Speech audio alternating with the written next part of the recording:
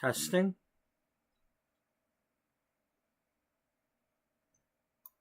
Okay. Welcome to episode 292 of Beauty Magazine, the Sims 4 story of a struggling 10-year-old magazine in the year 2008. In 1998, our founder and editor-in-chief, Beatrice Ullbright, started a magazine. She named the magazine after her aunt, Beatrice. And her idea was to make a magazine that was about beauty, but was about not just celebrities and fancy names and expensive things and fashion police bullcrap. She was going to feature people of all walks of life, all ages, all races and, all that, all body shapes. And she was doing that. And for about 6 years, she was having some success with that. Hello, Daniel.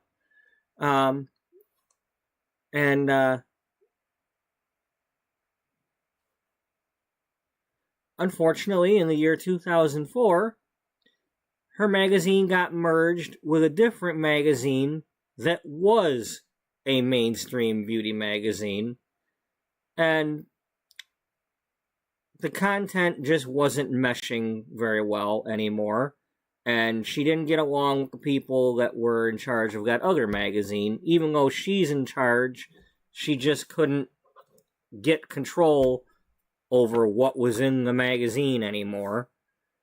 And she struggled for the past 4 years. And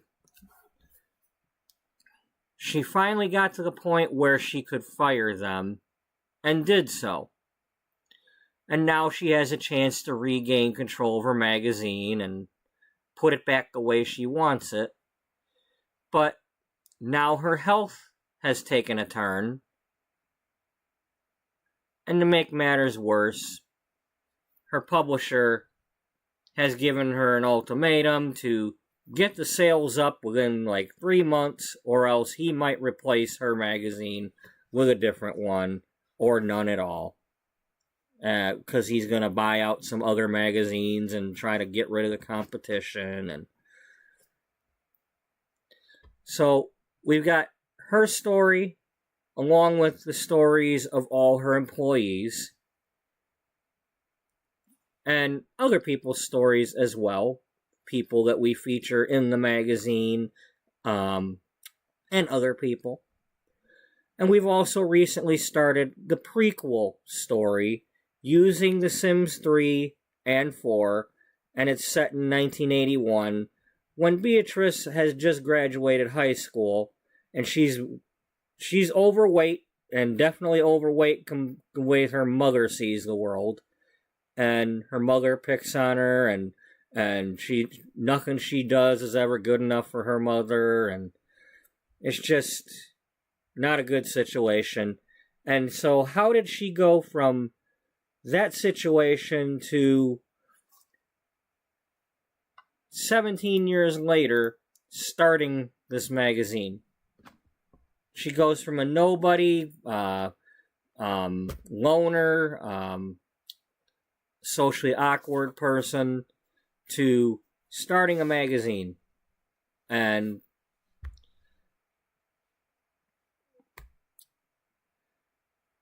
so it's just about the things that she did in between. Did she go to college? Did she, what kind of jobs did she have? Who did she meet? What was the story with her aunt? So that's what we do in that portion. We are counting down to episode 300 now. If I have an episode per day, that will take place next Thursday when I am off of work. So it could be a long episode. Like today that I am off. Although today will not be as long as I could usually do, because I do have to work at 8 a.m. tomorrow, so I can't. So if this episode just started at 4:35, usually I could go till 4:25 if I wanted, but not with starting work early. So we'll probably going till about, maybe 1 o'clock or so. That's still quite a few hours. Anyway, that being said, let's get off the thumbnail. I'm gonna really quick do this part. I haven't done this part in a few episodes because of a short time. This is FlipHTML5. It's a site where I pretend to make the magazines. I don't really finish them, but it's a visual aid to show what kinds of things the story is talking about. Sometimes I make a magazine cover. Sometimes I actually put things in it. Advertisements, fashion spreads.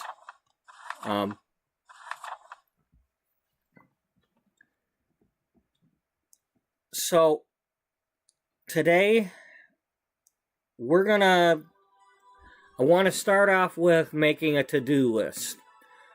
What are the things that we need to do? As far as tying the stories in and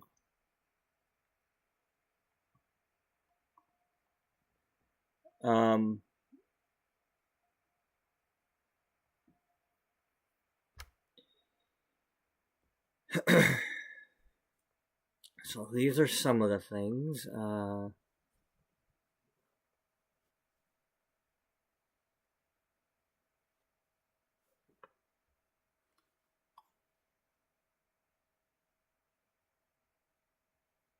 Now this Jocelyn's feature, The Ugly Truth, or Off the Record, or this is one of the things I want to talk about, because in my Sims game, Judith Ward has a different backstory than the usual. I've given her a different backstory, and I want at least story-wise, whether I type out something or not, Jocelyn is getting to know her, because Judith Ward wants Jocelyn to do an article about her, but not a cover story. They're not going to mention it on the cover. It's just going to be tucked in, and it's supposed to be in our June issue with the wedding theme.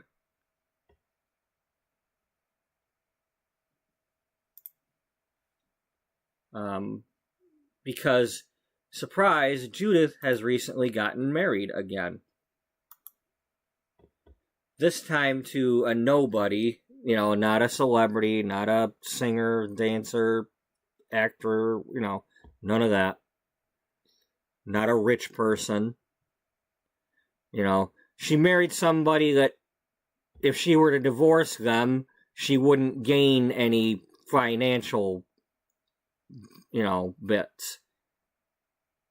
And, he's not used to fame, and the press hounding him, might affect him. But,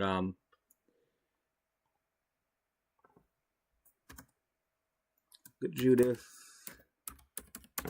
Ward interview about her marriage to Sammy Smalls.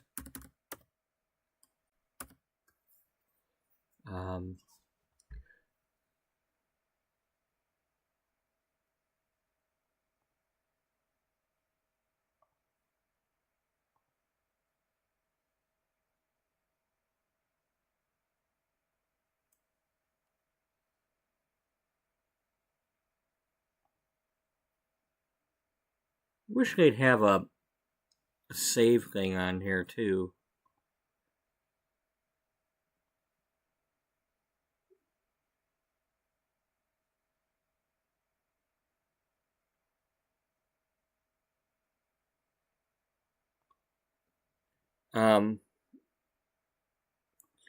So let me see. Do I have one that's called to-do list also?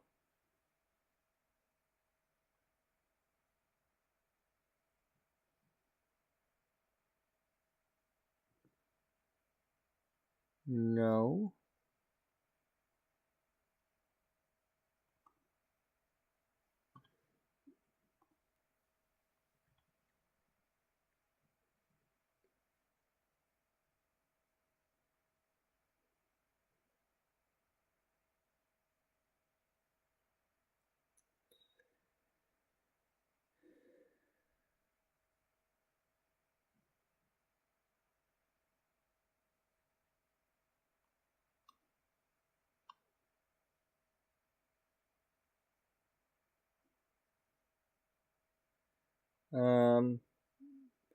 Yeah. So I want to, whether it happens in or by episode 300 or not, we are still working our way towards tying off the story about Dana's family's fire and the part inside the oven that was faulty from those old ovens and should have been recalled and changed out years ago, that Amanda Summers, our firefighter, is doing the article and investigation on. She's doing the investigation, and then Dana will be doing the article. But I need to tie that off. And the point with that is, at some point, I've got to have it where Dana finally gets her closure and has the funeral for her family. Because right now she's carrying around the ashes in her inventory and has not had the funeral.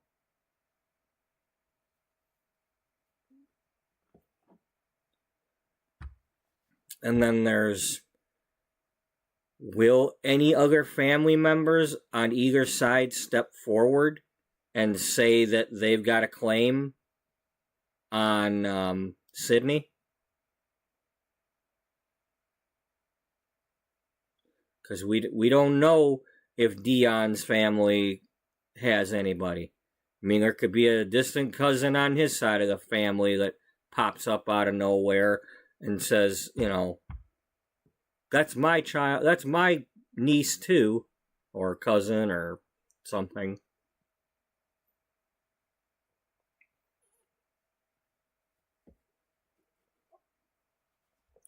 Or trying to come after some sort of money.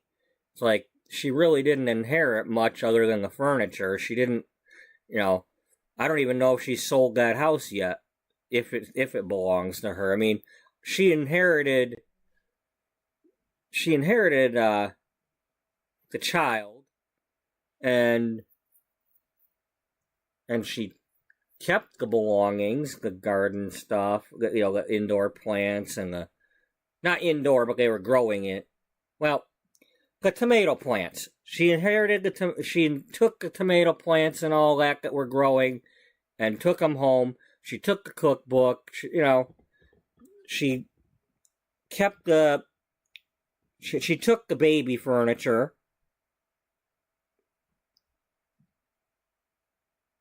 It's like, but did she sell that house yet or not? I don't know. I mean, technically she did. Maybe it's still on the market and it hasn't sold yet. Maybe there could be some court case over that. Maybe somebody comes out of the woodwork and says, I'm family, I've got a right to that house or the money from it or what, and it's like, well, do you have any claim on the child or not? You just want the money?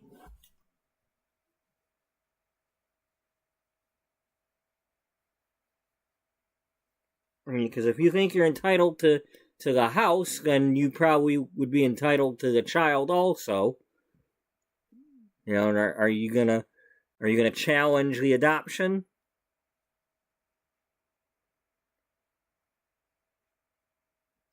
So we got to work on Dana and her story. Wally and Misty need to get married. It has been... I was looking at episode 200 earlier, and we were working on planning a wedding in that episode. I was testing to see what it would be like to have, you know, how many people could I have at a wedding and all that if I had their wedding, and so it's been almost 100 episodes since I was doing that. So we need to tie off that wedding if they're going to have it. And we've got Cassandra and Marcus. Are they going to get married, or are they going to break it off again? I mean, we've got to finish the June issue.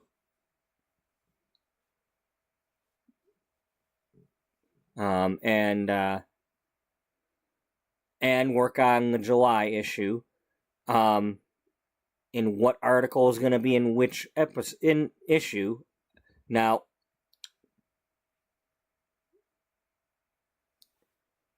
so the Judith Ward article by Jocelyn will most likely be in the June issue because it's the wedding issue.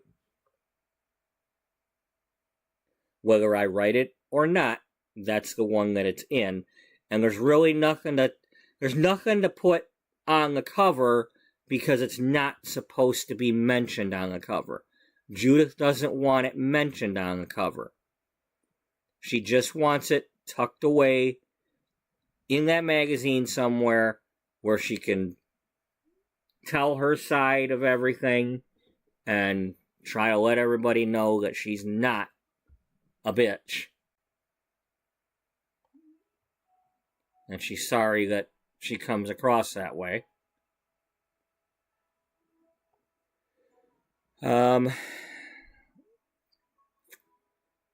One thing I thought about a few minutes ago is going in and, like, for example, Judith Ward, going in and trying to give them some extra traits by using the new pack to the formative moment thing.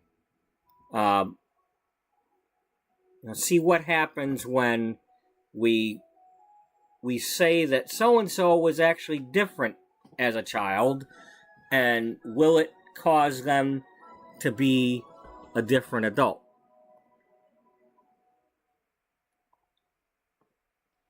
Alright, so for starters, we are not going to pick this up for today. We are,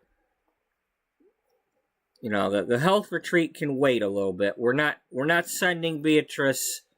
We're not going to send Beatrice to the health retreat before episode 300. So let's give this some time to breathe. Because I'm getting a little bored with just trying to dig in the ground and plant these things.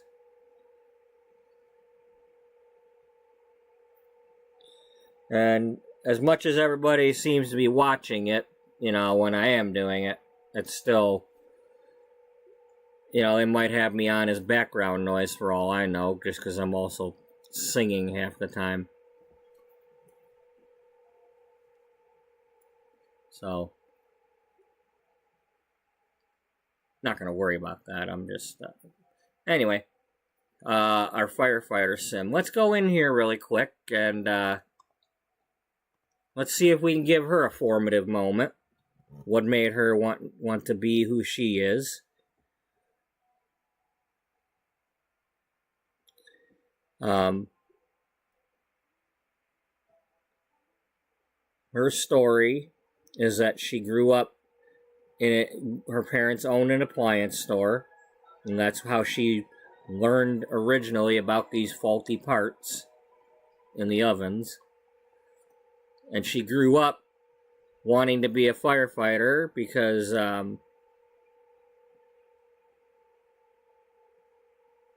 well,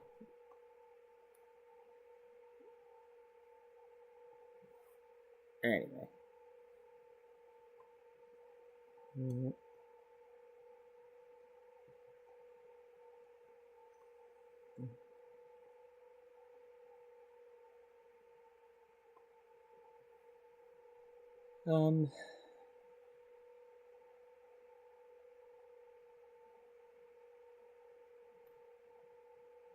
Didn't we have a computer?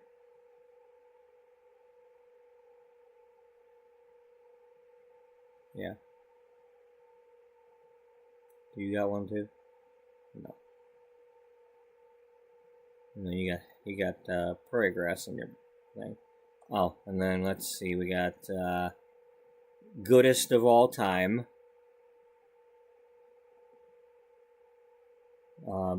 The tiny goat. He's the goat. Yes, he's the goodest of all time.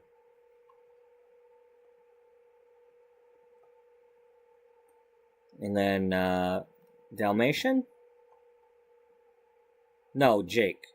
Jake the Dalmatian sheep. Feed Jake. He's been a good sheep.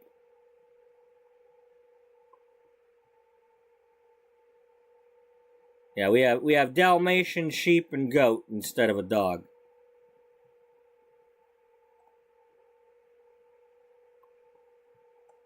Don't knock it till you try it. And then this is our Captain Carrie Mosby, the captain of the fire department. Amanda Summers. Our this is a remake of a Sims 3 sim that I had. I don't remember what her name was, but it's still a remake of that sim.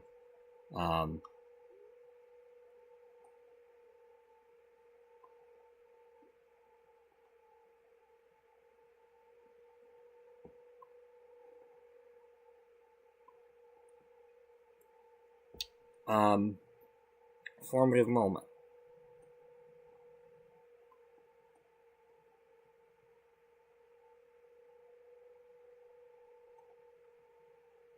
And you got a couple of bucks here. Let's grab some.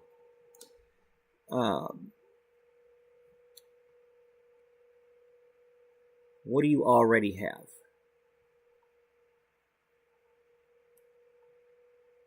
You are active. You're a maker. You're an idealist. You're handy. Because in Sims 3, you were a firefighter who also went door to door fixing people's appliances because you were tired of all the appliance fires.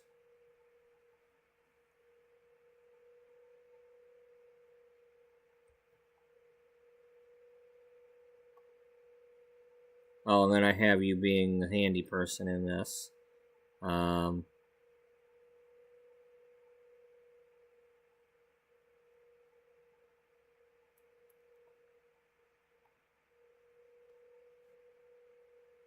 Okay, so that's technically one of them.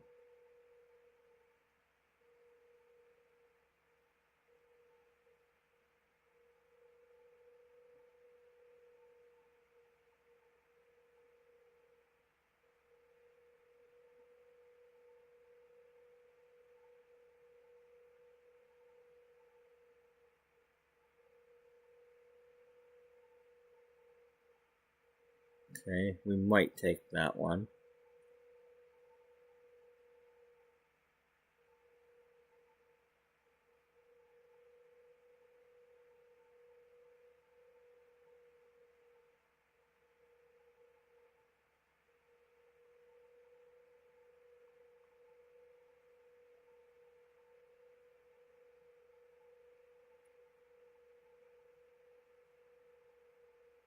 Okay. You were a best friend, they're friendly socials, thoughtful child, relationships last longer, super sibling, gain friendships easily, Spy Kid, Secret Agent, advancing the fitness skill. Are we already? What are we? We're level 8. We're not too bad on that.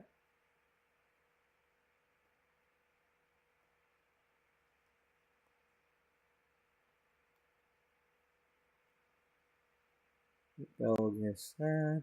Practically a fish doctor.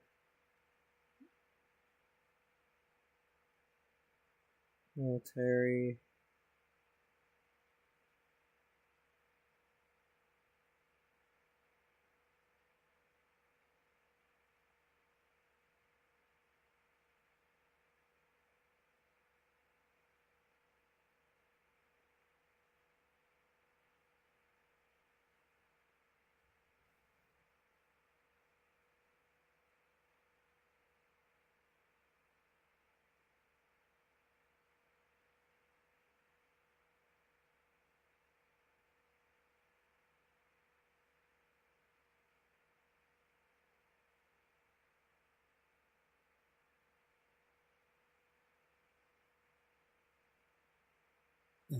Good student.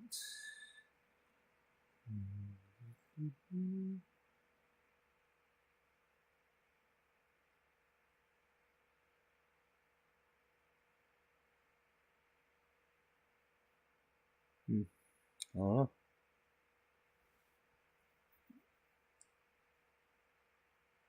Well, let's just go ahead and take that, because she is a firefighter. And we'll take the active. And rough and tumble.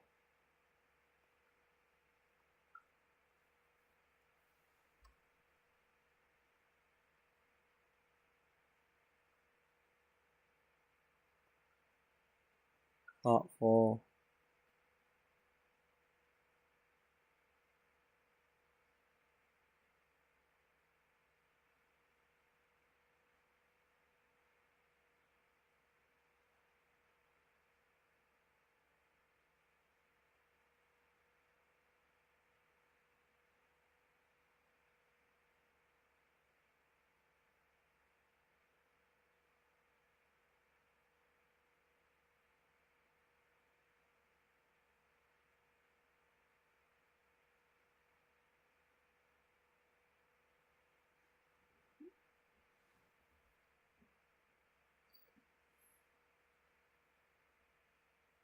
Oh, she's kind of a tinkerer, so we'll pick that.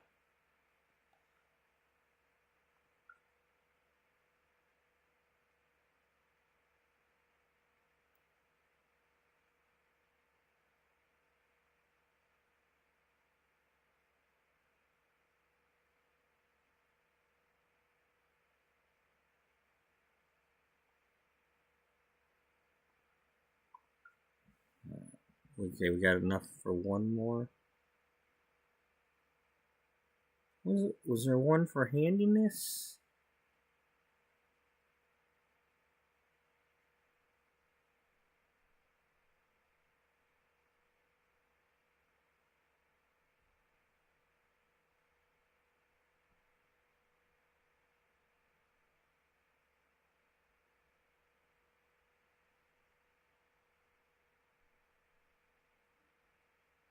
Huh. I thought there was one for handiness.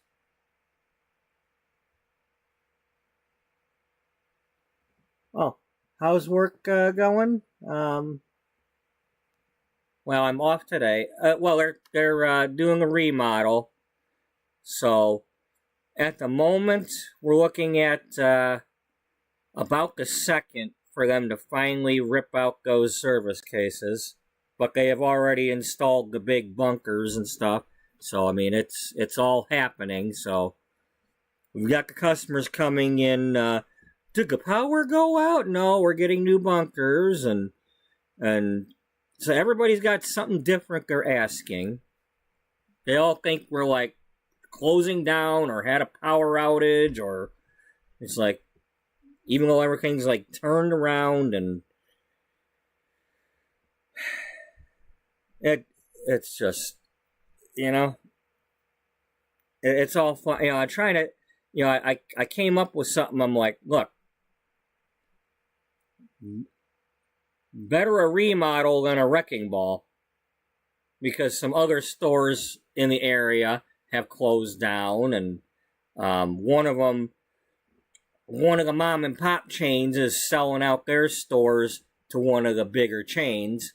You know, and because of that, some of their shoppers have been coming further over to our store while they're waiting for that other store to be rebuilt, if they're going to go there. And the thing is that mom and pop store had a service counter where they ground the beef fresh daily and had all kinds of things like that in the service case. And then they'd come over to our store, and we had a service case still open, but we pretty much open package, put package on tray, put in the counter. And that's the way things have gone over the last few years, as they've, I don't know, I guess, monkeyfied the job. You know, it's like, so easy a caveman could do it. You know, they don't want meat cutters. They don't want people standing around making shish kebabs and all that in the store anymore, because that takes time away from us doing other things. So it's all set and forget. You know, set that counter and put it out and refill as needed. And now get rid of the counter. And people are just going to be in shock when all of a sudden that counter is gone.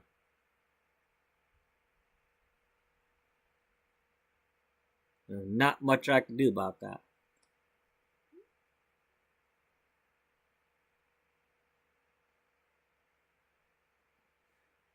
Anyway, you know, have a good time with helping the church move.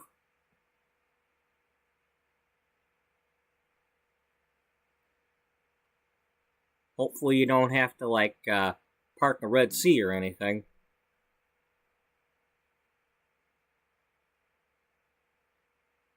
But if you do, you know, good luck with that. You know? I mean, I hear it's been done before, so it's not impossible.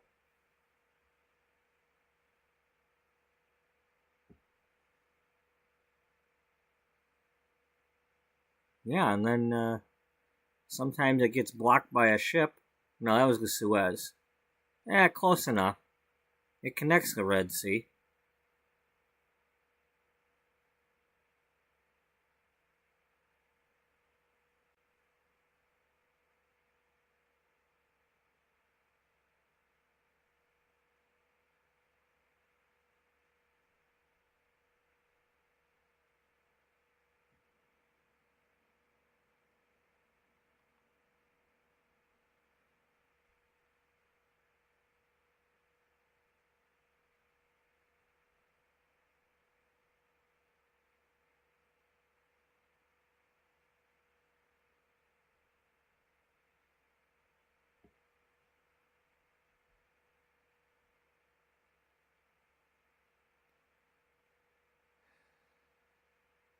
You know, we're gonna pick this one.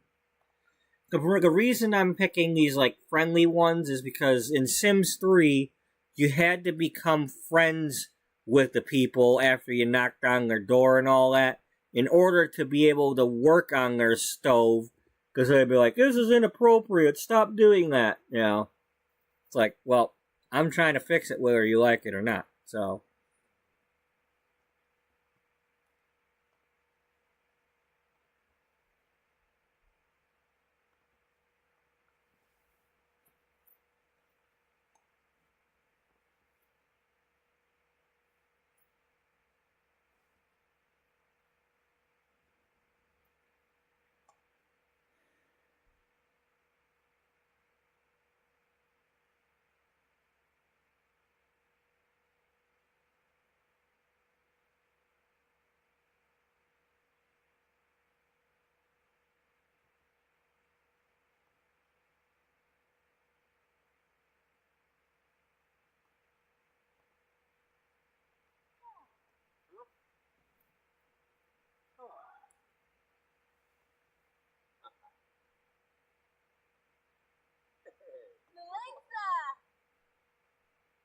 Jaso. What's the pa? Zero. Chickeny. Apanor. Jesne. Pepto. Ugo. Skina. Lipscoop Rao. Jay-Z from York. Heavy Chib. It's Judah. Kubao. Kuba Rao. Plaza Fwa.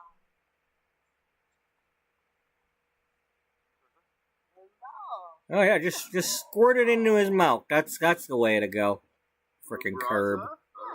Curb your enthusiasm, man. Fast. Easy Yamasprata.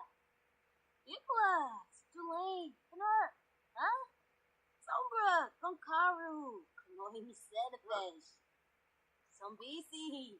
Moibim. Yasafena. Yeah.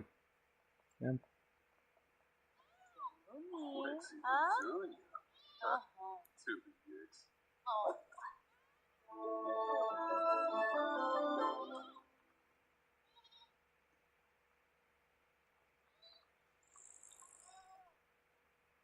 Alright. So, what have we been doing here? Have you been writing an article?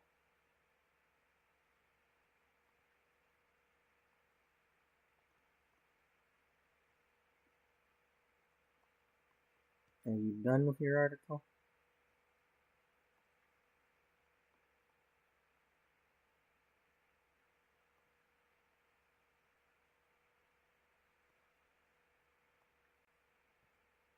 Or your investigation?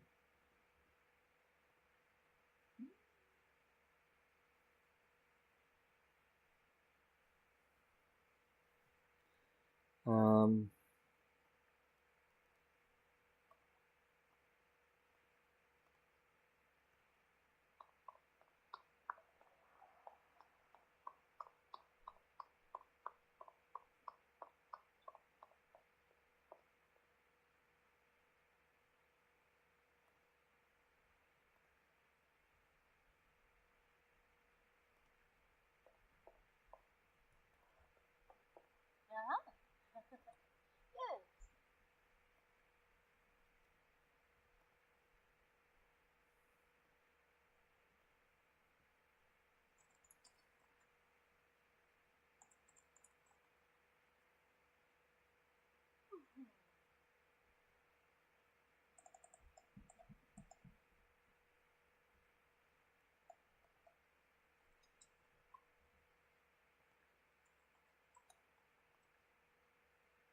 Sona.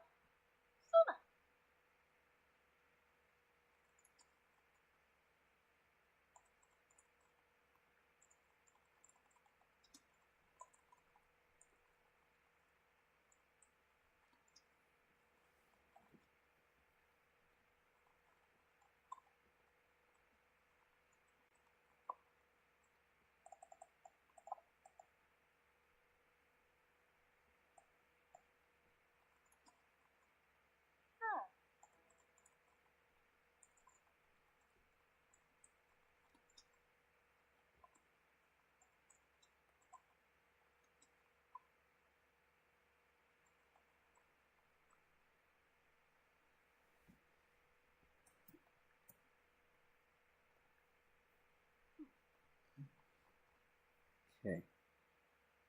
Where have we not gone yet with her? Did we go everywhere in Oasis?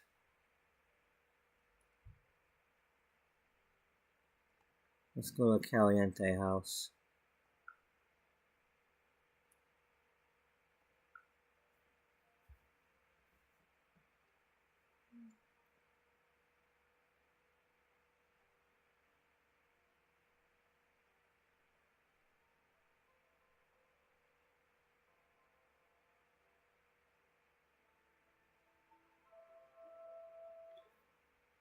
We probably have been here.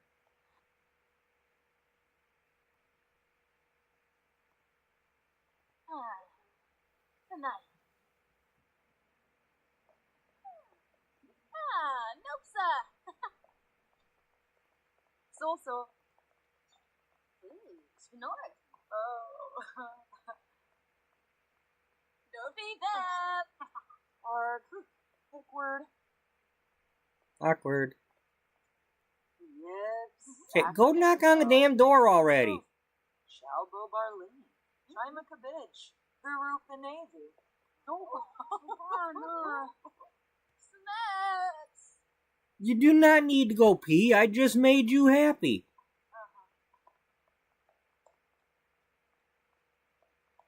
You know, I filled your needs after I done that.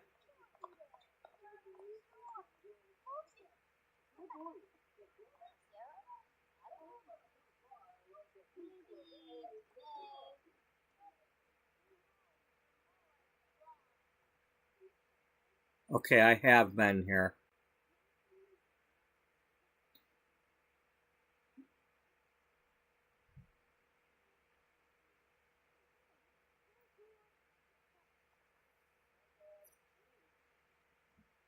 Sensor. Yeah, so we'll do a little bit of this stuff.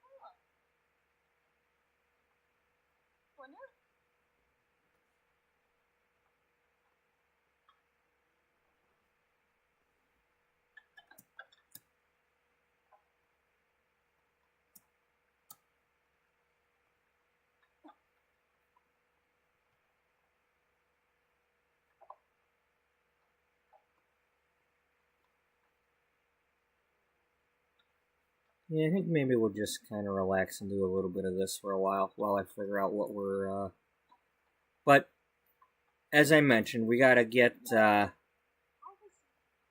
some of these stories, Here, let me just make a to-do list. An actual, call it a to-do list. Did I have one for, like, in the...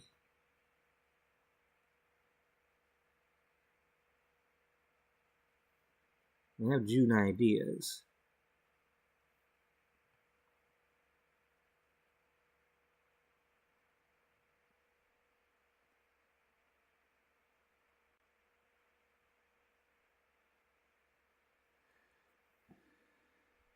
A store named Practical Pockets, huh? Yeah. Cassandra does an article called Pushing the Limits.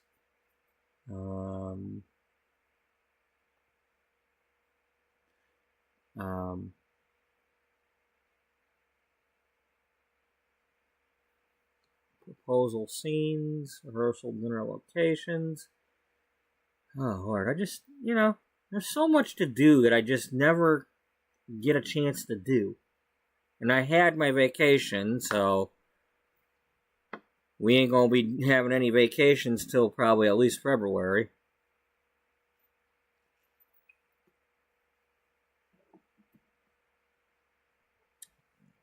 Chances are that's when I'll take the vacation again.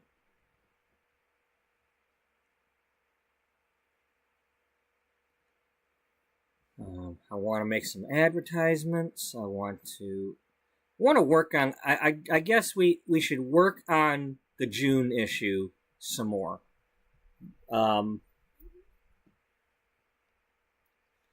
Get some more of this wedding stuff in. The Judith Ward stuff. Okay, I'm gonna go get some coffee or something, and I will be right back. So.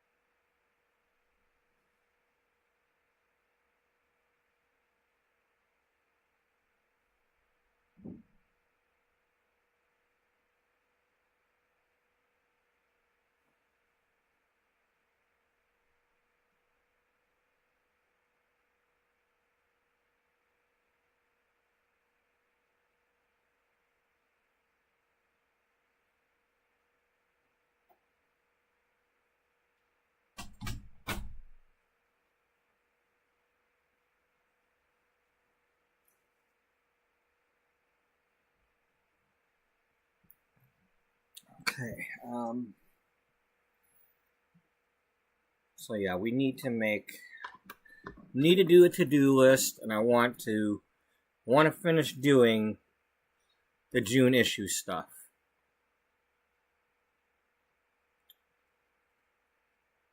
Because we probably started that around episode 200.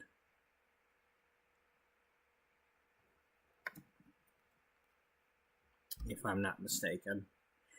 Well, let's find out. We created June issue. We started it June 18th.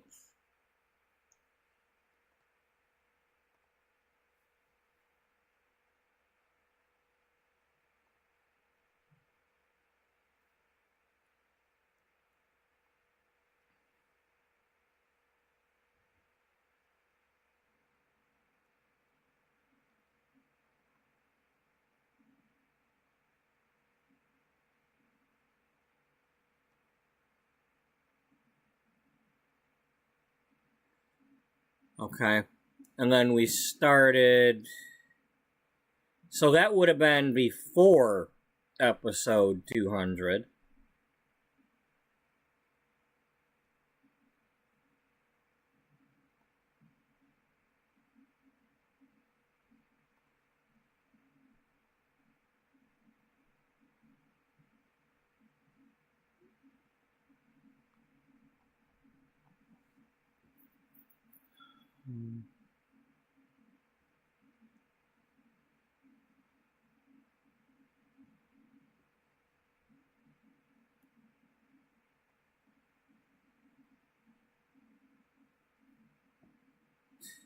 Damn.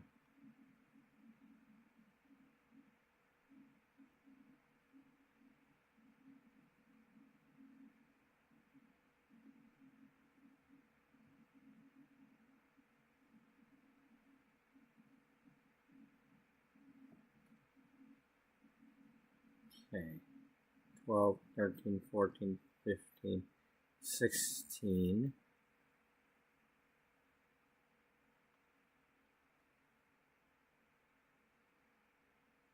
17, 18.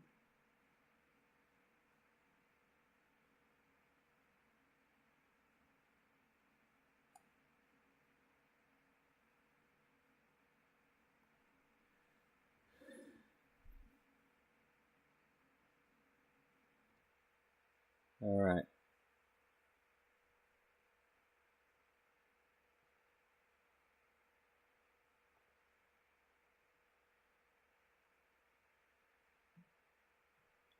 Yep.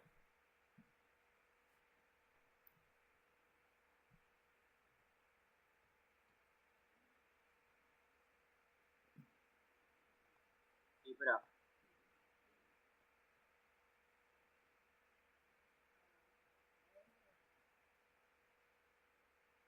So, we'll just...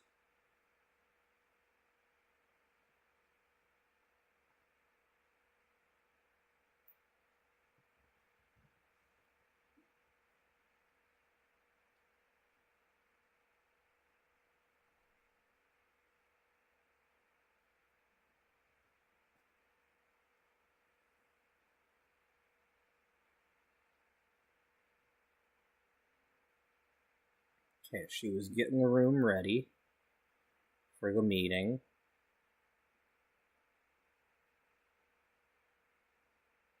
Okay. And then...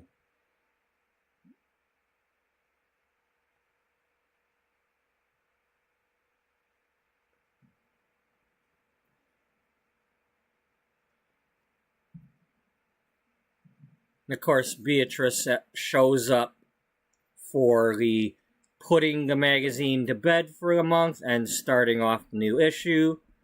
She just doesn't show up as often otherwise because of her health issue.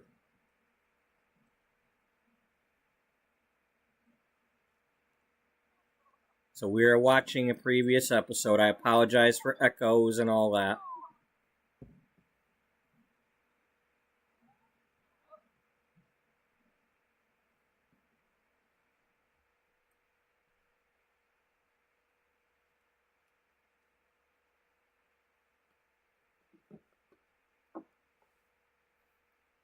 Just gotta get myself in the mindset of what we're doing.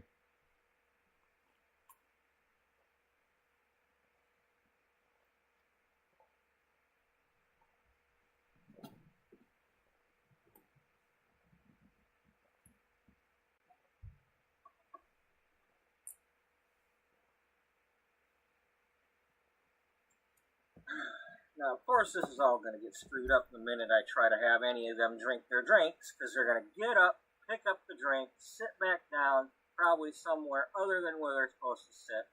So, we're not going to have them drinking the drinks.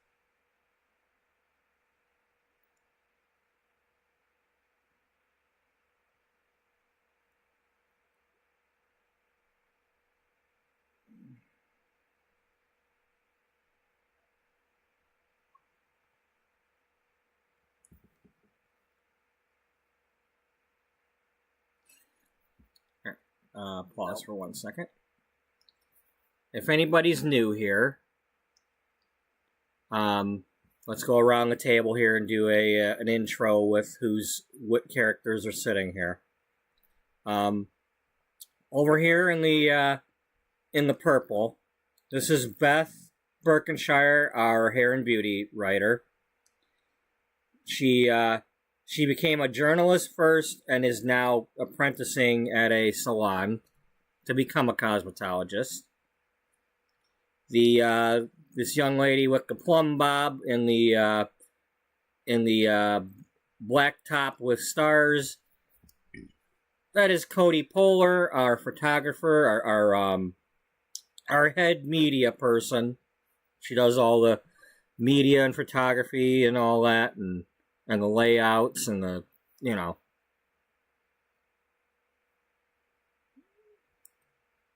that stuff. Her name is Cody Poehler, named after Kodak Polaroid. Her mother is Nico. That's Nikon.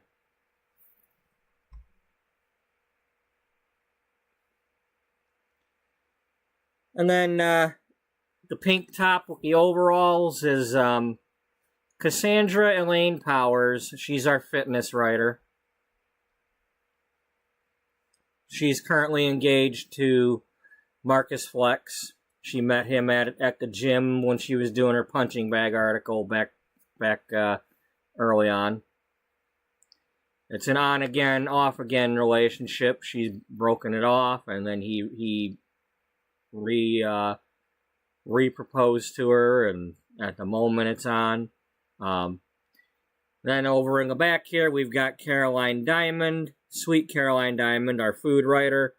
She married Brooke Watercreek, a singer from one of my previous playthroughs. They now have 4 infants at home. They each gave birth to twins, science babies, on the same day.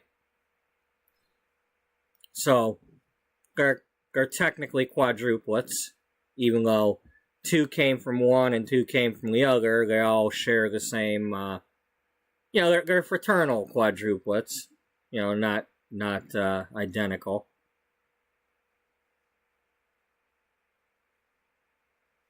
However you would say that. Hiding behind the thought bubble is Jocelyn Lattimore, our second and third in charge. She's pretty much running the magazine, with Beatrice having her health issues. She was a college intern and was hired out of college for the magazine, even though she wasn't really into fashion and all that. She wanted to be like a newspaper journalist or something like that. But she impressed Beatrice so much that Beatrice didn't want to let her go. And after Beatrice fired the 2 people from the other magazine finally, she gave Jocelyn their jobs and both salaries. So Jocelyn is the managing editor and deputy editor-in-chief, something like that. Like 2 different jobs that are similar, but that are not completely identical.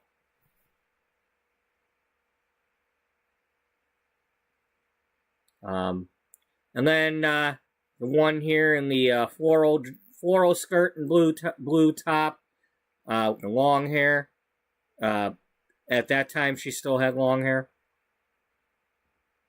That is Dana Frost, our fashion writer.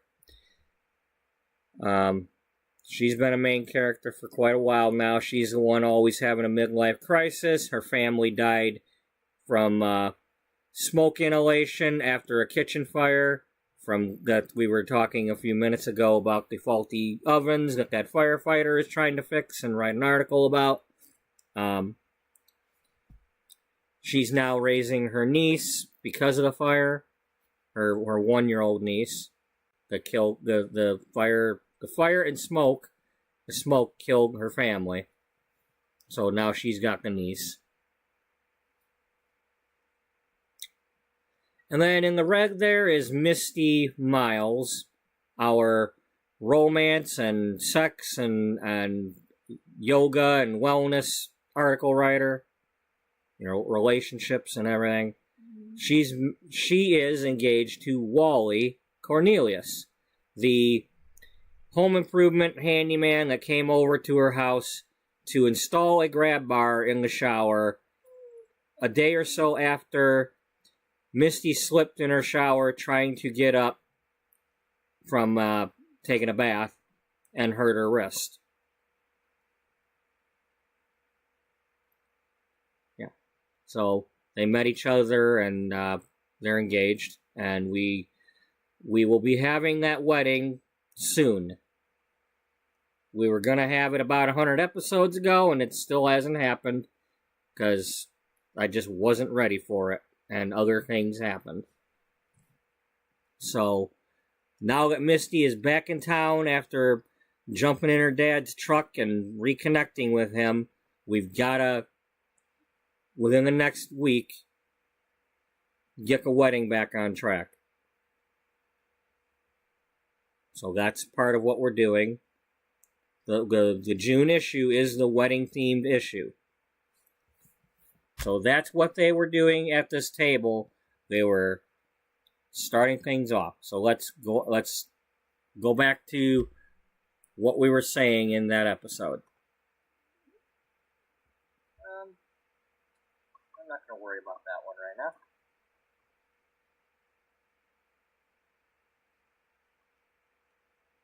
Okay.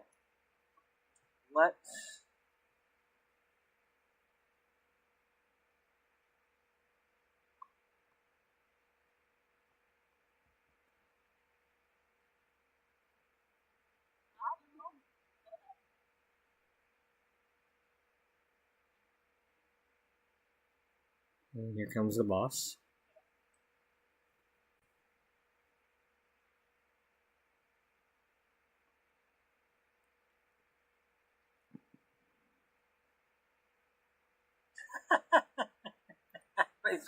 That'd be something she come in here and start chalking up her hands.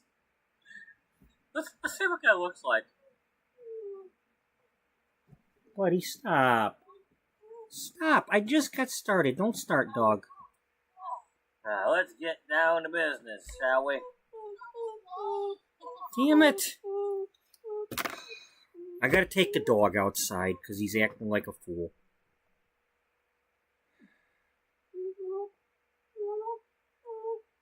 Hold on, dog. Let me put up the stupid be right back thing. Damn it. Why you always gotta be the one to, why is it always about you? Why is it always about you? Huh? The story's not called Buddy's Story.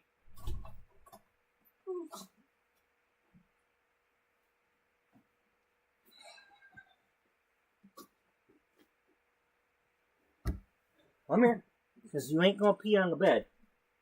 Hey, let me have control of you. You're not gonna rip up my hands trying to pick you up.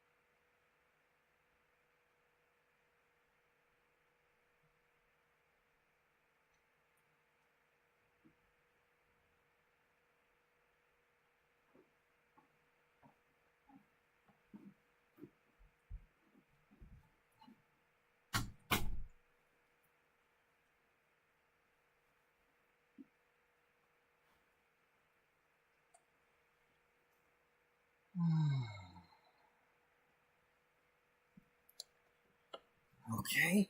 Sorry, buddy. Your butt's in the way.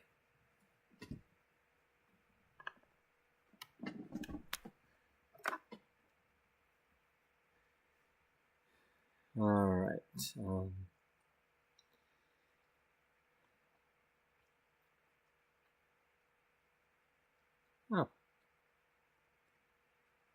Oh well.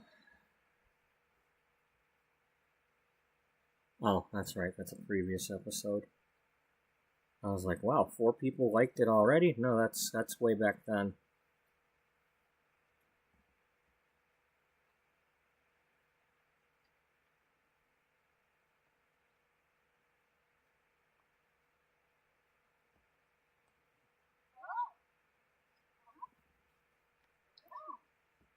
Okay. Come on, get up. Get up and chalk up them hands.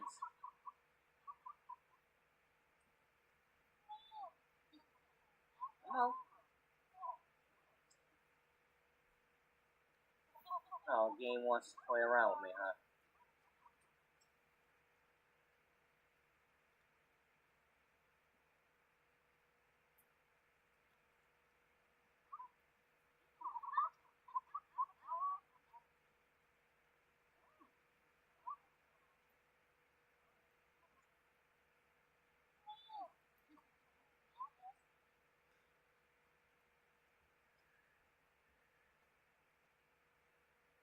Okay, enough.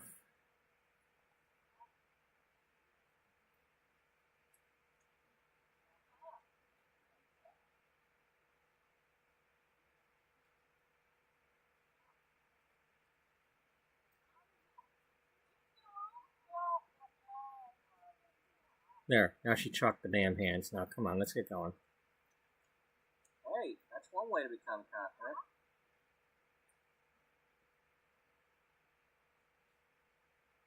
Maybe she was rubbing like baby powder on her hands or something. Some I don't know. Whatever reason she was doing that. Maybe she's sweating a little bit extra or something. I have no clue what any kind of side effects from cancer or treatment are. Okay, so, but for whatever reason, maybe she's sweating. Or maybe it's just a habit she's had where, she was rubbing baby powder on her arms or something.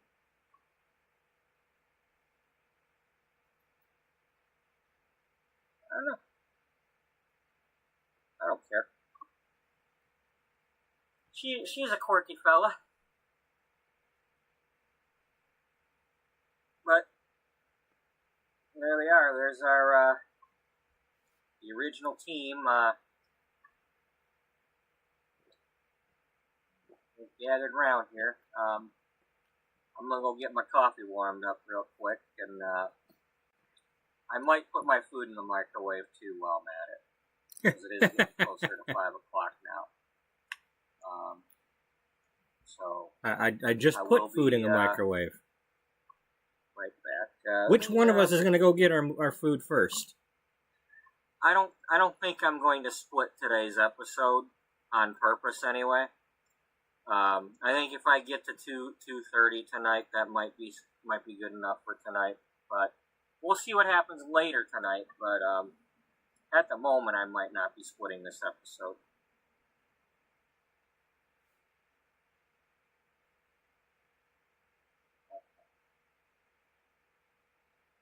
Just have to resync the chat.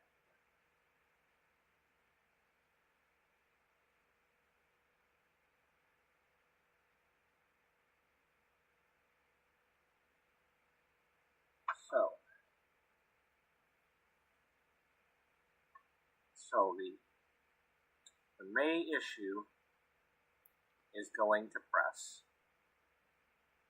That is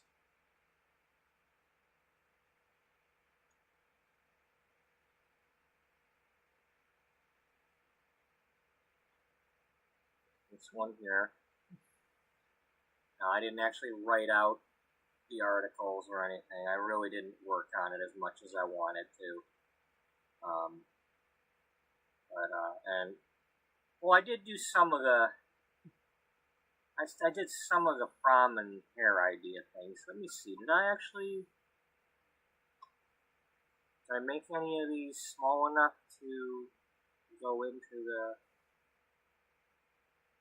No. Alright, well. Now let's pause this part for a minute.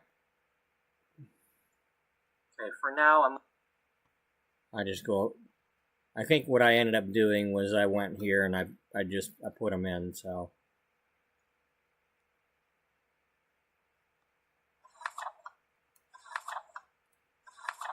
I added in the laundry detergent, add this one for now just right for HE. Because I've been doing like a different laundry detergent ad for each different magazine.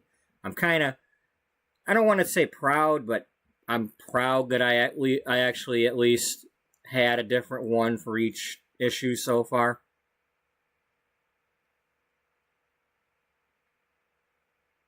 Let's make a collage of those. Or, well, here, let's just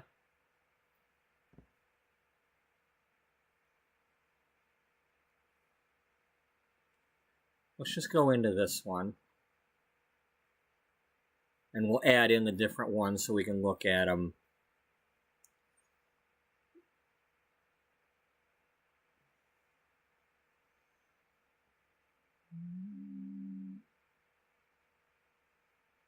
let's, yeah,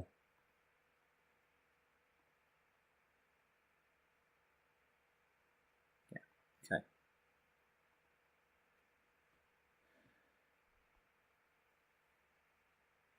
So for the March issue,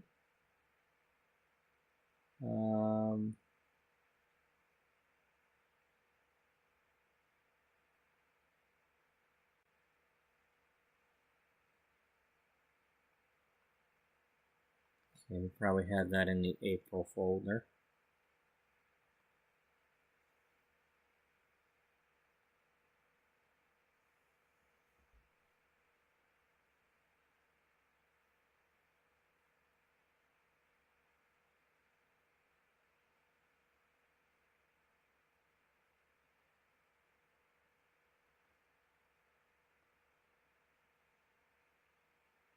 Okay.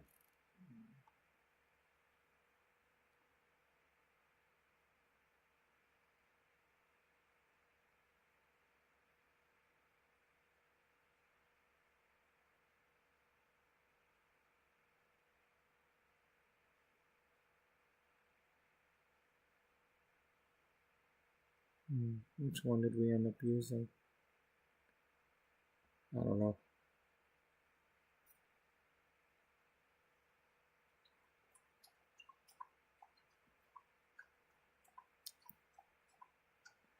Well, let's open that one, and then we'll add the other one to this page, and then we'll figure out which one we used.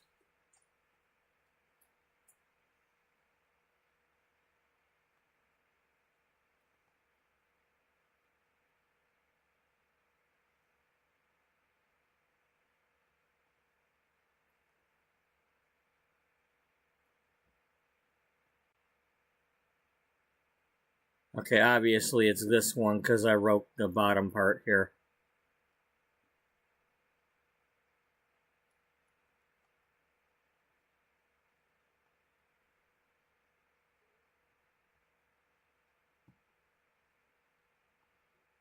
April.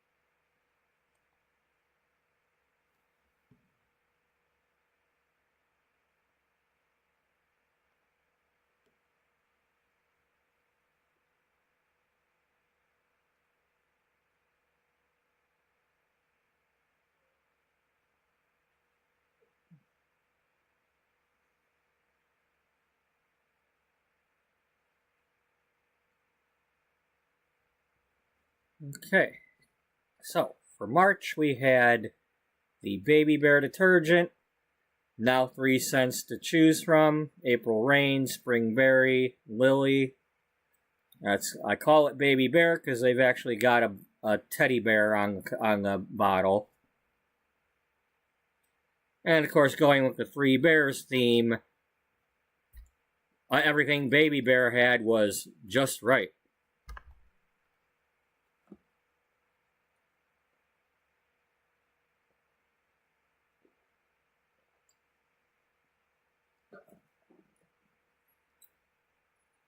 And then in April, I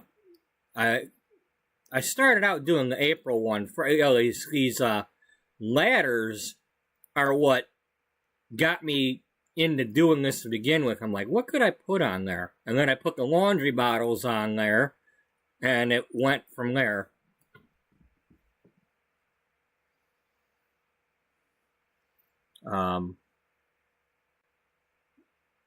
So yeah, we, just more of the same, only outdoors because it's getting to be, it's springtime. You can start to take your laundry outdoors.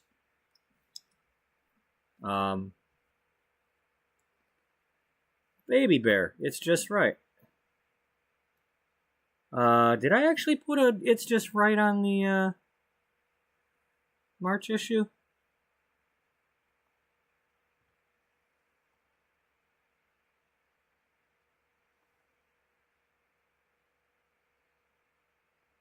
Thought I did.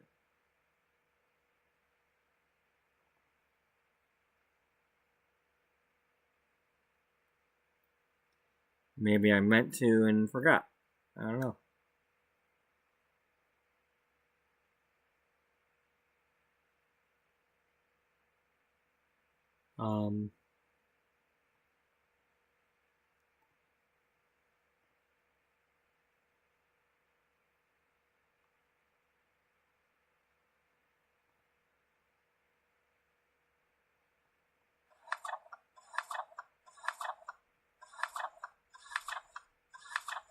No, I didn't put It's Just Right on that one.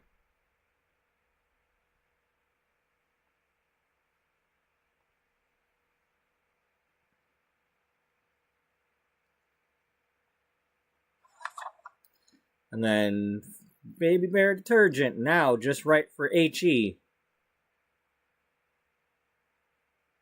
And I used laundry machines that time. And then for June, our wedding themed issue,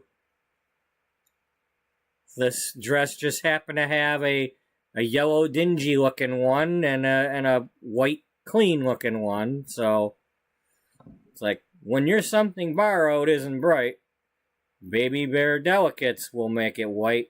It's just right. I sound like Supermarket Sweep.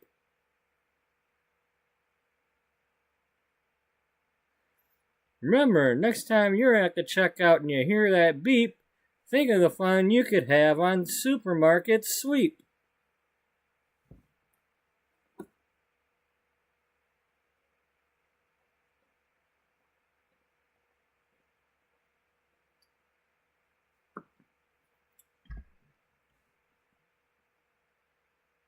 Okay.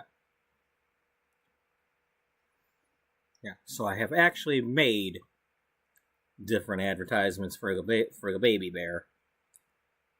I just been kind of reusing these other ones, though. I want to make new ones. Well, technically, I mean the sunblock one, I made two different ones, but I keep putting them back to back in each issue, and it's like, well, yeah. Anyway, I did add these in to this thing.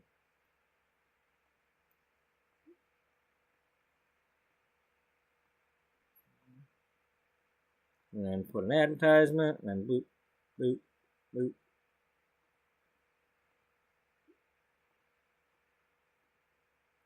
Yep, anyway. Back to what we were doing.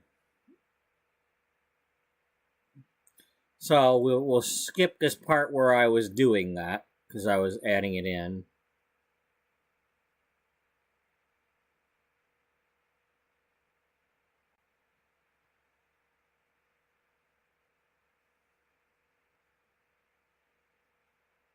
Yeah, I must not have done any of that. I mean, I did the stuff, but I didn't take pictures of it.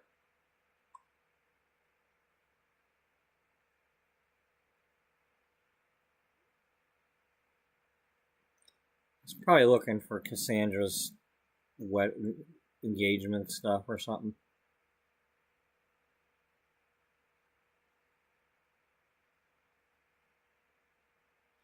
Yeah, I'll go get my food in a second here. Yeah, we'll pause here. That way I can bring my food back and try to eat while we're watching this. So I will be right back.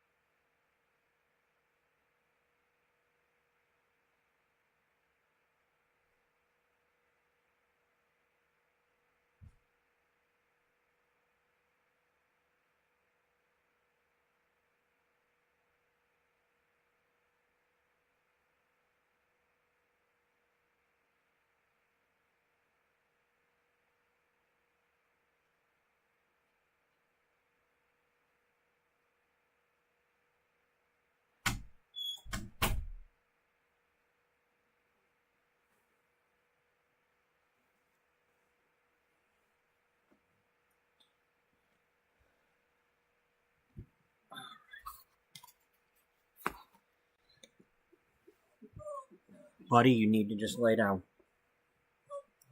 You need to just shut up and lay down. Stop it. You know damn well I got you some, but you're not getting it before I'm done.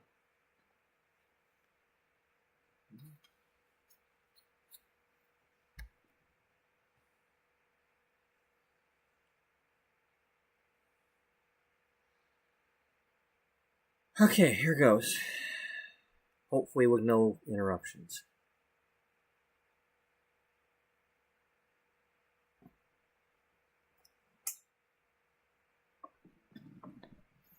So what do I want to say? I don't know.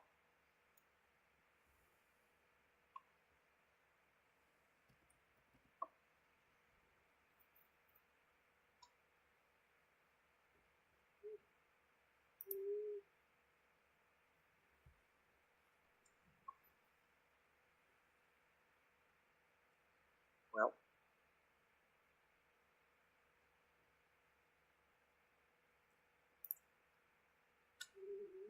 how about good afternoon?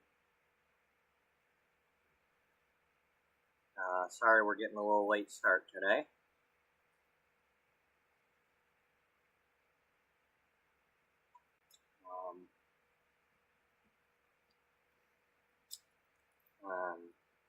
I want to say you are all looking fabulous. I don't know what y'all been doing, but keep it up.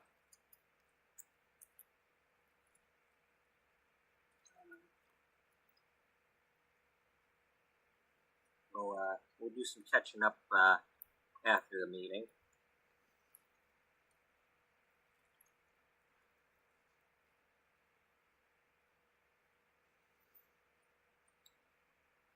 Jocelyn, what would you like to report?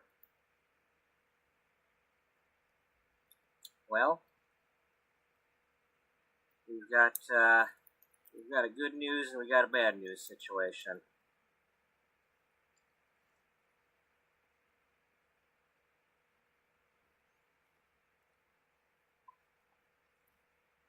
Well, let's hear it.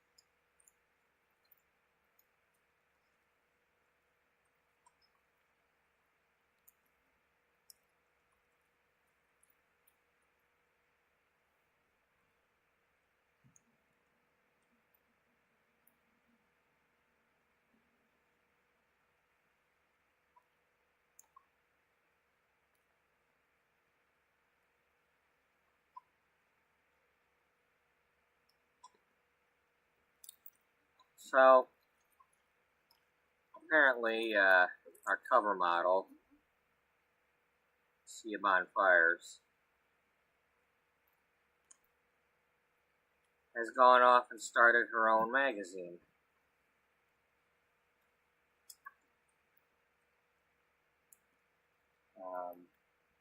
Dana, did you know she was planning on doing this?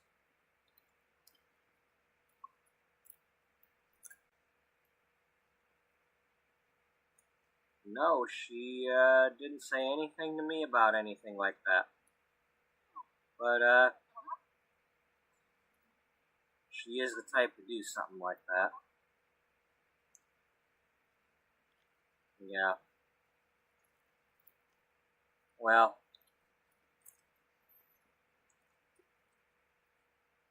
we took a chance, and this time it may or may not come back to bite us, but we'll just have to wait and see. In the meantime, I will in my letter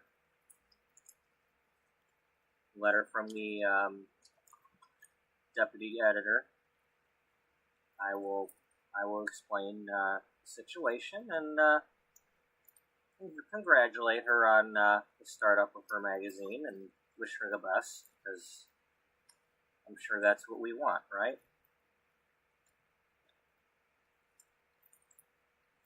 You know, I think everyone in this room probably doesn't mind a little friendly competition, do we? No, I guess not. Oh, pardon me one moment. I took my drink with me and then didn't bring it back. Idiot.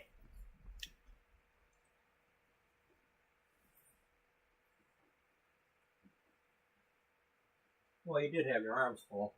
Yeah.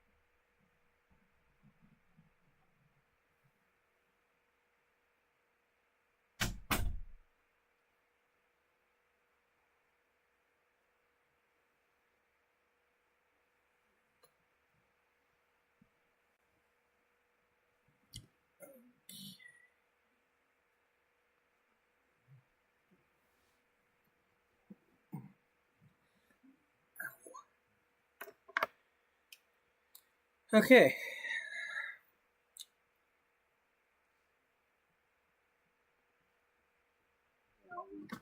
We've got good people in here. You write good stuff.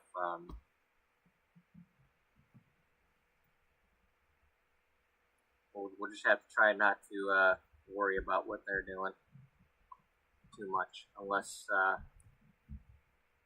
the need arises. Buddy, laid out. Some things never change.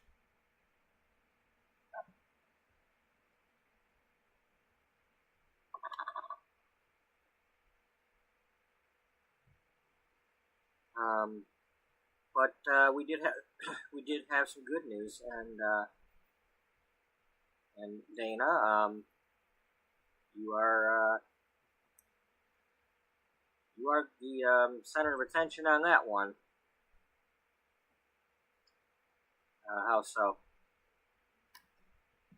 Well, your excellent article that you did with Penny Pizzazz has gotten quite a bit of attention.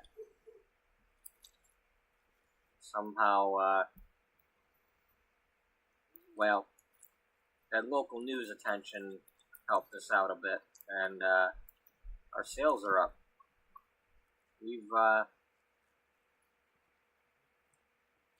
We're up about 20%.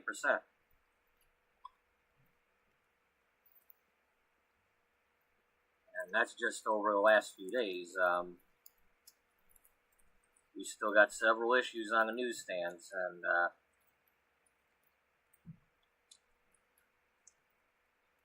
looks like everybody's looking for a copy.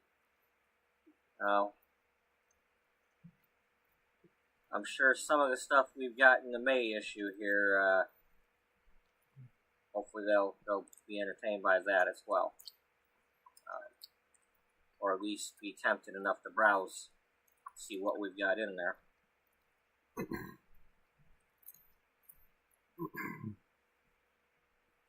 Did you get a chance to interview Miss Fires, Dana? Unfortunately, I didn't. As y'all know, I've been,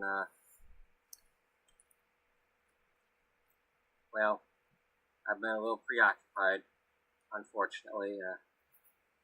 Haven't been able to do as much work as I usually do. I'm really sorry.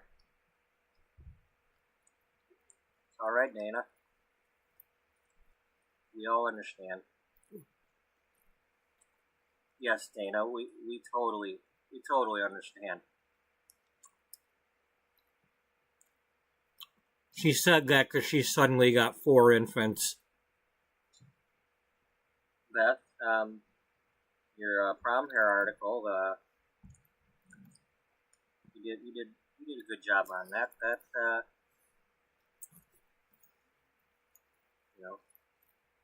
Those are some different styles. Some hadn't quite been. I know I've been looking through some quite a few back issues of some magazines lately, and I haven't really seen anything like that.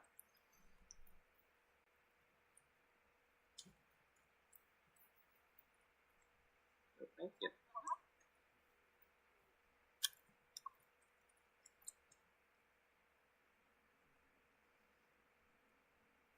Misty, I really enjoyed your article.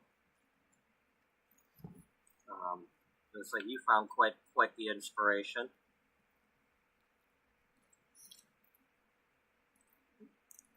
Yes, I have. That's no secret.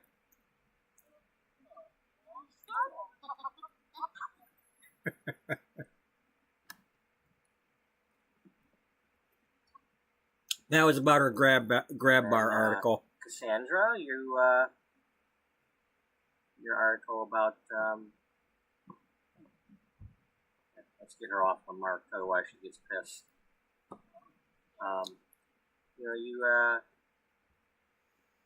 I liked your article about working out with Mom, and how's things going? Going well. I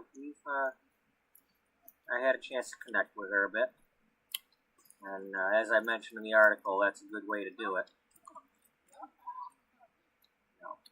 Much like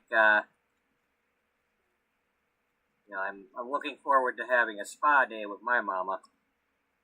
Much like Misty had. Maybe do some cooking together, like Caroline did. So we can all agree that we did put together quite a good Mother's Day issue. And some formal hair.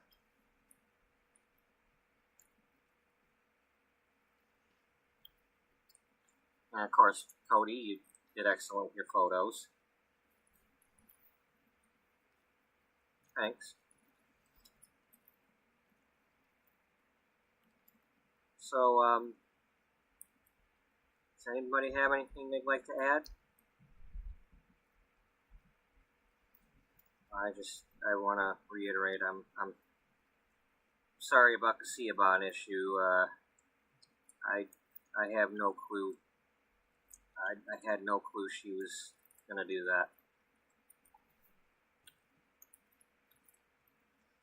Well, while we're on the subject,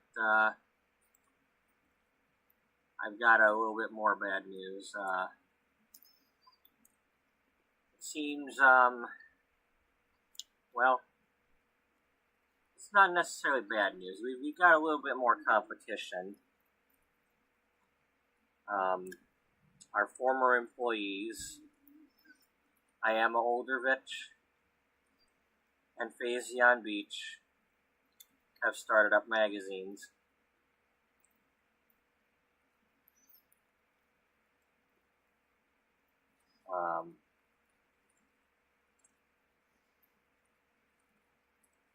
If you'll check your the emails I sent you all real quick,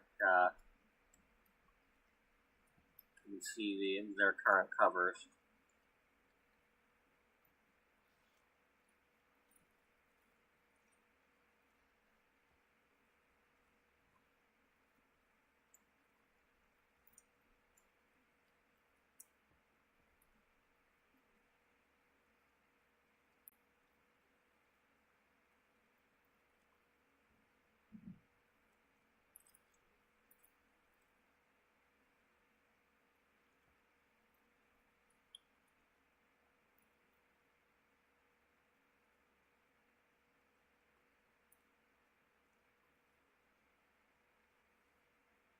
I swear, if they get up to do this, I'm gonna lose it. No reason for any of these Sims to get up from these chairs. As far as I know, none of these computers are locked out.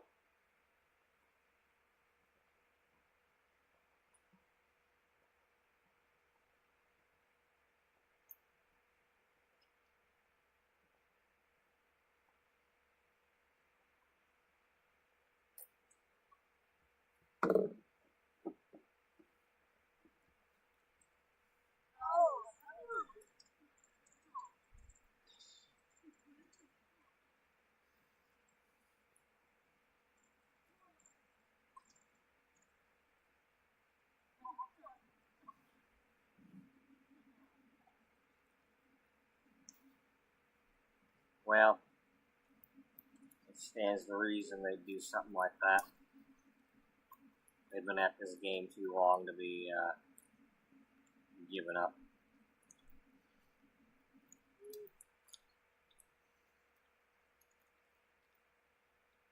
Son of a bitch. Is something wrong, Dana?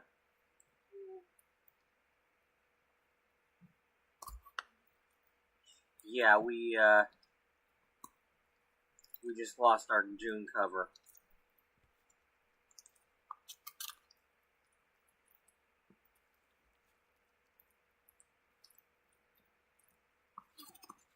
Oh, really? How so? Well, this Lucia that's on the cover of this Fazion Revista, I met her, and I had her lined up for our bride's issue that we were about to do. I was even supposed to be her Sim of Honor, but she kept holding off planning a wedding. Apparently she's gone and gotten married without even having the big wedding. Left me in the dust. And I guess this guy must have been in town where she was at and caught her tying the knot.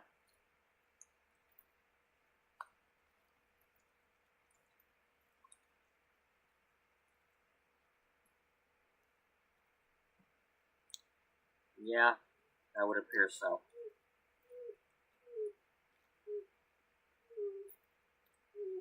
So we're gonna have to come up with a new strategy or get a new cover model. I guess so. You got anybody lined up?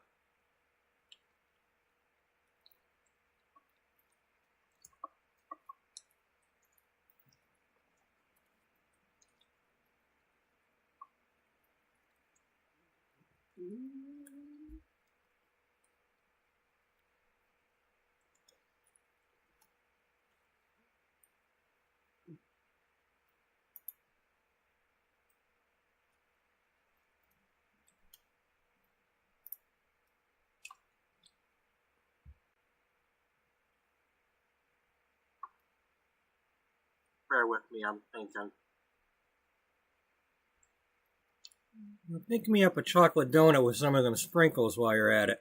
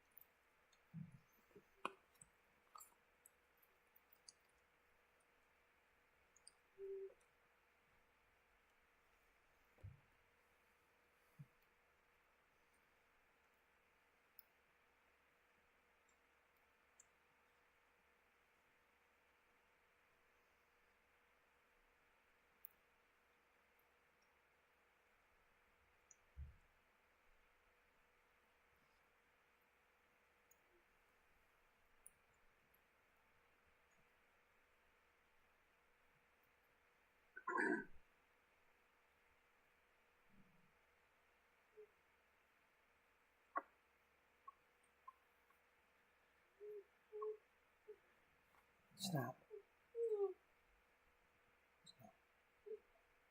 Well, I was kind of holding off till July because I had Lucia lined up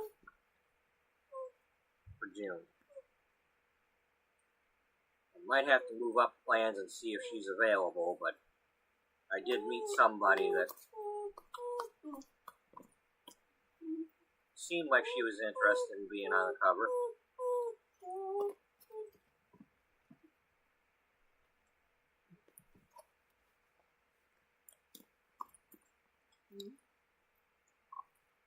As far as I know, she hasn't been on any other magazine covers before. Or in any magazines.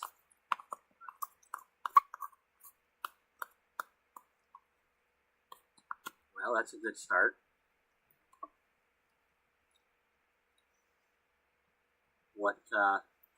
What's her name and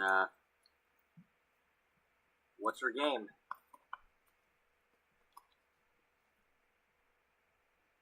Well, I thought maybe we could branch out a little bit and have someone with a little bit more alternative style.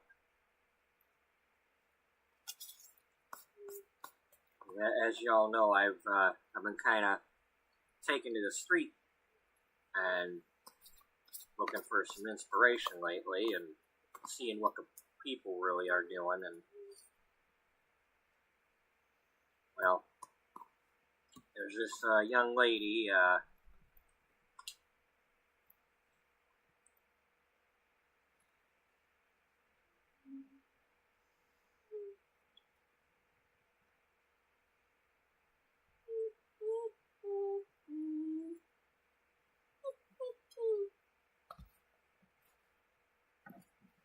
1 second, Doc.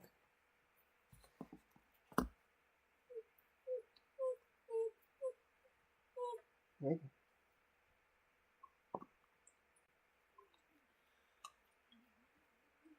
Her name is Ulrike Faust. She's she got quite the assortment of tattoos.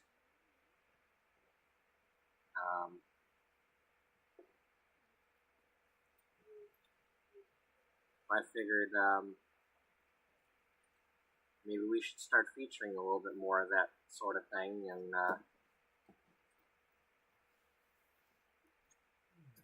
maybe get some interest there. Break out from the norm. Well, did you actually talk to her about whether or not she'd like to be on the magazine? Yeah, I've been, as I said, I've been kind of working on getting her to be on the July cover. I don't know if she'll be available to get in sooner, but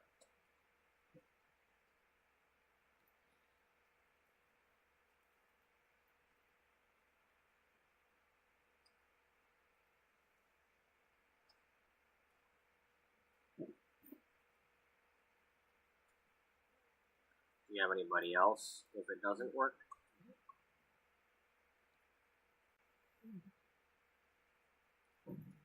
Well, there's this lady Jasminder, Jasmine, something like that. I forget exactly what her name was, but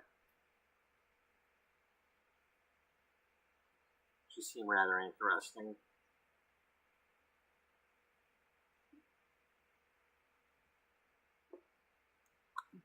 Okay, well, you get in contact with some people and see who you can get. I don't mind telling you all that I don't have any problems with you all going and I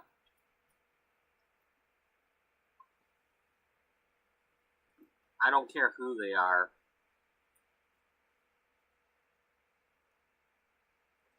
I'm not going to judge it. If they want to be on the magazine, and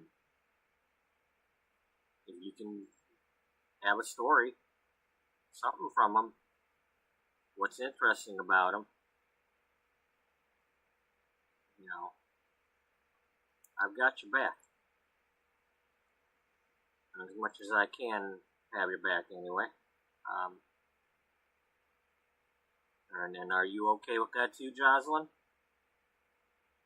Yeah, I like that.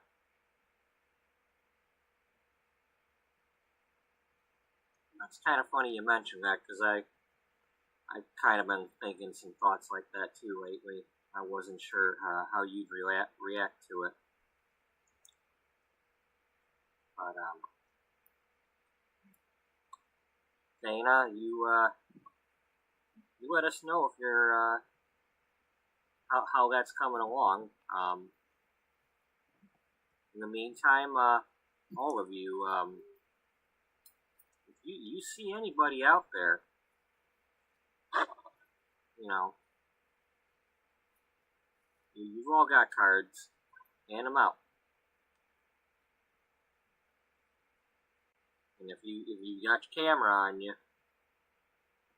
ask them if they don't mind a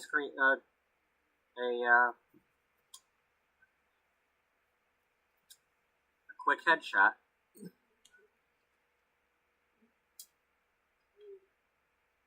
Well, let's get something.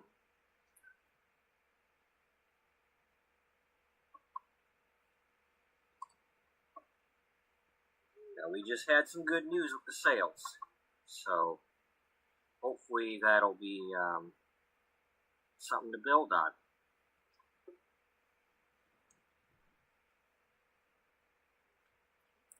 Yeah, something to build on.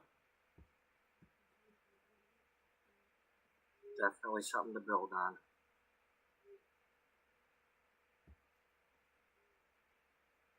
Okay, so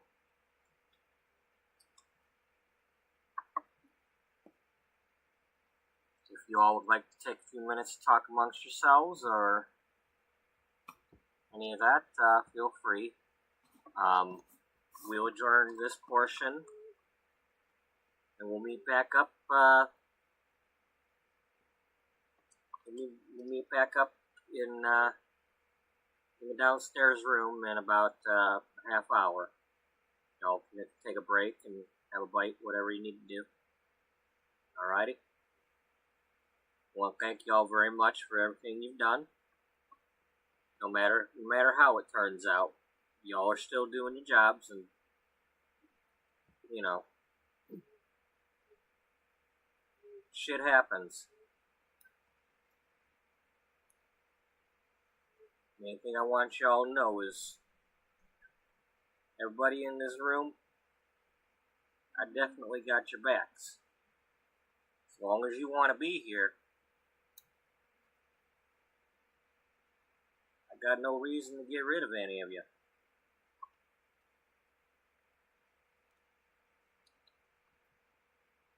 Just do your best. That's all I've ever asked.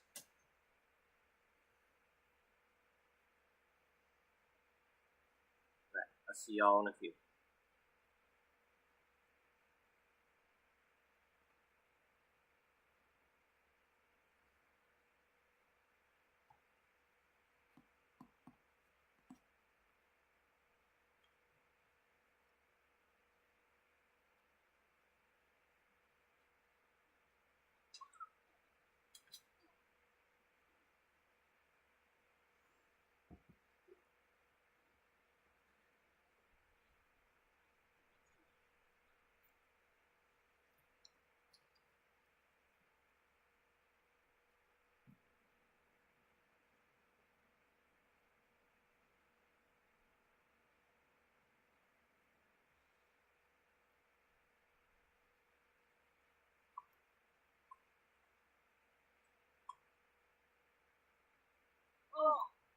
okay. Exactly.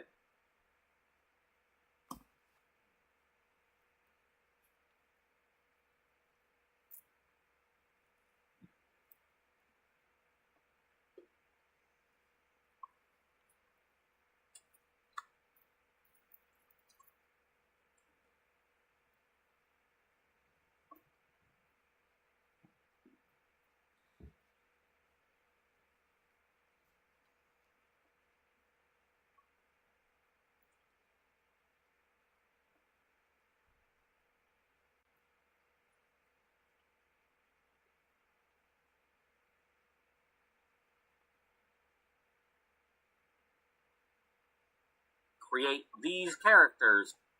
I don't want people doing a live stream and ending it and sending 100 people over to my chat with the sole purpose of click the like and click the subscribe and like, what for? Are you gonna come back and watch another video later on?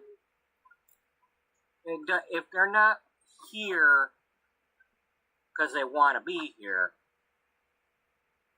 it's not really helping me. It's false hope. I don't want false hope. I want to know that people are here because they chose to be here. So, if you're here right now and you're watching because you chose to be, you're helping. You're doing it. I appreciate you. And that's why I've got no plans on ending this series anytime soon. I will incorporate other games into it as needed when I finally decide to load up Enjoy and see if it works on my computer. It will be to see what I can do with this series in Enjoy. I will create these characters or other characters from this series in Enjoy. Amanda Summers, my firefighter, will be the firefighter in Enjoy. That sort of thing.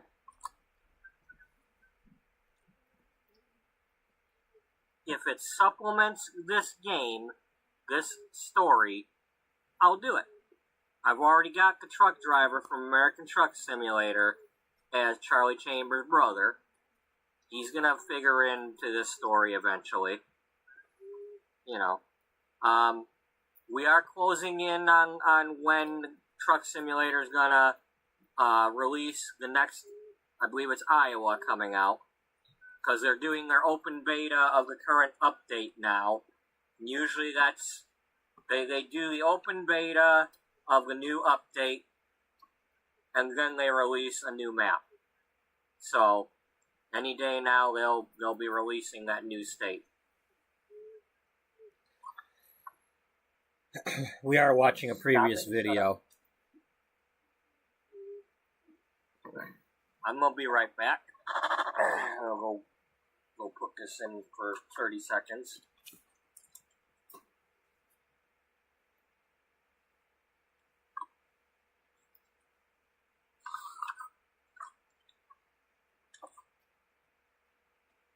Yes, thank you all very much. I apologize for all the things that I need to apologize for, but thank you.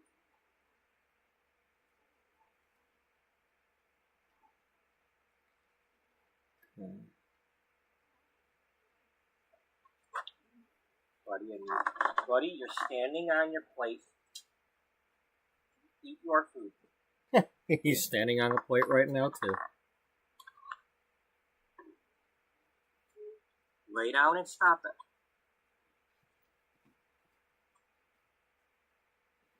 Alright, we're just gonna let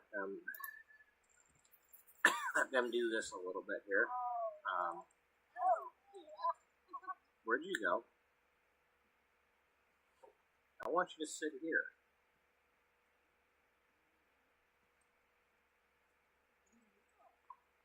Oh, wait, no I don't. No, you were fine. You were fine.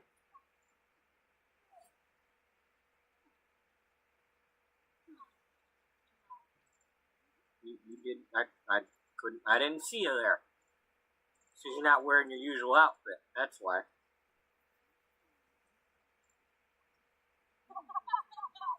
You mocking me with that outfit?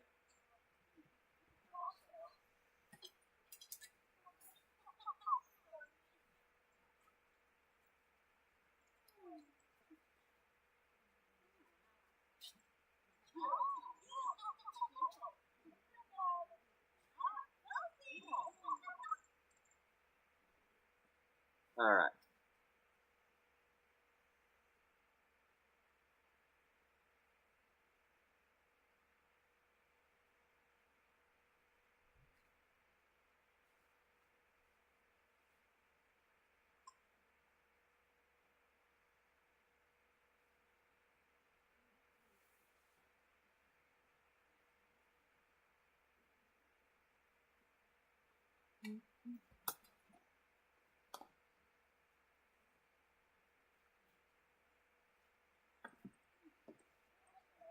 Here you go. They're going to get up to grab their drinks.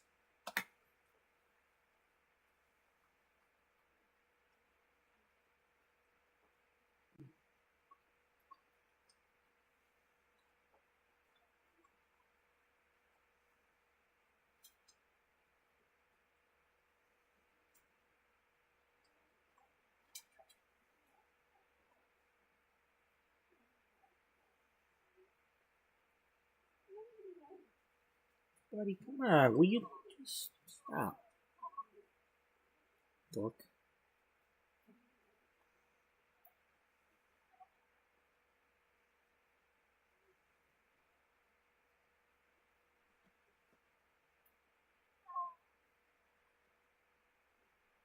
Really? You know what? Alright, Cody.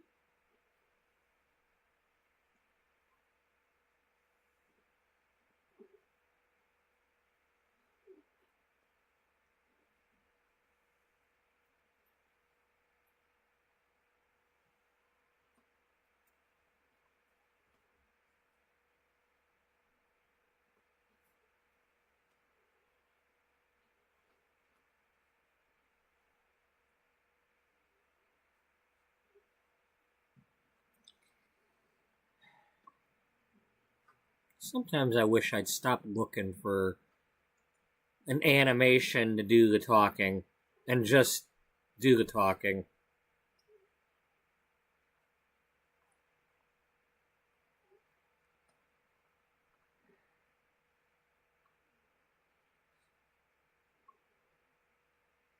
What's up, kid? I am so sorry, B.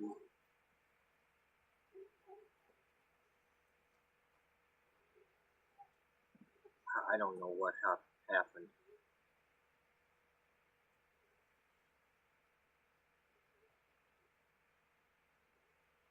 Look, you and I have been around long enough to know that this stuff happens. It may not have happened here before, but it does happen.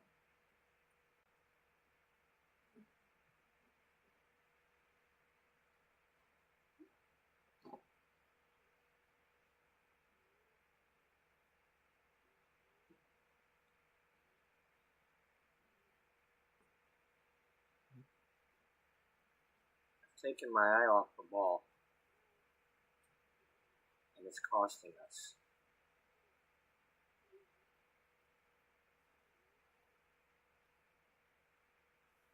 I don't know what to say.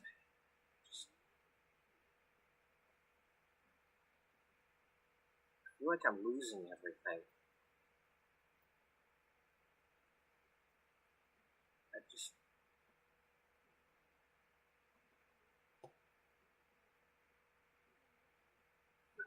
feel like I'm losing everything.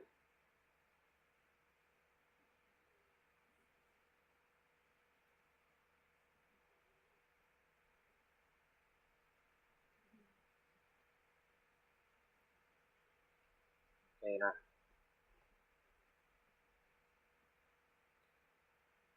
I can't pretend to know what you're feeling.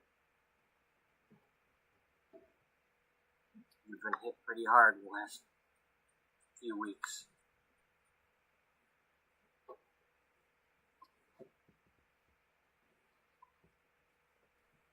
But I'm the one that told you you needed to do what you're doing. And I'm really happy that you've done it.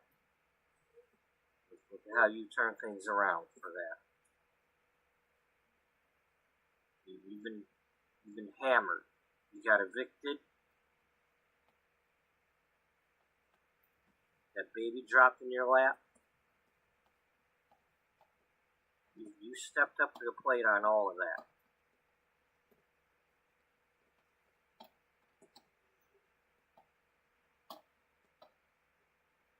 There's no sadness in that baby's face at all. Every time I look at her, she's happy. You're doing everything you need to do.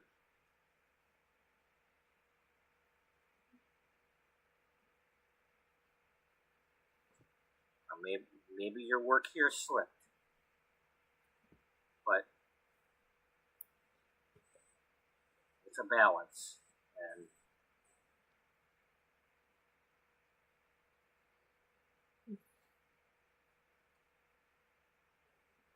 we'll get it figured out.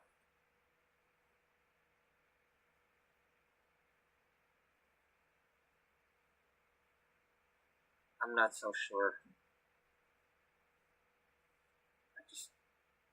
There's things, there's places they don't even recognize me anymore.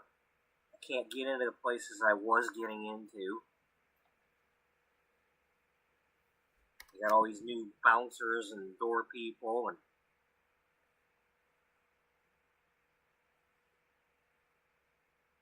none of them know who the hell I am anymore.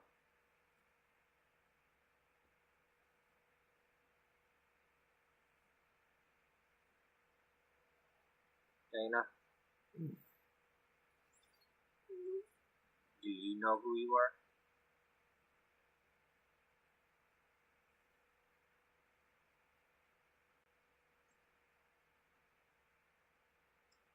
I think that's part of the problem.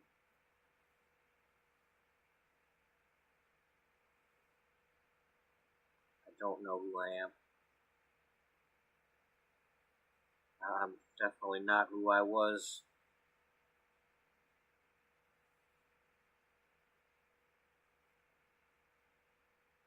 All I ask is that you be who you are.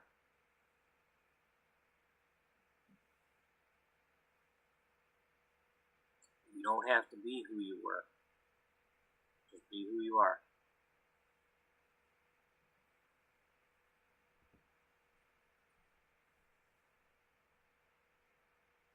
I don't want somebody else.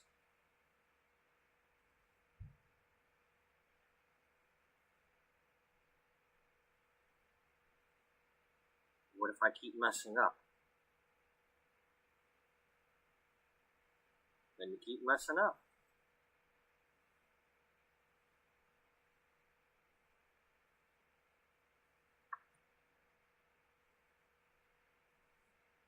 We'll work together and we'll figure it out.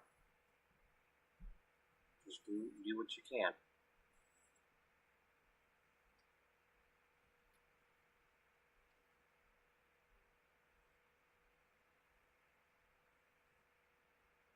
Thank you.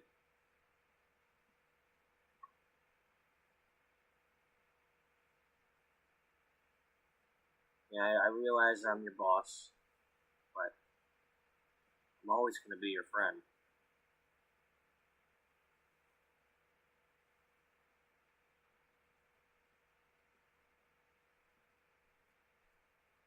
That's good, because I really need friends.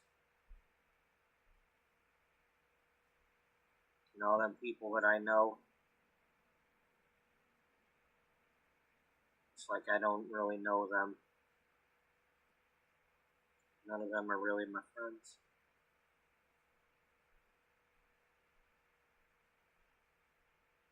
No, but some of them do respect you. And we're reaping some of the benefits of that. You being who you are. Well, our April issue That's on you. The stuff that's happening with the May issue and the June issue, that might be you too. But the April issue, that's you.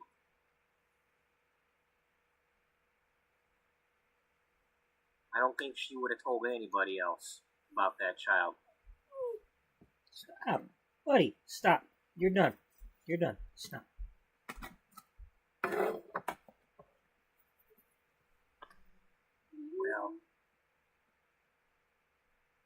maybe not.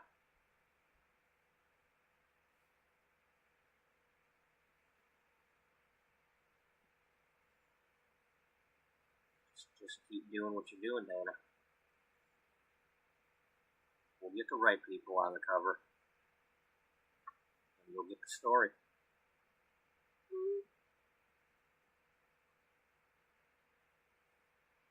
There's lots of stories out there. Just find them.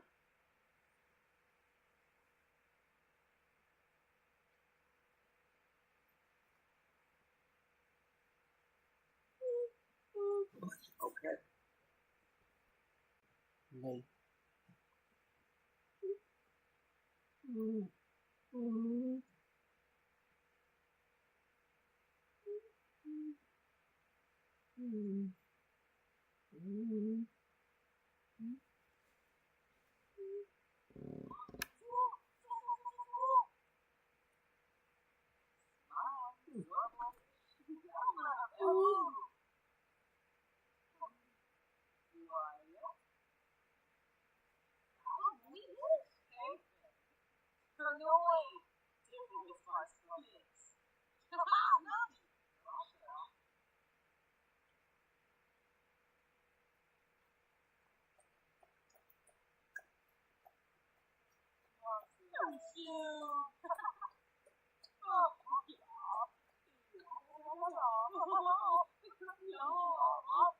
The hell was that all about?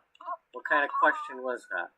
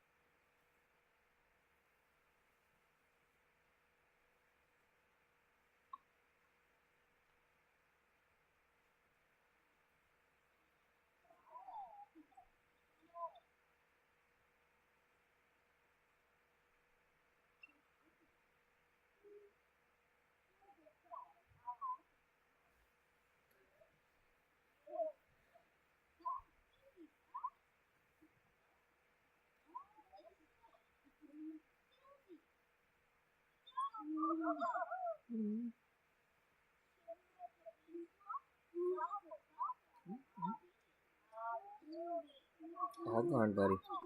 No, you're not getting more today. You don't have enough belly room to have more. Sorry. You know, you're too small of a dog to eat that much chicken. We proved it yesterday and the day before. You can't hold it. All gone.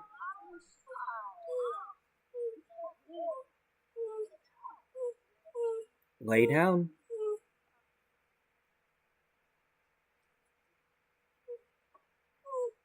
Buddy, stop.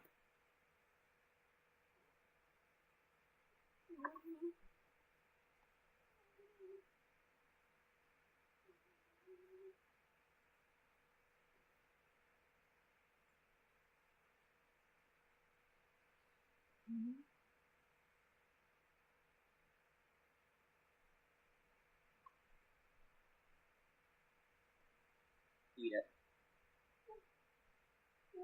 Settle down or I'm going to eat that.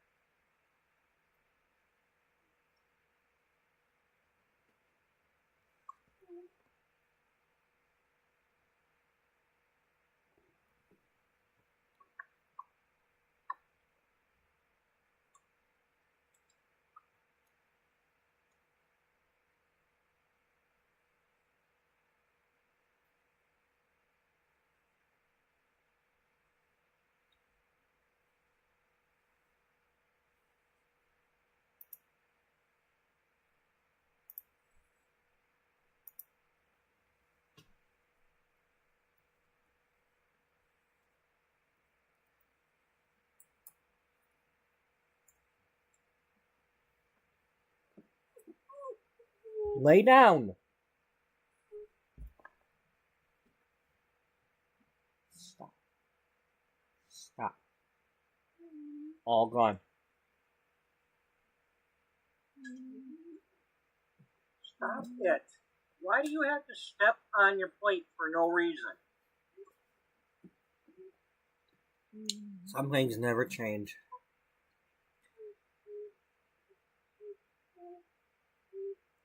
Stop.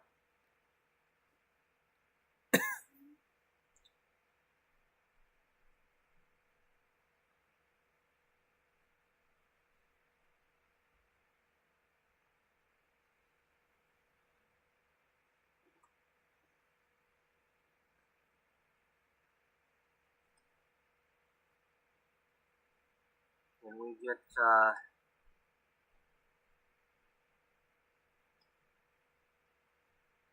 get some lights for inside, like maybe some of these?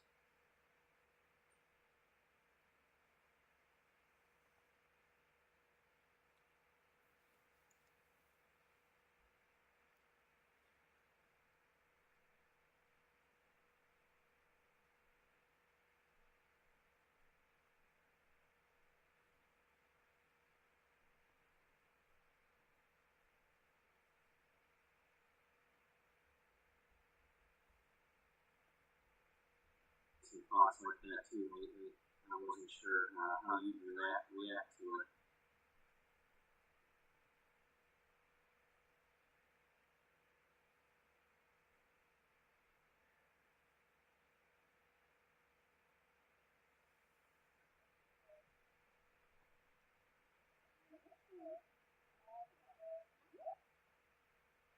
Stuff on your tablets real quick.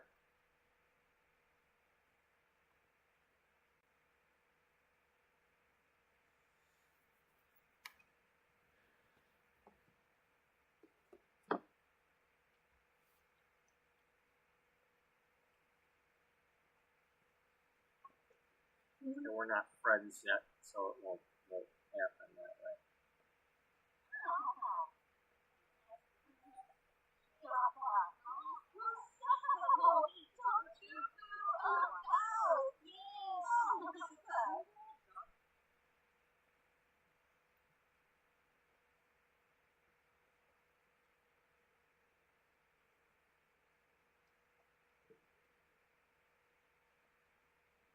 You and her are going at it.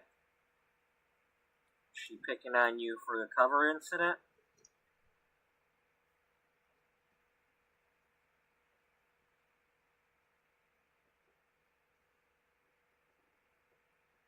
Here, ask her something nice.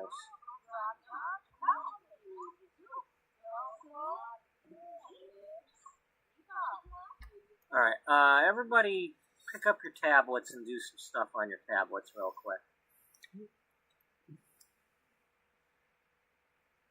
Oh, these are not the right kind of tablets.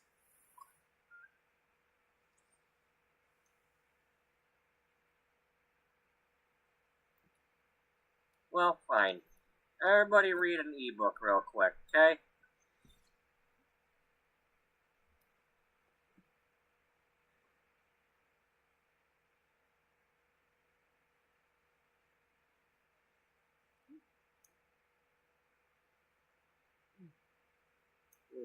We'll just open up our other tablets in a minute.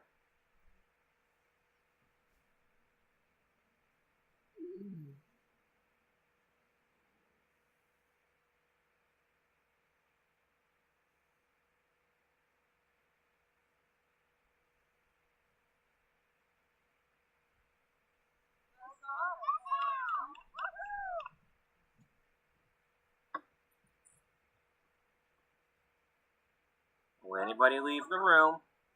Everybody stay in here and read your books.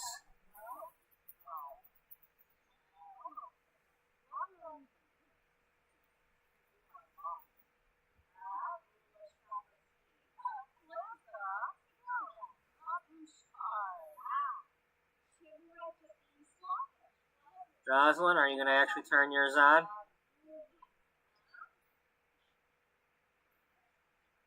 Come on, Jocelyn, you going to turn it on?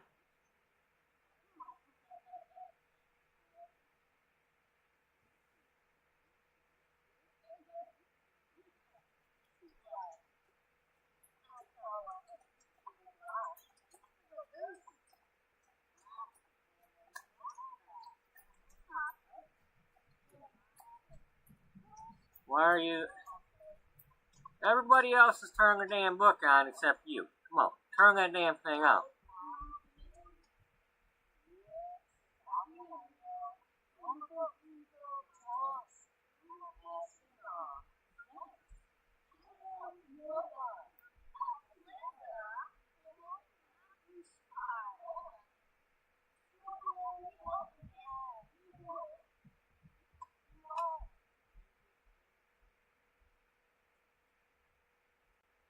Right now you're behind because you're the only one that, well.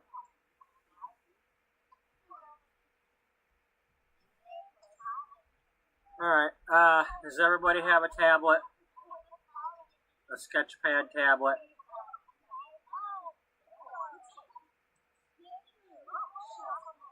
Alright, before we go sketchpadding though, anybody that can do a creative aura is going to do a creative aura. I don't think you got one.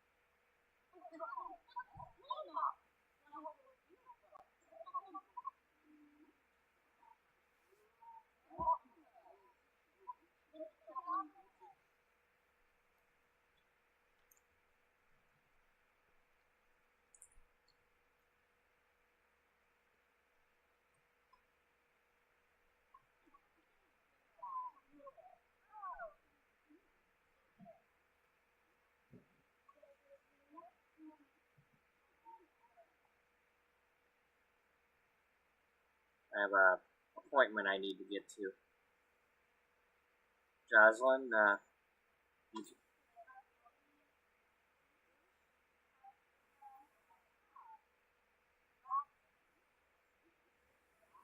all right.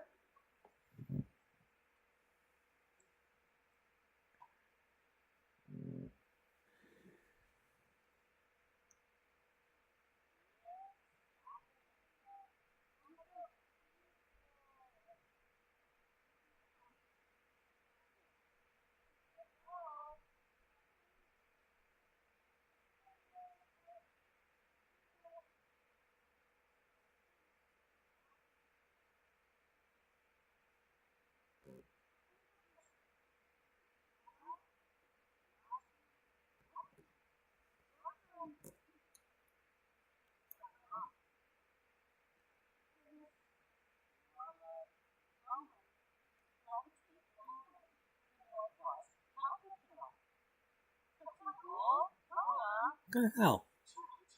Get this out of my way.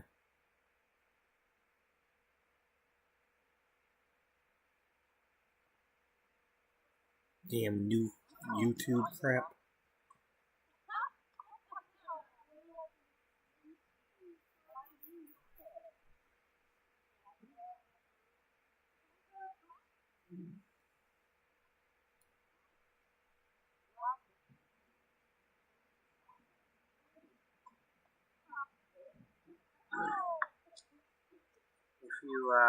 If you all will excuse me, I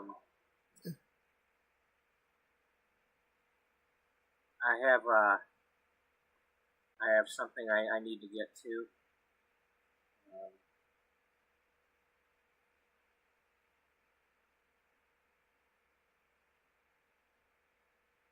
I have a appointment I need to get to. Jocelyn, you can handle this from here, can't you?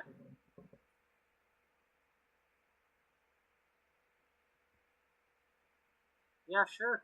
I got this.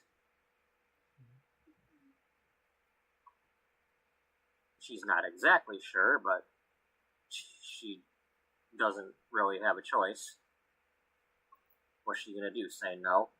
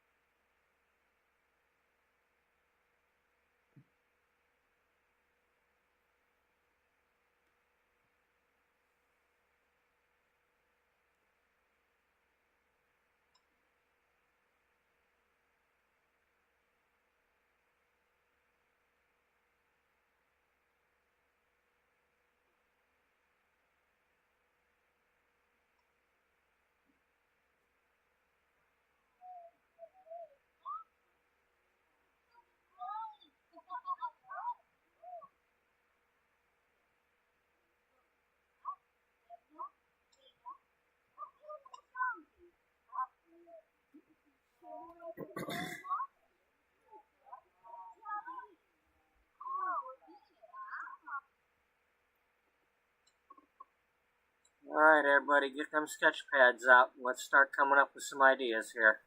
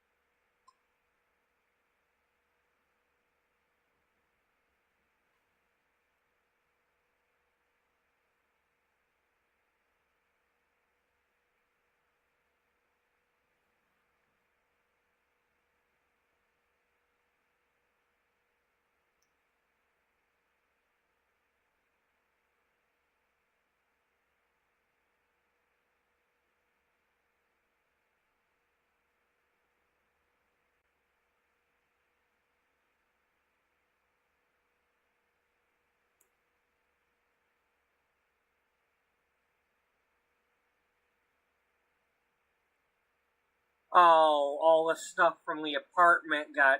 Okay, that apartment that Benjamin came from got transferred over.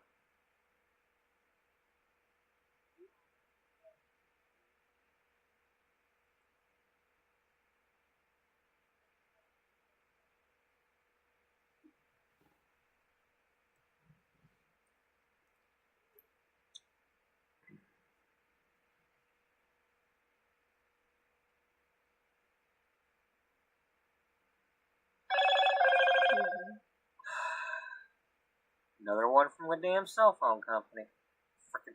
Frickin' Metro by T-Mobile. Just gotta bother me. I have the phone I want. Okay? If anything, I'm gonna go get another one of the same one so I can listen to my music on it. Yeah.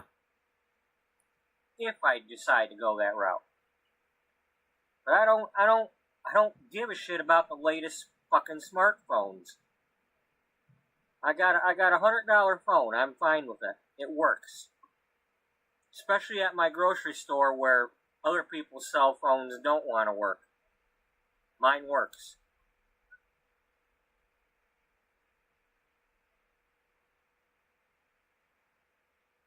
Now, we've had internet issues at my grocery store for years, which sucks because, well, I work for the one that's got the digital coupons that you gotta download all the time, and a lot of times people are having trouble, especially when they go to scan the QR codes and all that, and it just buffers on them, and it really sucks when I have to try to explain to the old people that you have to have a digital coupon to get the cheap hamburger, but then at the same time, they go to do it, and it's not working. So it's like, well, you'll have to check with up front because there's nothing I can do to help you. I can't, I'm not going to touch their phone, for starters. There's only so much, I can show them what I do on my phone, but when it comes to certain things, I'm not touching their phone. My karma is such that the day that I touch their phone is the day that somehow somebody's going to hack their phone or steal their identity or something, and I'm the one that's going to get accused of it.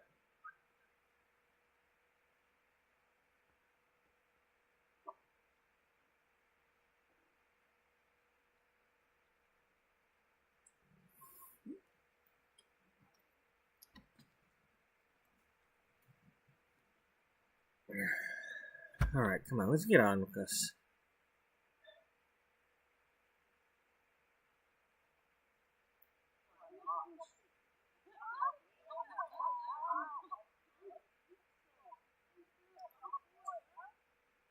So, Dana, and everybody, I've been doing some thinking here. We were going to have a cover model that was engaged to be married, right? Yeah. Well, just because it's not going to be that cover model don't mean we can't still have one.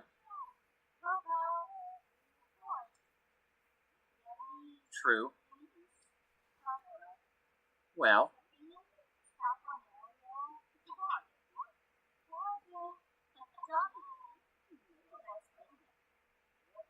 is anybody opposed to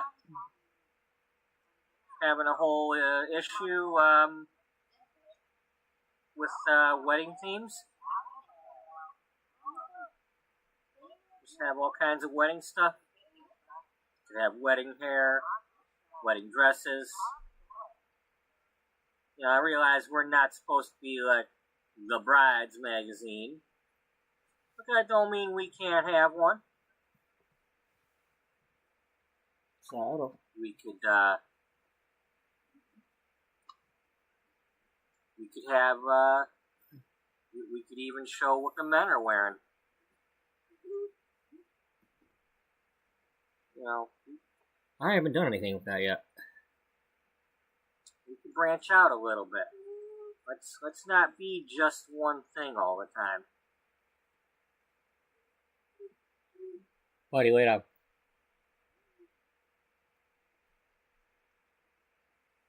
Yeah, you check your cover models there, Dana, and if either of them are getting married, then we can go with them. But if not, maybe you're the one you're thinking about could still be the July model. And well, we know somebody who's getting married, even if they don't want to get married yet. They gonna be married someday. Ain't that right?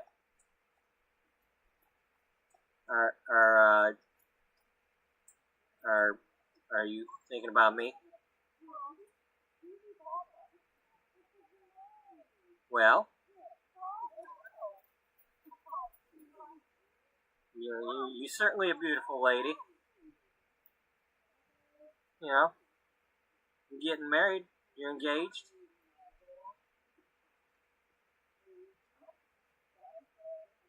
I think we should celebrate you. You know, if not you, our romance and relationship writer, then who else?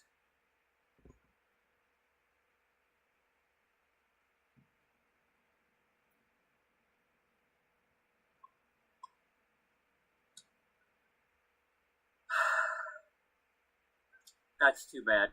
We're gonna let that happen. Because that's exactly what Beatrice is doing. She's out there riding her bike. I'm gonna leave that alone. She's already went out there and mountain climbed. She's the only one I've ever had climb that mountain. I don't want her being indoorsy. Now, she might have indoorsed herself a little bit for a little while when she found out the news, and she's been doing some yoga and stuff, but no, she's probably out there riding that bike to blow off some steam right now. If you weren't riding the bike, she'd probably be jogging, or going and trying to climb rocks at the gym.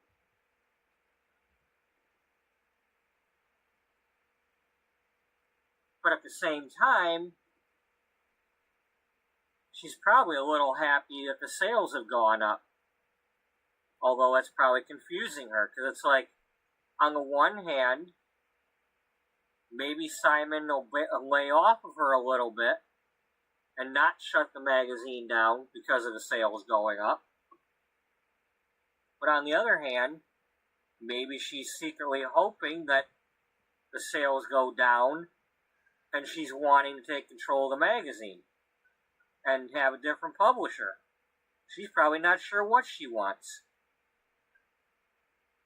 Now, technically, she wasn't supposed to go out there and ride bikes. I just, at the moment, I needed to get her out of the house. So, if getting her out of the house causes her to lose the indoorsy thing, so be it.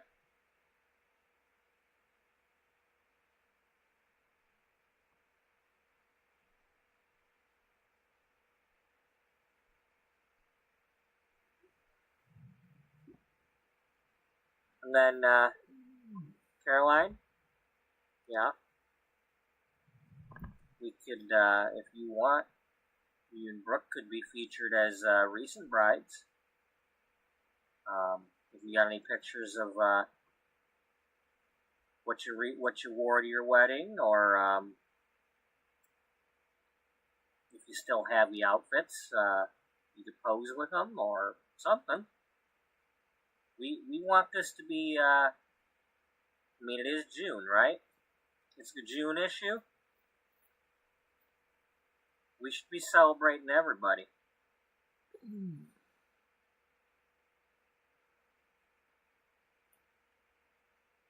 I'm definitely behind that. I know Brooke would be too. Hey, I'm engaged too. Yeah, and we could have something for you too.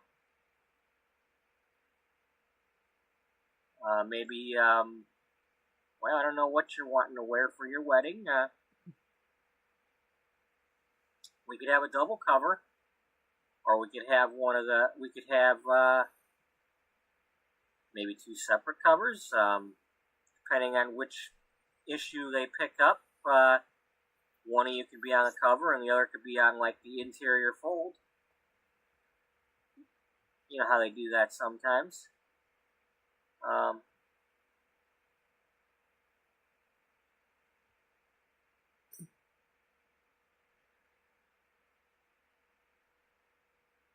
You know, we give equal time around here. We ain't playing that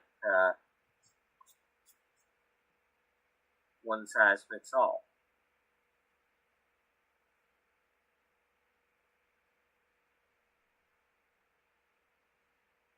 You think maybe Marcus and Wally would want to be our grooms, modeling some outfits?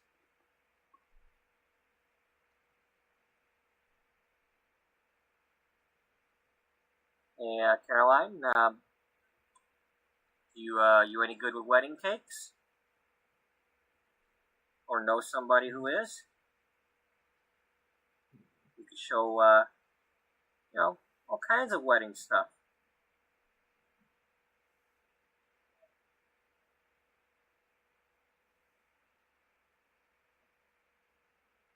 Maybe Cody, you want to do an article about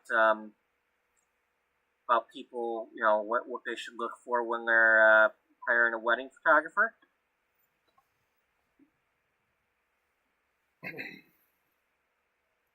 So that's definitely an idea.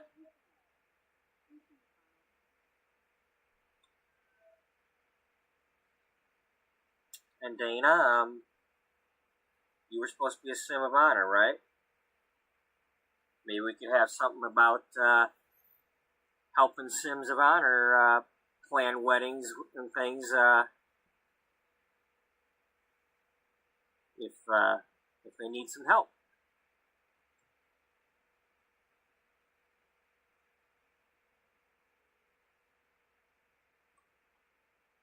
And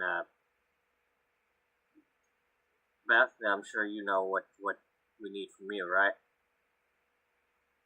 Most definitely. And of course, it wouldn't be complete without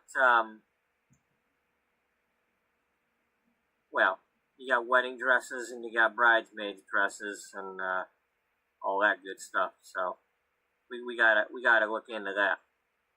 Gotta see who's doing what, who's making what. We've got our usual designers. Have they made wedding dresses before? Who's making what? Maybe ask them if they'd make some for us.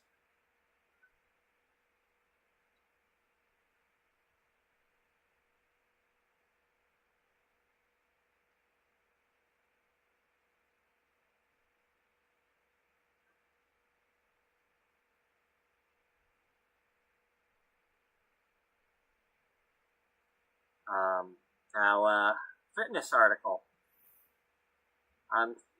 Whether it's needed or not, maybe a fitness article about how to either slim down or what's an ideal shape for a wedding dress, if there is such a thing. I don't want to harp on that too much because maybe you and Dana could get together and we could show different sizes of people and what the wedding dresses look like on different shaped people. People of different heights. You know, all of that. But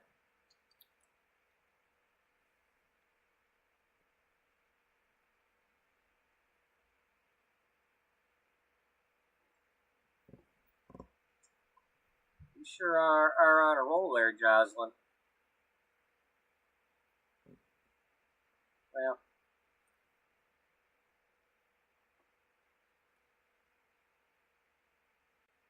I don't know what came over me, but I just,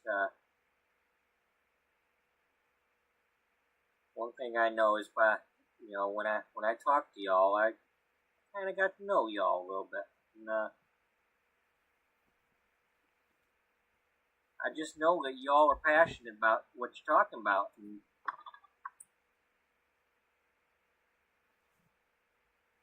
I know that you all have ideas, and we can come up with something really special.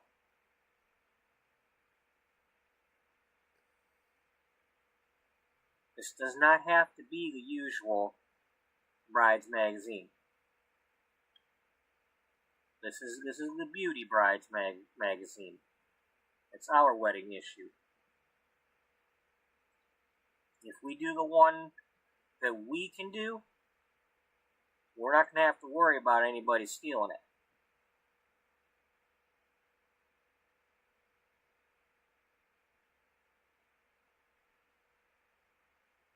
It's something for us to take pride in.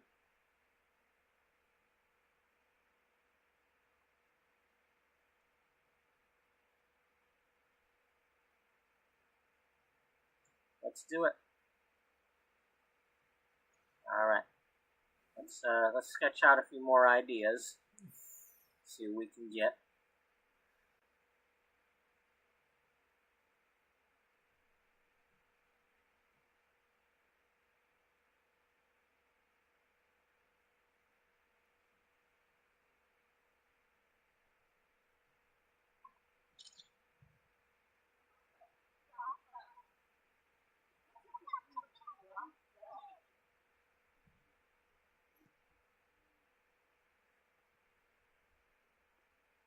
Sit here.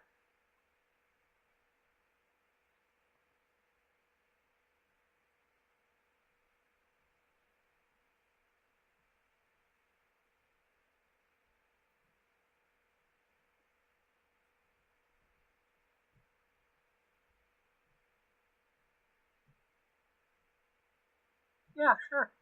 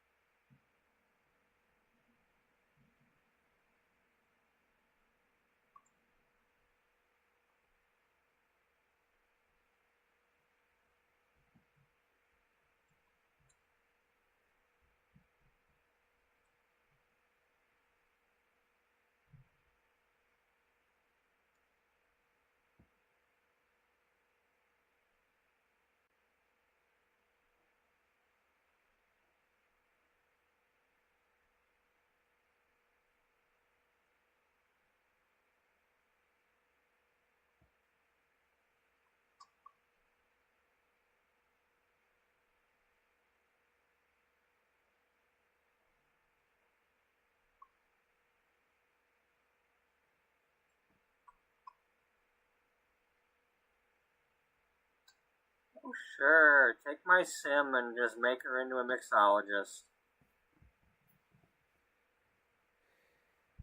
She's supposed to be a truck driver, you know. Yeah, well, whatever. Yeah, whatever.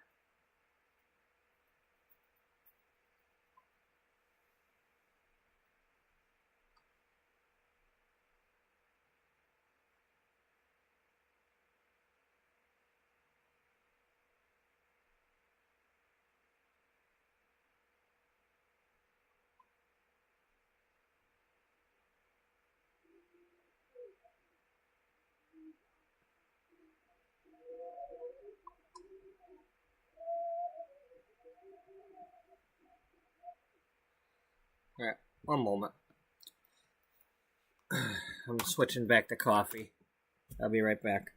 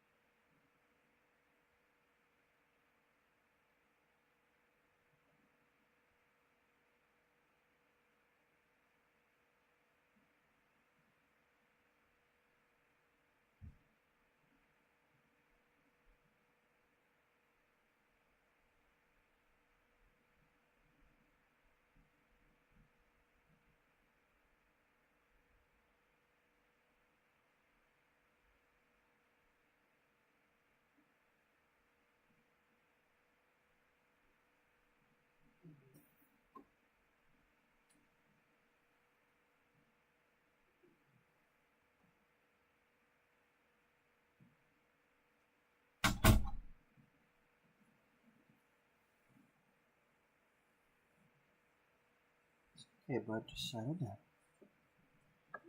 No, just settle down. We're just doing stuff. Calm, okay?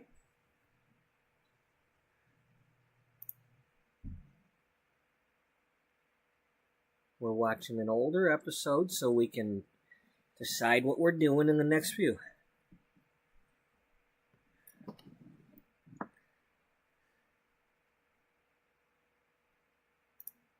And I am getting some ideas, so it's a good thing.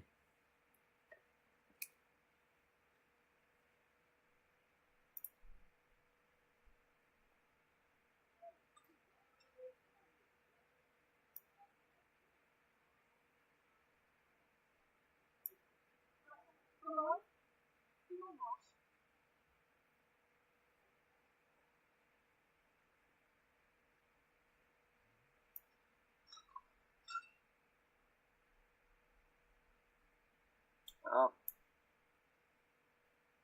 That's what your favorite drink is?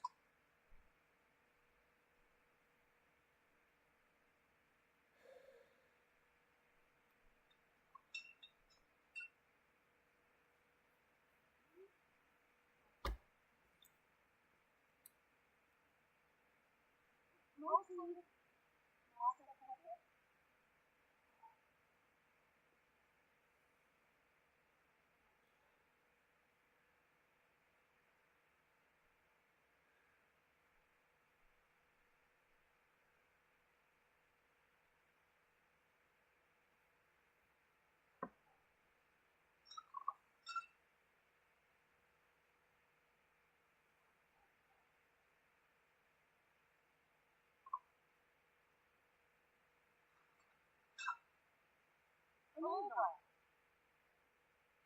Thank you.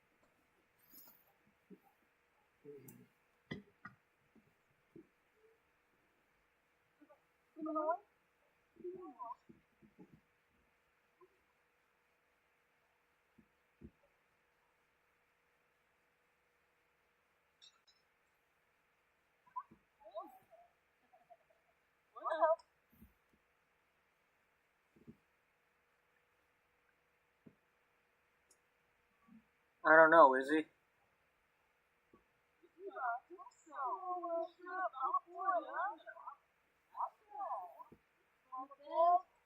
What?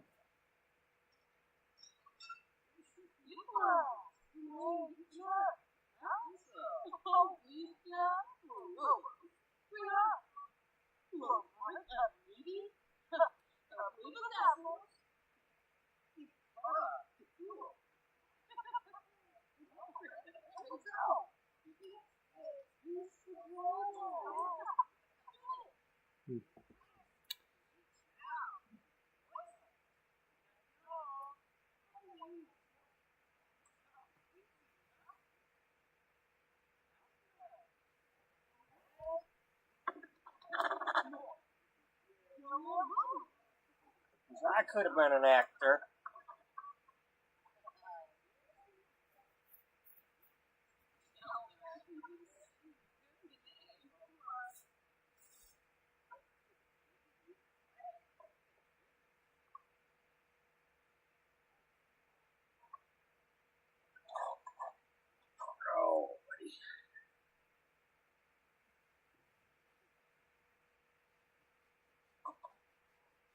Oh, well, see, your hair grew back.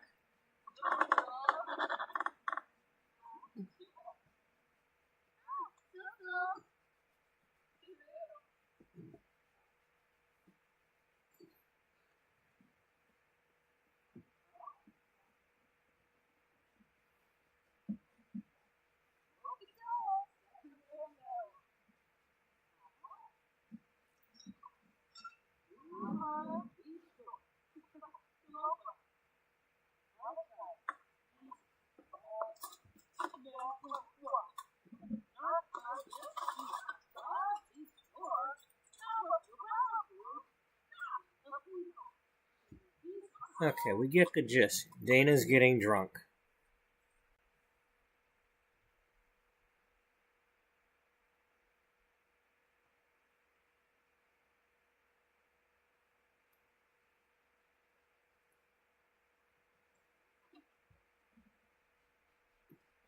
Now she's going to another bar.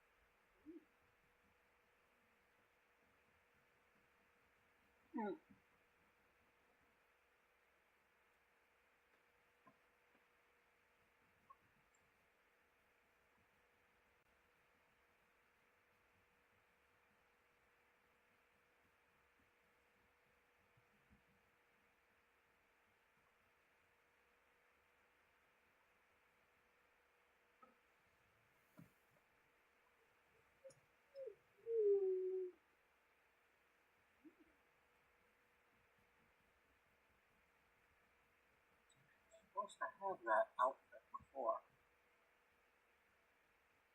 Did I take it away from her? Nope, there it is.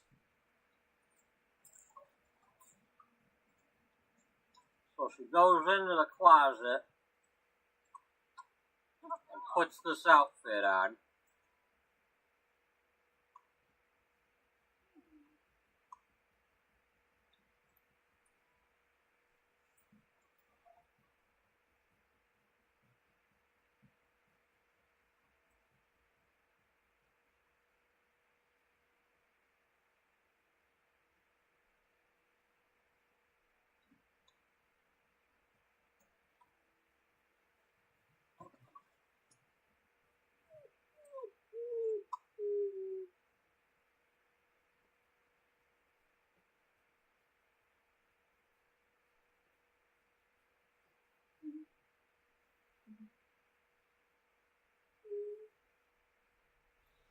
Buddy, shut up and lay down.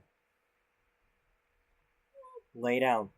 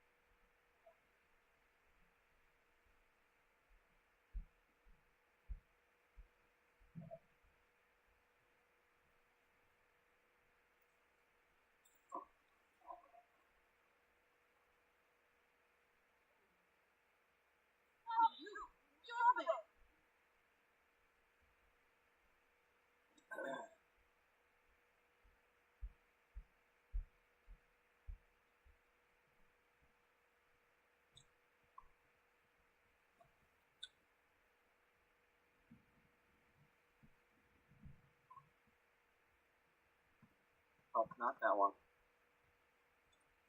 Not yet. Where's the alternative one?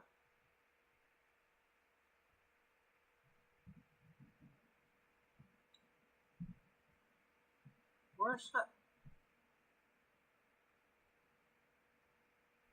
the one without the street?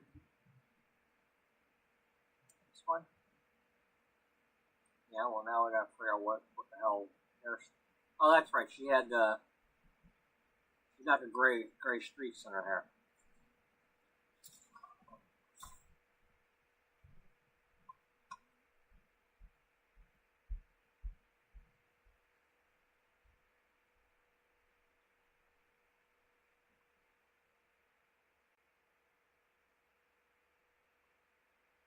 Okay, so ignore the other one. She hadn't done that one yet.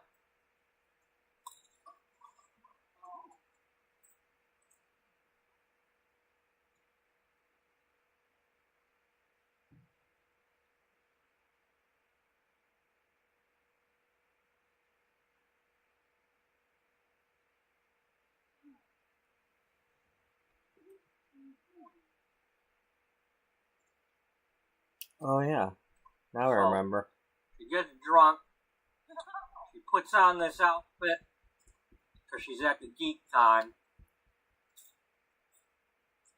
And she wanted to put something on to go, I don't know, blend in with the crowd or something.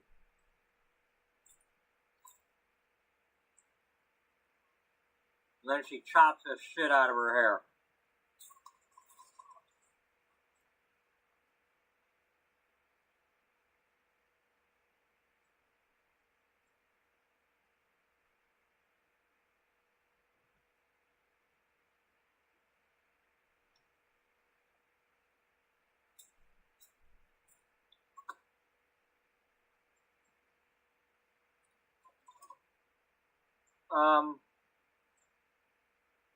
And we were supposed to save that for all the outfits. So we're gonna have to do that. Otherwise, she's gonna show up with a ponytail again.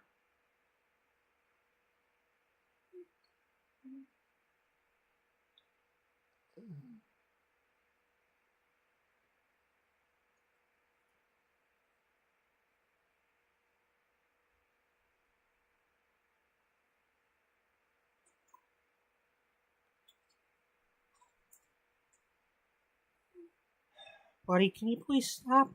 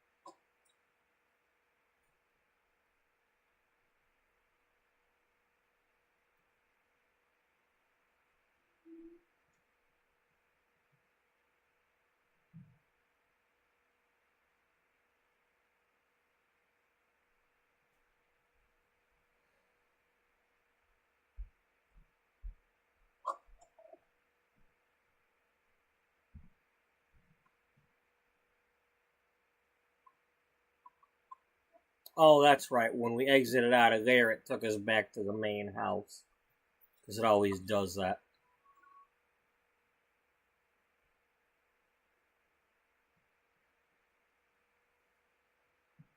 I'll make you bored.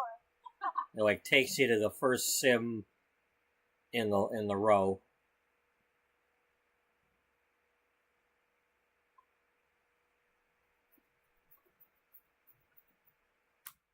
Oh, hell. She finds the frickin' needle or some shit. Or finds that laying around somewhere and does that to herself.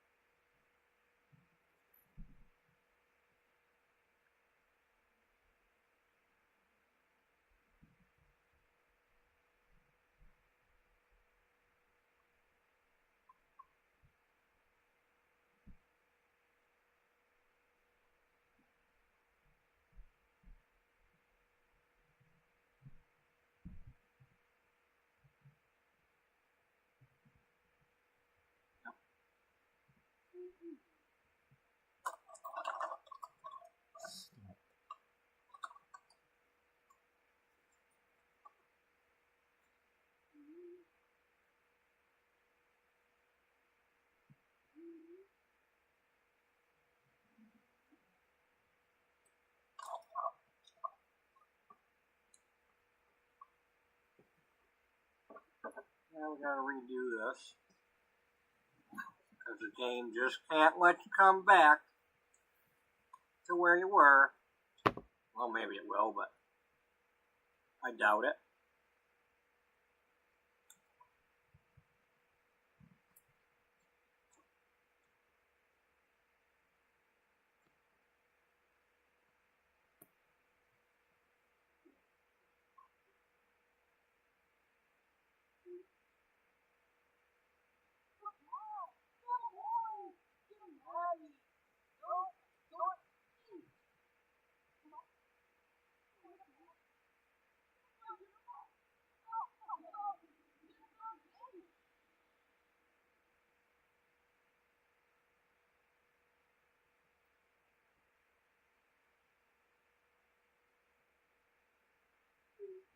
Buddy, stop. Well, hey,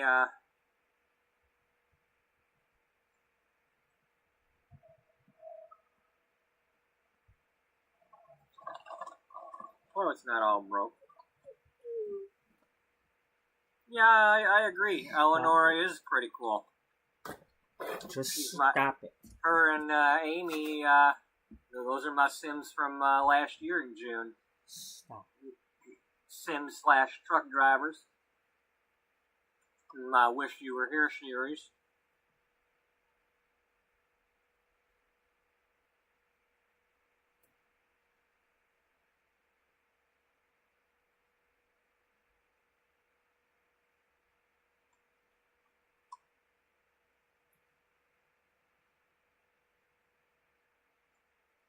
Oh, for a minute there, I thought she was going to mentor herself.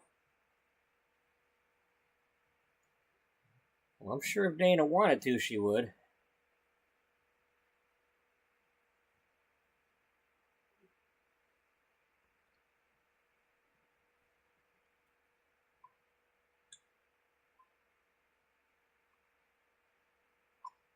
Prison, or Paulette's here. Stephanie? No, it's a Kim.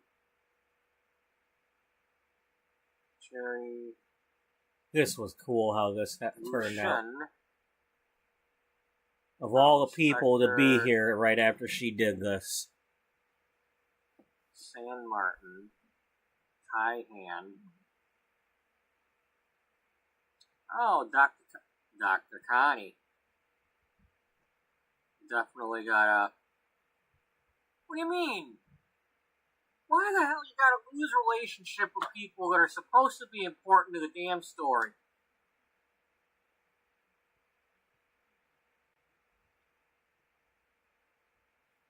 Oh yeah. You don't know that it's her. You don't know that that's Connie, and you're just going over there to talk to somebody.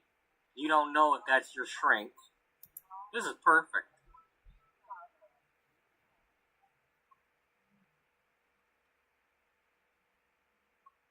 As long as she doesn't get away.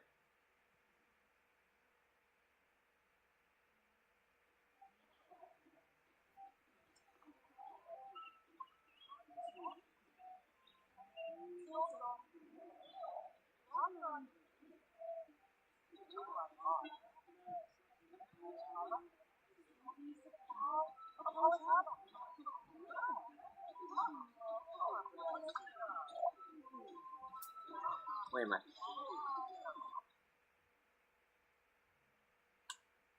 Dana, is that really you?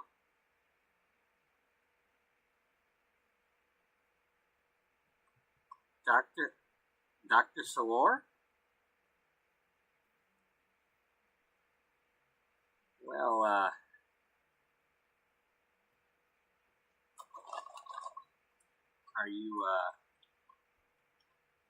you in costume, or,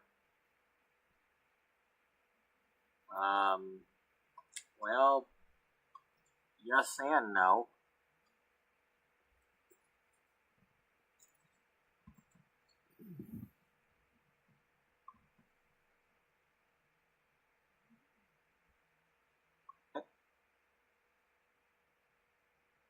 Well, I'm a little drunk right now.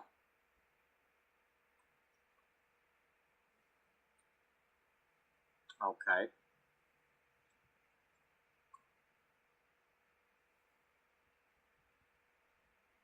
Actually, I'm a lot drunk.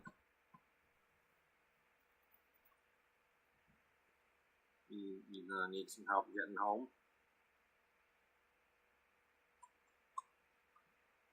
Well, maybe.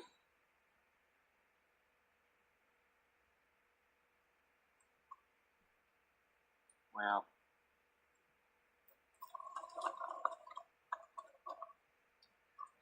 I'm not really sure I want to go back right now.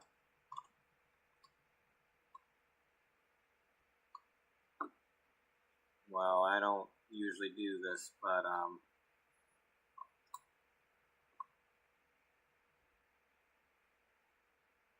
you want to come sleep it off at my place, we ain't gotta talk now, but if you want to talk in the morning, I got a spot open.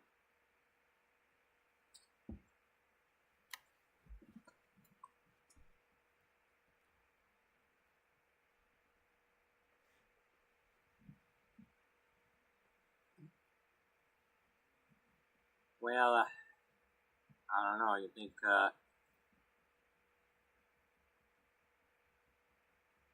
I don't know if I'm gonna be ready by the morning. Yeah. Yeah, you might need a little more time on that.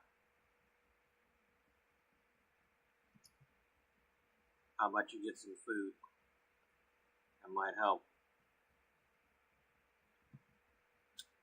Yeah, I suppose you're right.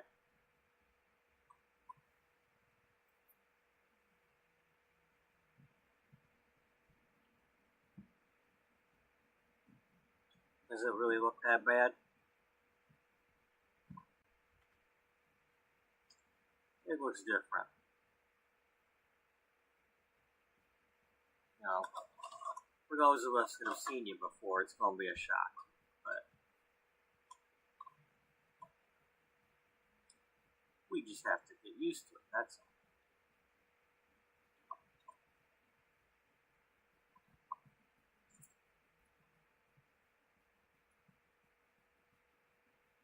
Well, I don't know if I'm quite done yet.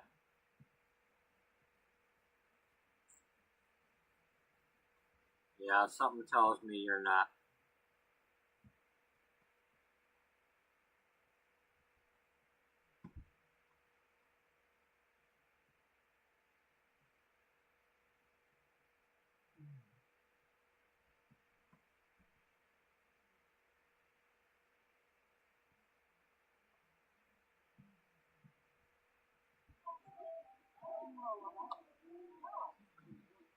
I think I'll get me a burger.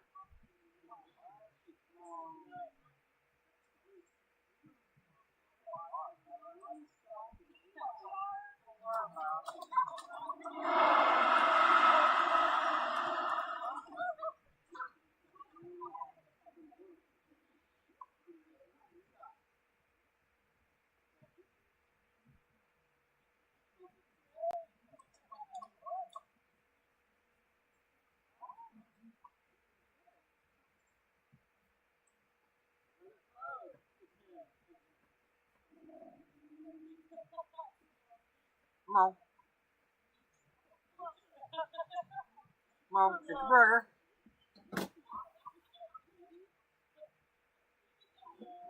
Did you get it? Alright, we need to hurry this up a little bit here.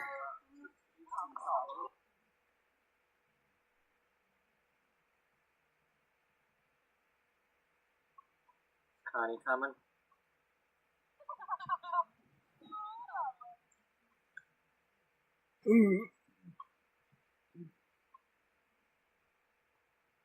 Excuse me.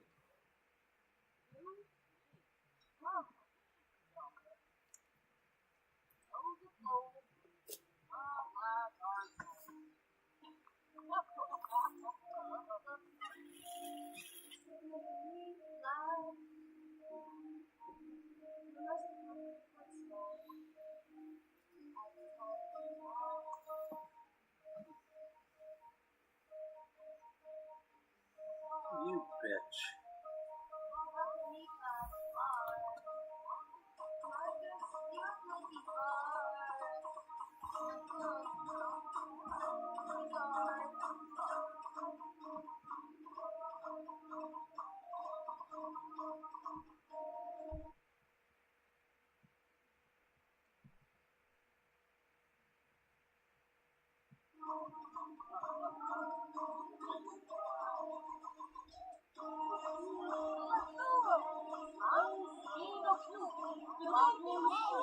She's drunk and congratulating her on the marriage. So, you know, when drunk people are talking to you and it's like, yeah, I heard you got drunk and you're married, congratulations.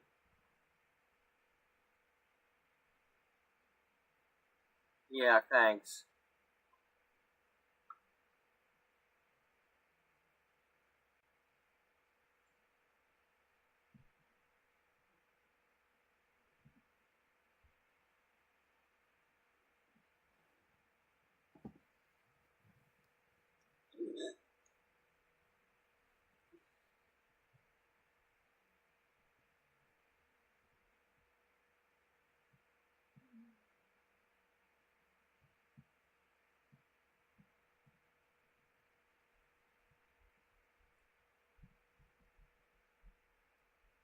Come on, hurry up.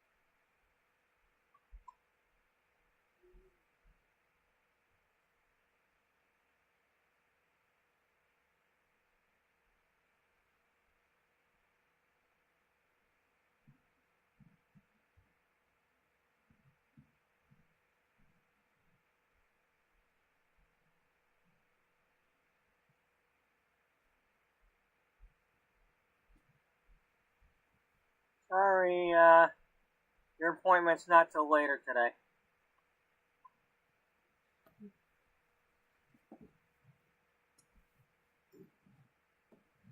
Buddy, lay down. Lay down.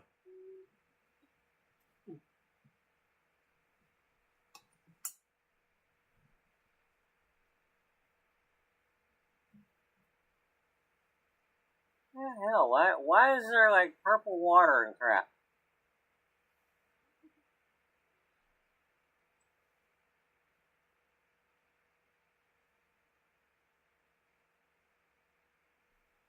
Has that something to do with the nature event coming up? The fairies and whatever?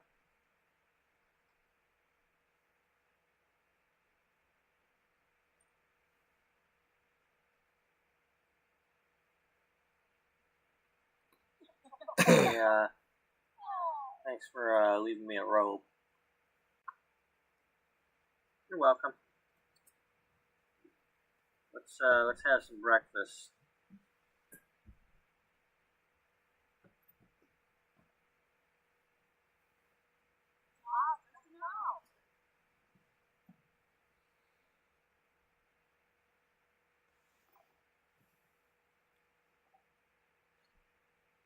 You doing okay there? Well, I've got a bit of a headache, of course.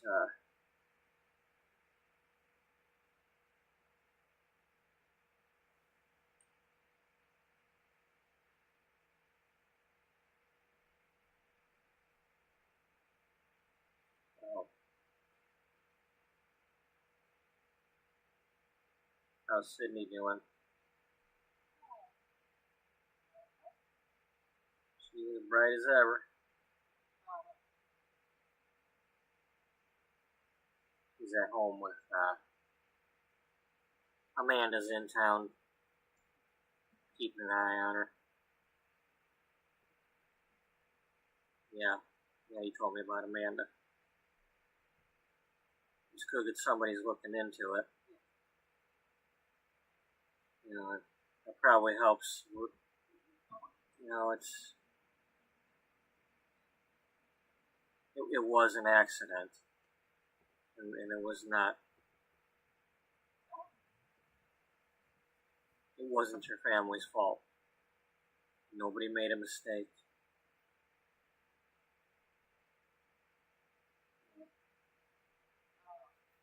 It's a shame nobody fixed that part in the oven back in the day, but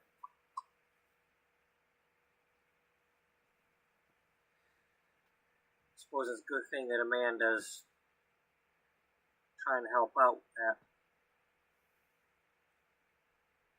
Heck, I hope she comes by my place and checks mine out. I probably got one of them.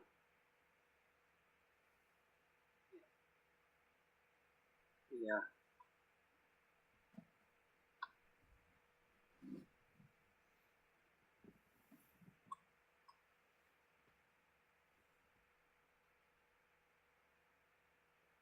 I know we're not in an official session right now, and I'm not charging you for this, but you know, if you want to talk, I'm listening.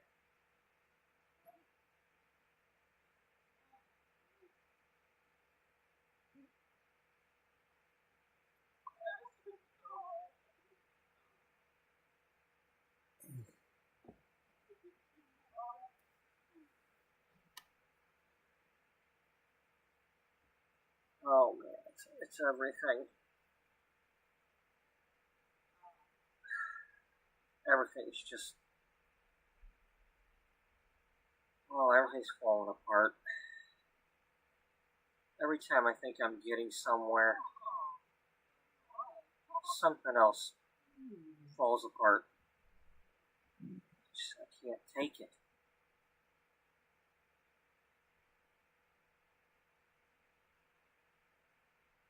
Well, everything that's so simple gets so complicated.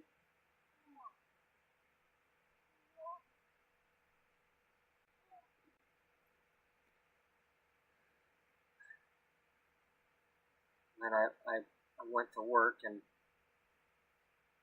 when I got there, I hadn't been there in so long, I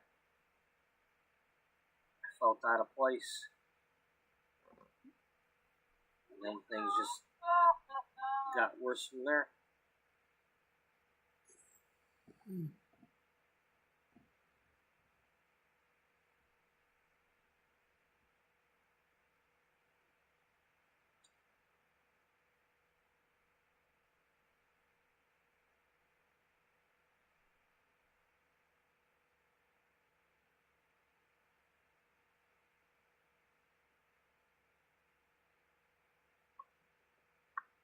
So some things happened at work.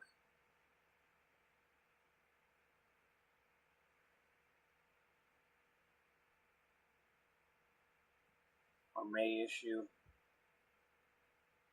features a cover model who just started her own magazine.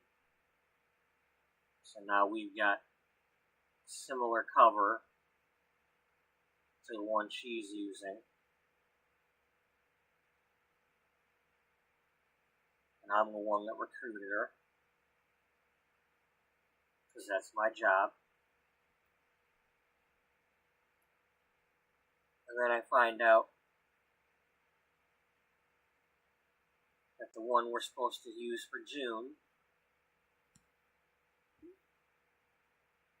is on somebody else's magazine already. And I was supposed to be her sim of honor, and she went off and just got hitched. So now, not only is she not on our magazine, but I don't even get the honor of helping her with her wedding. I thought maybe I had a friend, but she didn't even have the decency to call me and tell me that she had gotten married and that she wouldn't need my help.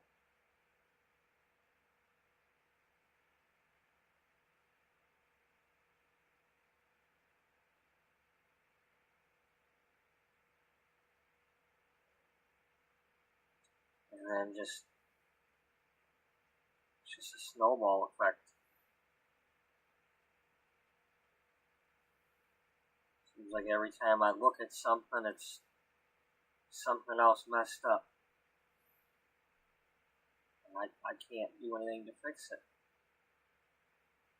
It's already happened, and there's no going back.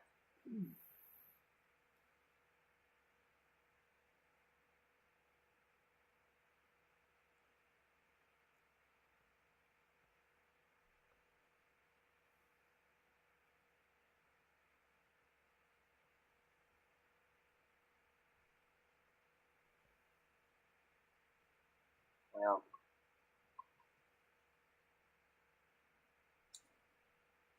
all I can say about that is,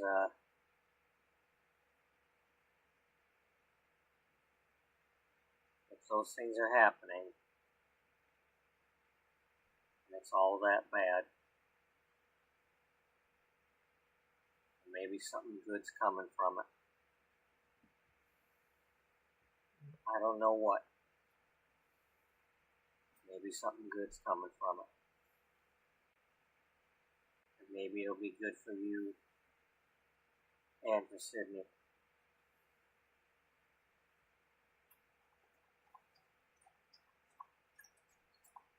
Yeah, I hope so.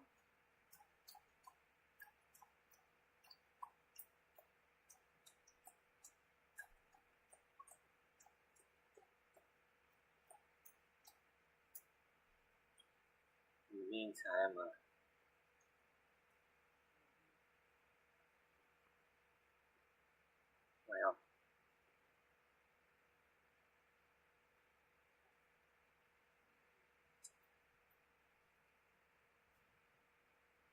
I'm just getting sick of getting older.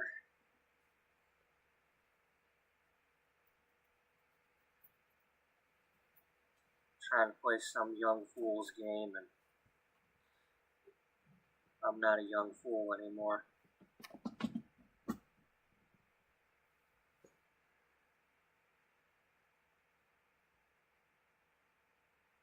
Do you still love your job?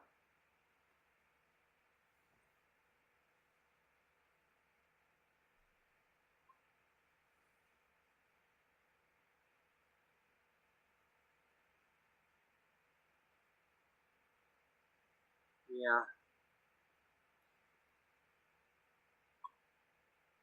but I'm starting to love some other things too.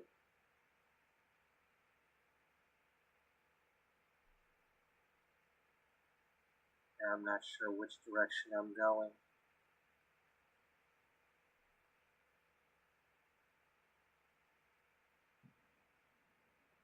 Well,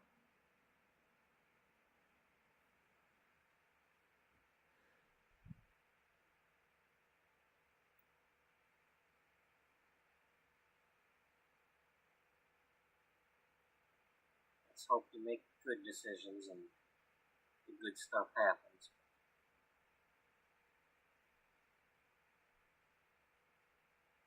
I do want to say that I am glad you're doing well with Sydney. It's not easy what you've had to do.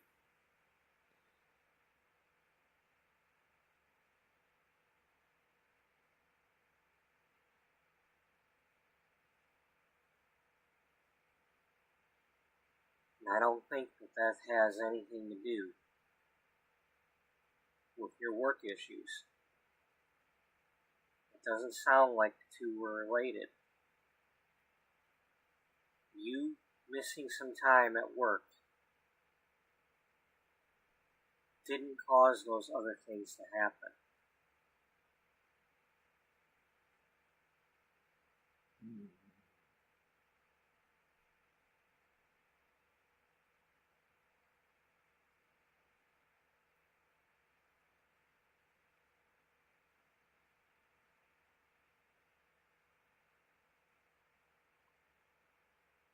Well,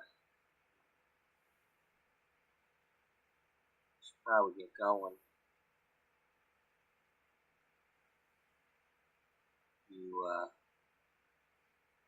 Is your headache done? You needing a ride home? Or at least to the station?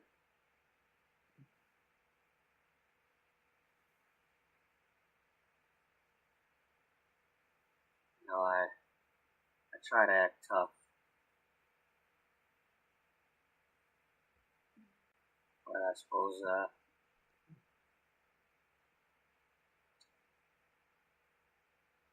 you won't give me a ride to the station. I could probably make it from there. By the time I get back after the train ride, I should be good. Alright. Let me get my coat.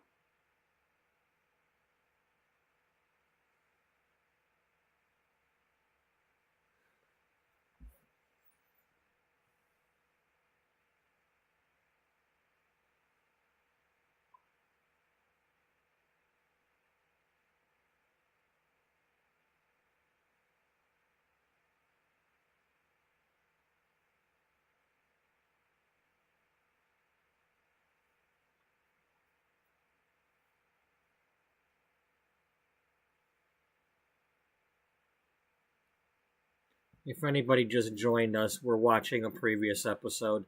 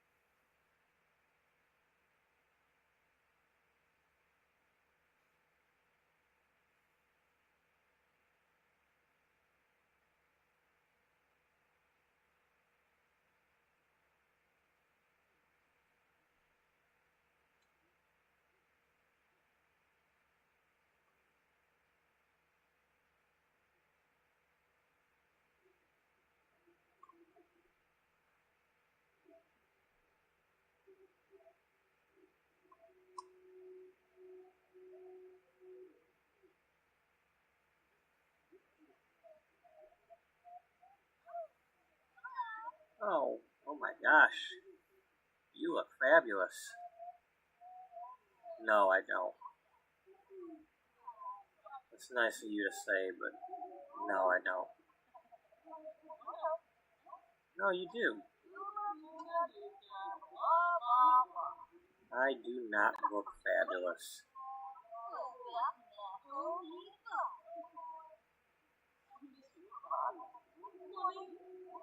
Well, it's nice of you to say.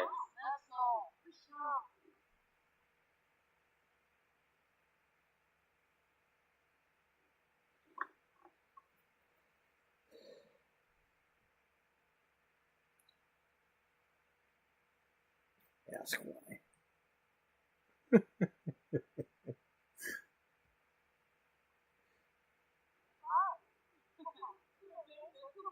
Surprised I didn't catch that back then. Have a kid ask her why.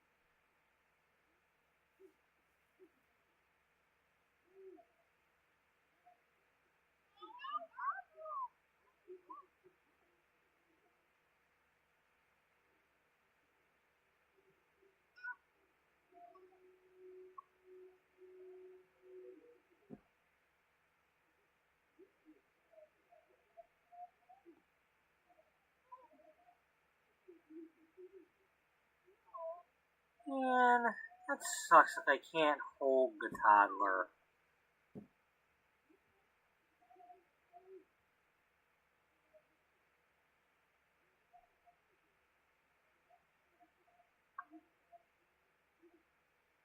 Just go here. Go here and talk to her.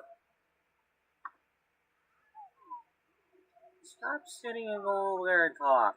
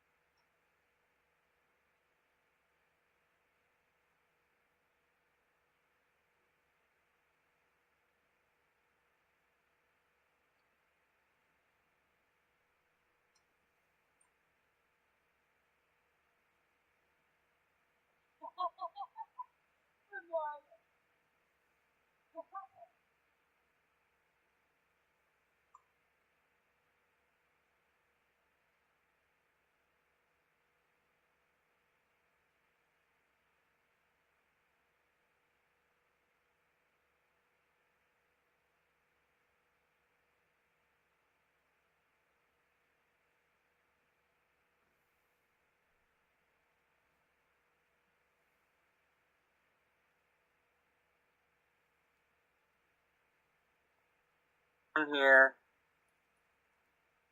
we didn't really work on a whole lot. We, in the story, like for Mother's Day, I showed the things, them doing them, but I didn't really get pictures of it.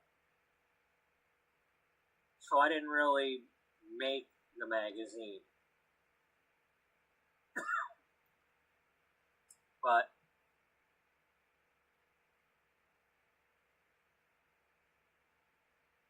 they had their meeting today at the magazine to put this one to bed. It's going out to the stands and going out to subscribers. But they discussed the fact that suddenly Siobhan here, and that's how I pronounce it, has her own magazine with her on the cover.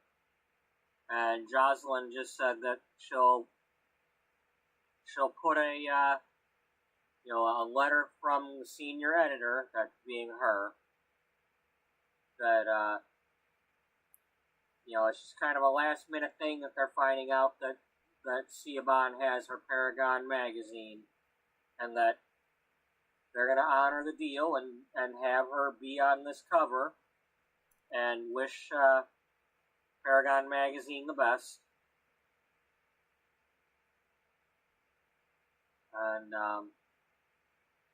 And then they found out that when they were going over the fact there's other rival magazines that have popped up, some of them being the two from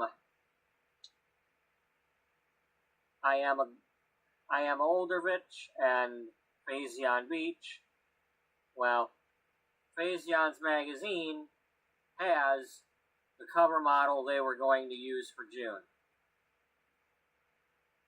Lucia Markovic went ahead and got married, and she was supposed to be the cover model as a bride-to-be for June.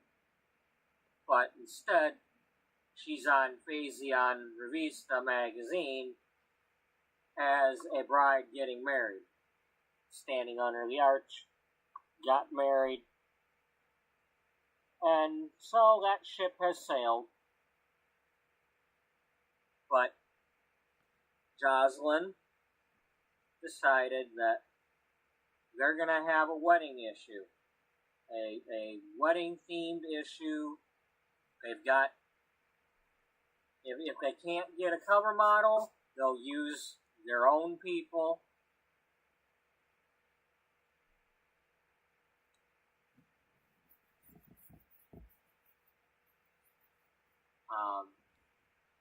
We got Cassandra and Misty both engaged. Now, they don't have to get married right away, but just the fact that they're brides-to-be, they can be on the cover. And then we've got all kinds of, well, not this one,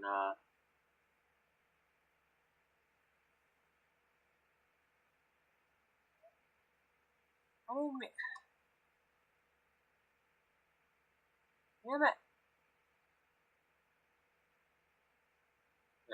Stuff about wedding venues, a contest for runway wedding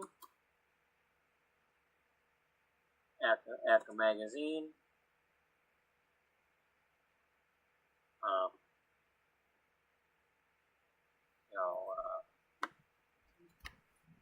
Some people could be renewing their vows. What's good scenes for doing your proposal? Info on choosing a photographer. Caroline could do an article about cakes. Of course, a fitness article of some sort. Wally's been making his jewelry. Maybe there could be stuff about the jewelry or about what flowers are good for bouquets. Just a wedding related issue. So I don't know how much I'm going to put into that, but I would like to actually put some effort into that. So we'll see how things go with that.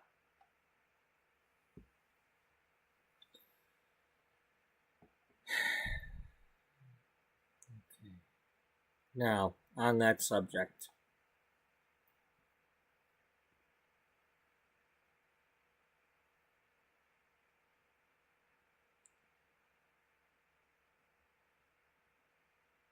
I apologize if the volume is different between right now and the video we were watching. I've been trying to get it figured out.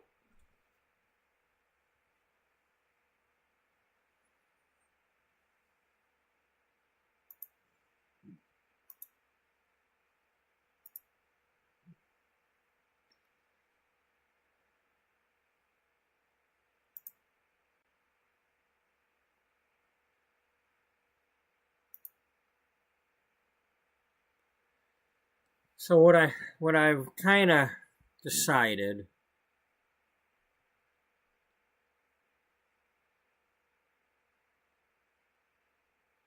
we did start working on that July issue with Ulrike on the cover.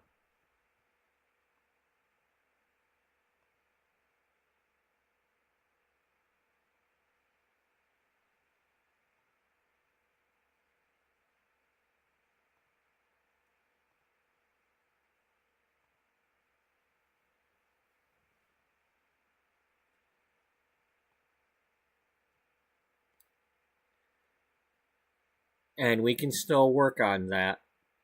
But now that Misty's supposed to be back in town and all that, I want to do more with this.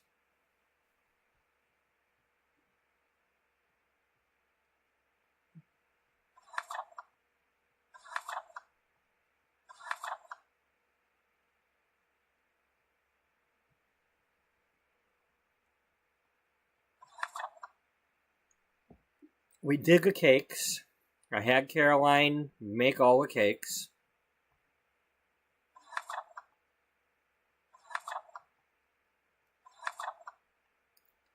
And then we had an official photo that was from Caroline and Brooke getting married, or at least a screenshot. One way or another, I got that. And then this was the alternative cover photo we were going to use. We've got, this is from the game, from a billboard. Recently I saw that this was on one of the electronic billboards. There's nothing I can do about the texture look, because that's part of the billboard. And then this could be something to do. Well, it's one of the ones we usually put in here. Could be like from a honeymoon or something.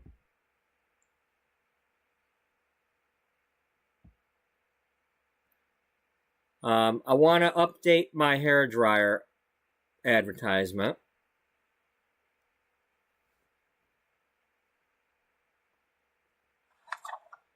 I want to redo the toothpaste advertisement for something to do with a wedding. You know, maybe she's standing here, somebody's standing here with a wedding dress on, in a different bathroom.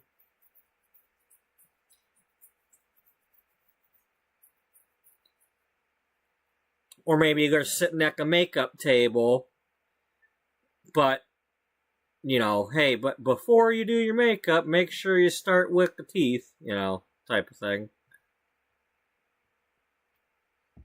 You know, make sure you've got the bright smile to go with the,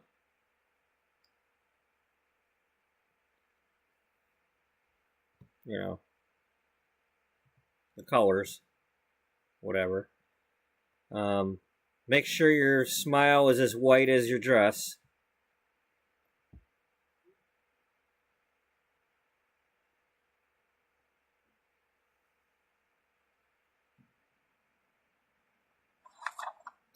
I want to update the facial mask thing, you know, but when you need to be, you know,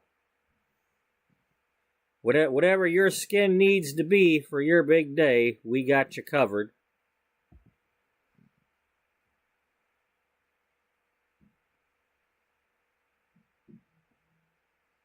And I could redo the cool shades for the honeymoon type thing.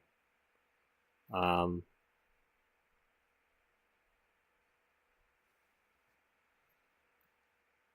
mean, these two just happen to be the same sim, but doesn't have to be. We've already done the laundry detergent ad. That's the one that I have updated.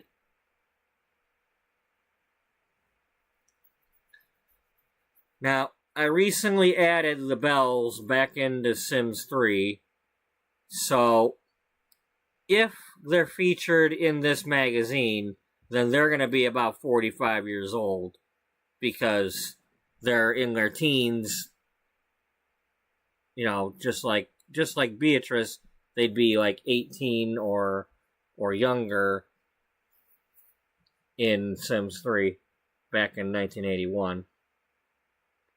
Versus this current issue being 2008.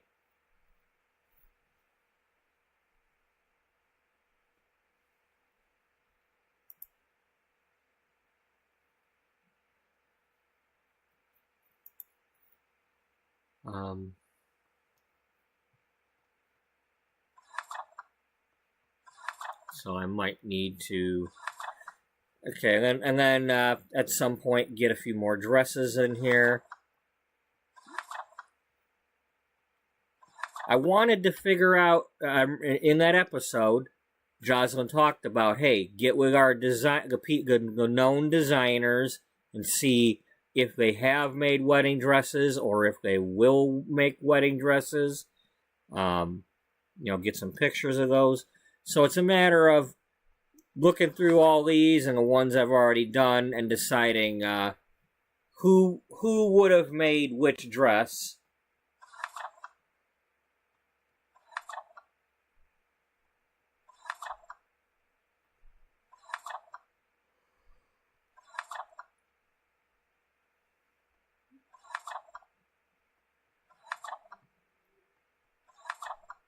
Okay, and then we're getting into the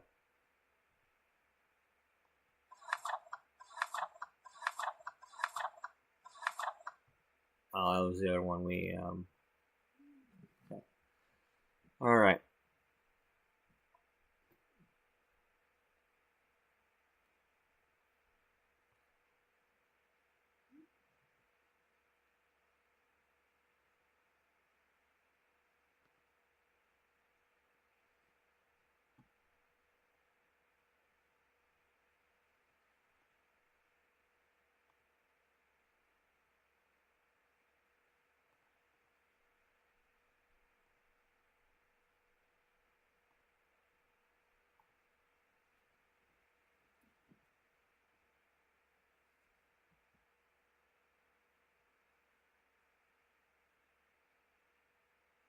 Okay, yeah, like, what could we make at a thrift store?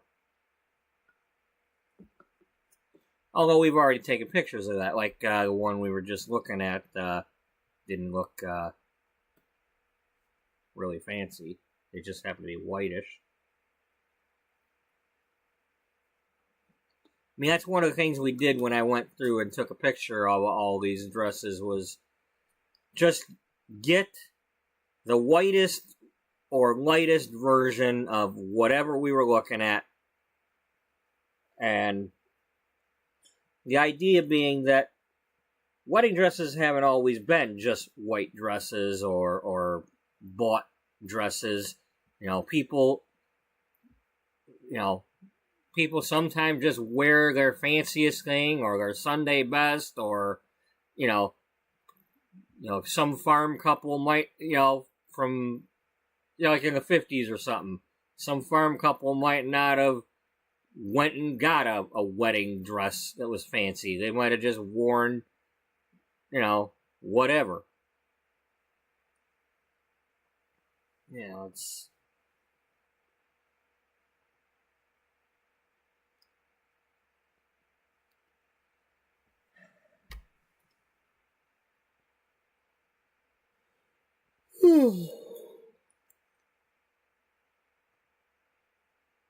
oh yeah. So Amanda was fixing this stove. Let's let her finish it. Upgrading it.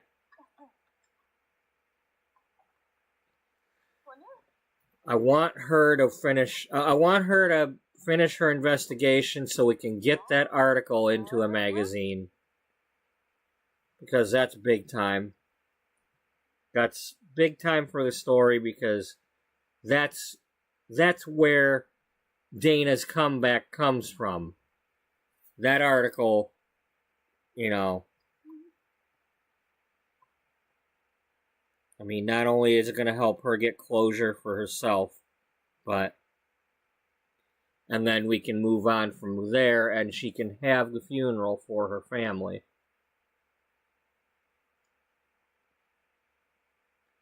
But finding out whether or not, maybe some other people that have the faulty part in their ovens still, saves them from dying.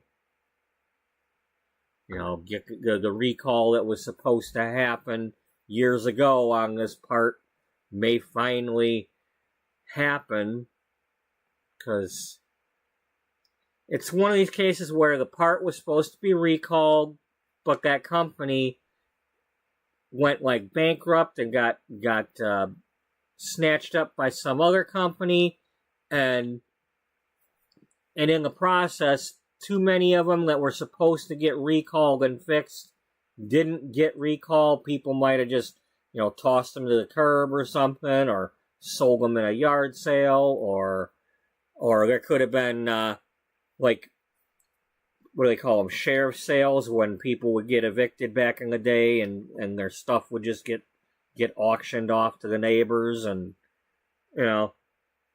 just one way or another, these stoves got passed around to people and didn't get recalled.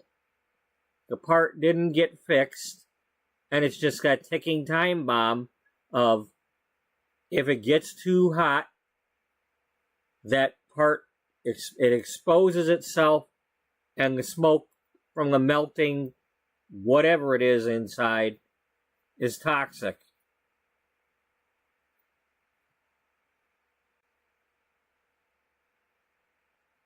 You know, as long as it's got the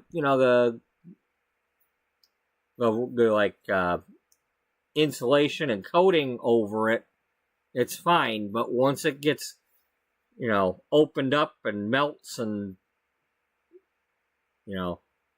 it's toxic. Whatever it is that's in there, it's toxic.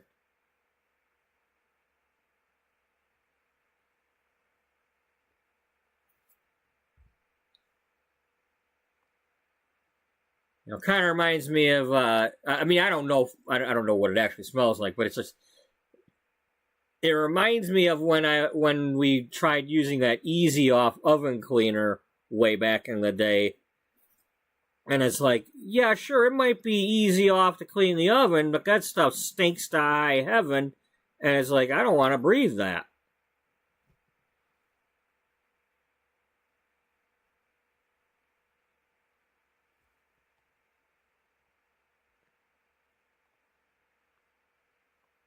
What if that stuff was actually toxic and, you could die from breathing that? You probably don't want to stand there and breathe it in.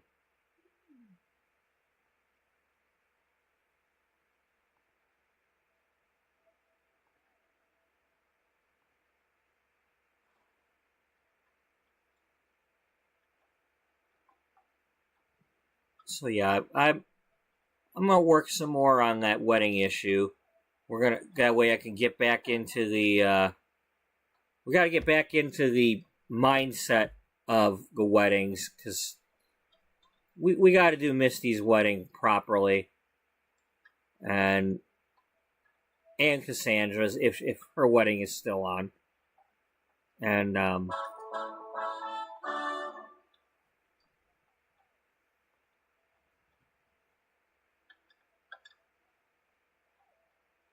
anything else that's going on.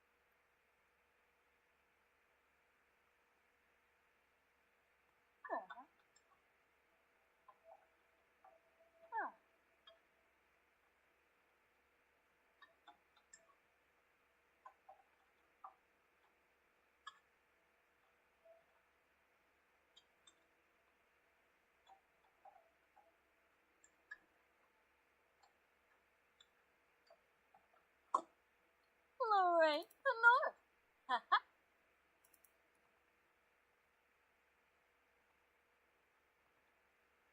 Alright, we got all upgrades there.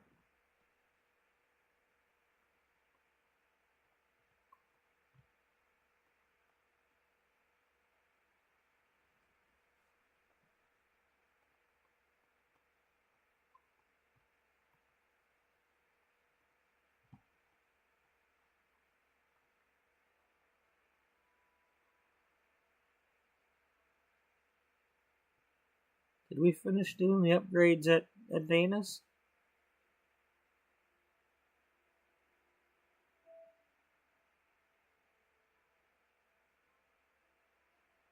I don't know.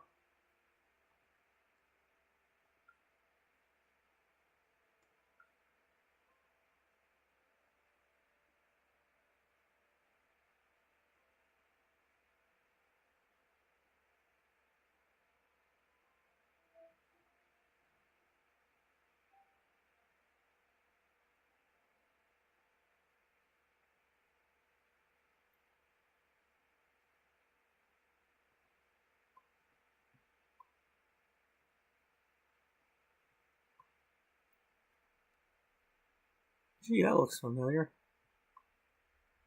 But we're going here this time.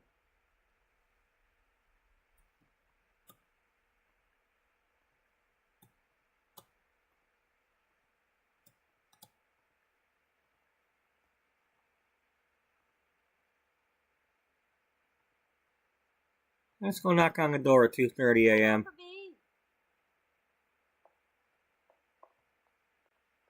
Hi, I'm a firefighter. I'd like to fix your stove.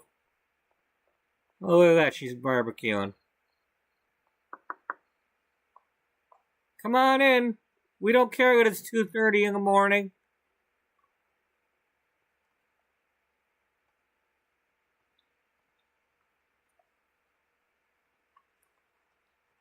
Oh, I see you're barbecuing. Should I,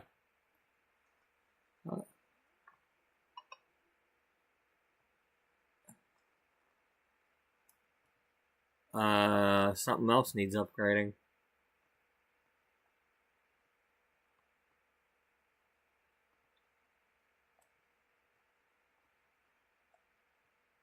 I hear a sizzle somewhere.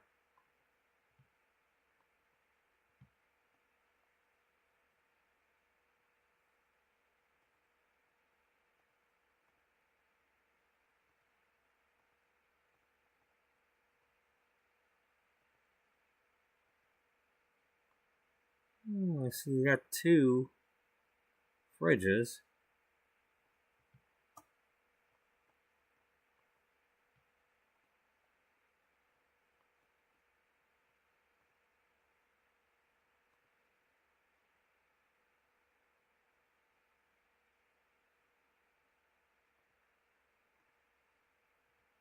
And of course, we left our computer at home.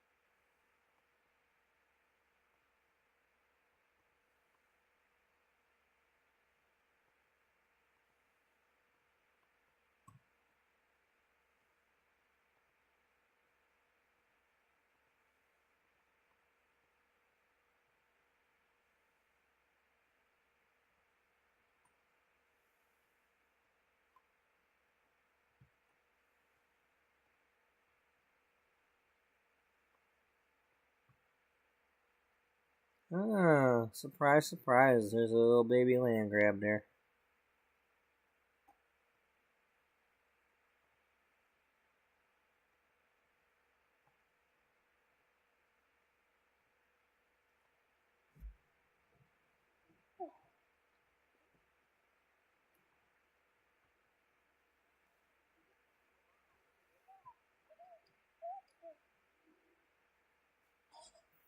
What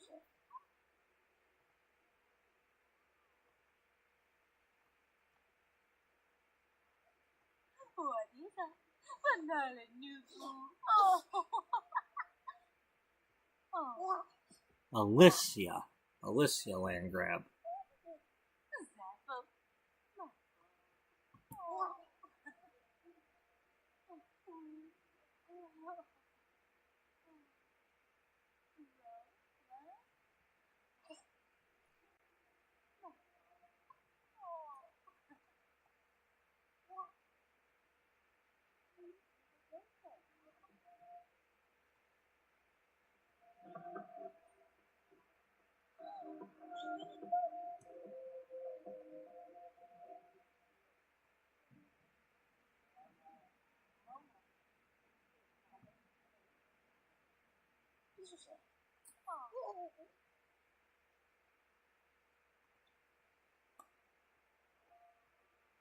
Well, we gotta head home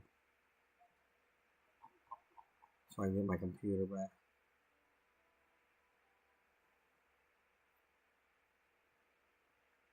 Head back to the station.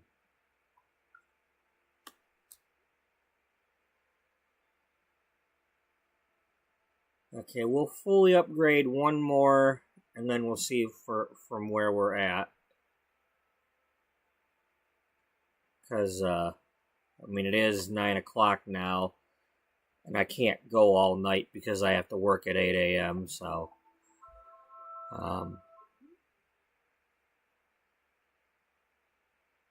we'll see how far we can go, but it won't be all night.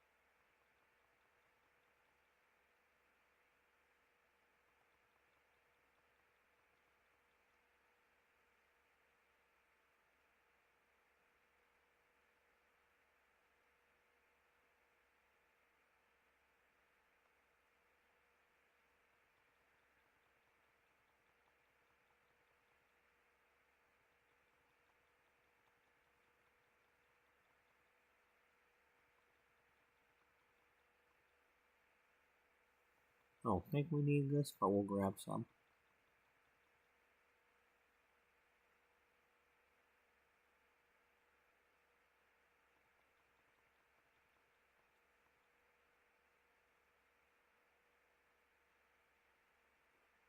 Oh, yeah, I forgot. We don't have that kind of money. It was kind of a rags to riches thing we were doing.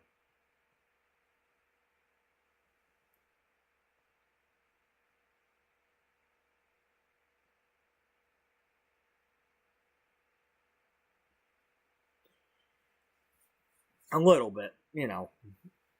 Originally, I started the fire station right after the pack came out with these, fix up these appliances, and then I was going to sell them, but there's no way to sell them without doing one of the old school retail stores.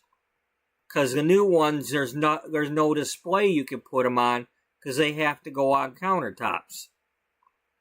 So you can't mark them for sale. So you have to use the old retail store from, I don't know what the hell they call that, Get to Work or whatever. But I don't want to do that kind of store. At least not at the moment.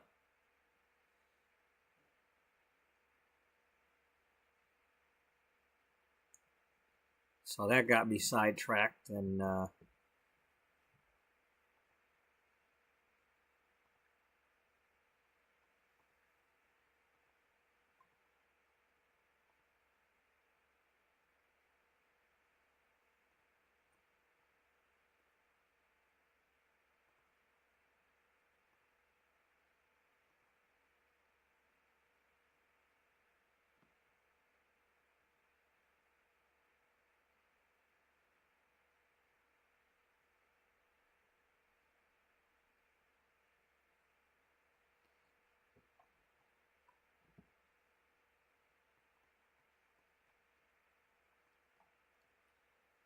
Okay, well, we did refurbish these, so maybe we'll get rid of the ones we had. That should give us some money.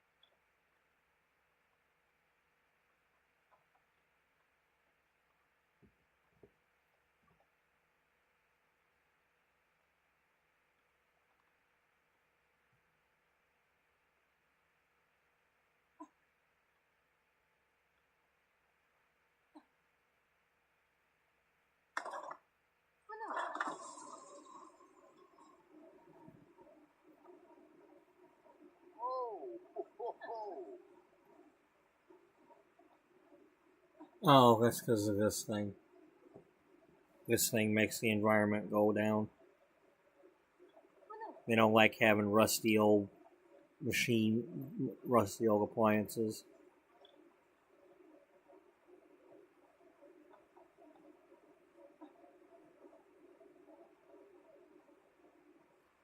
Okay, one moment. I'm gonna go warm up my coffee. Stretch my legs. I'll be right back.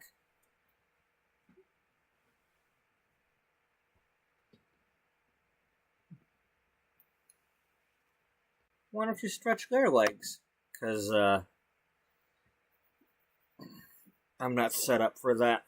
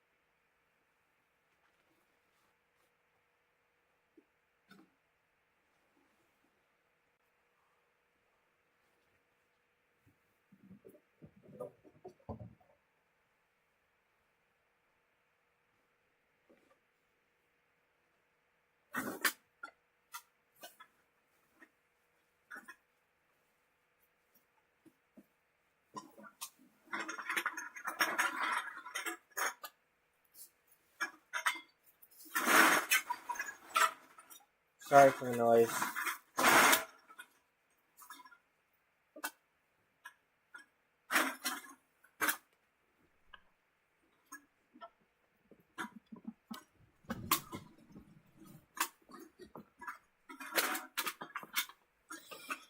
I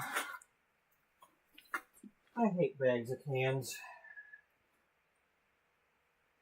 I hate being lazy.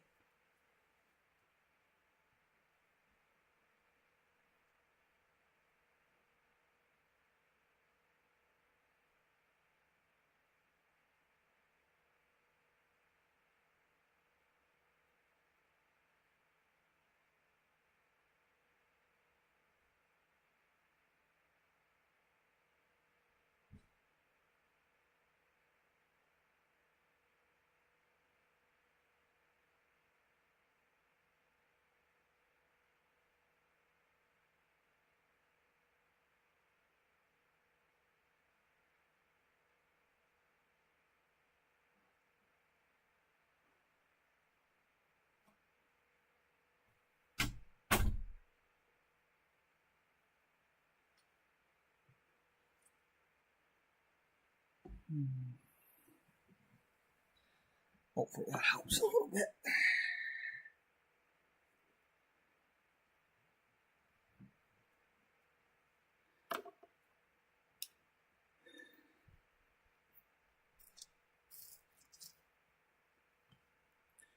Alright, I am back.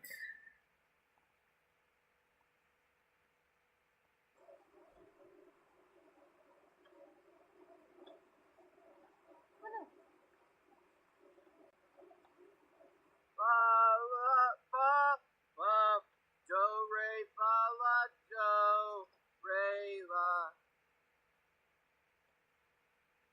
No, sweet.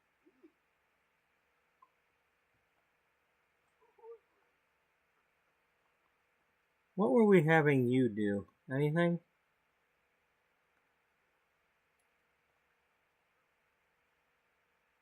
Charisma, comedy, cooking, dancing, fishing. But we don't. I don't think there is any. Is there any fishing in this neighborhood?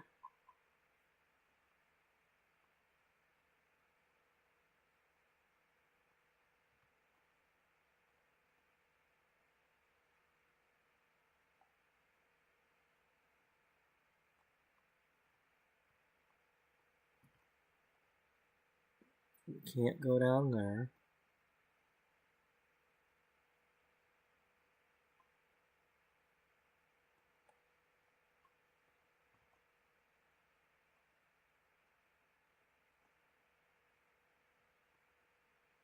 So there's no fishing in this neighborhood, and no fishing in the land grab neighborhood, but there is in that other one.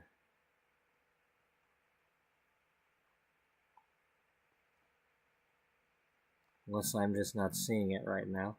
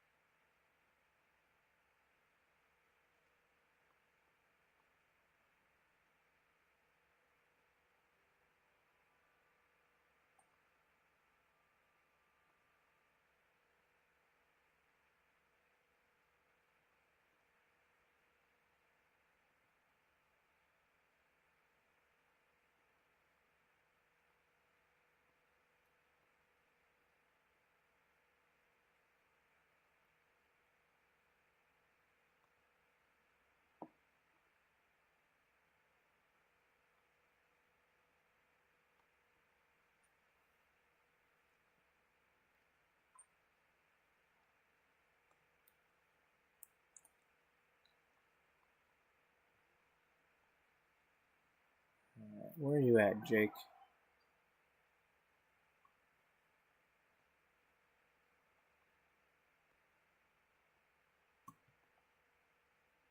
Jake, where you at?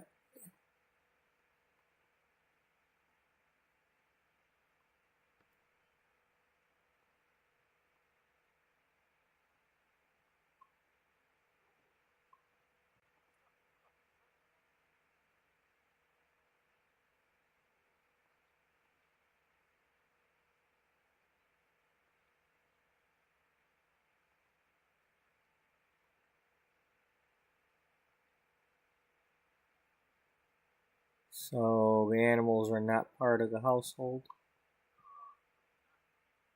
Jake, where the hell are you?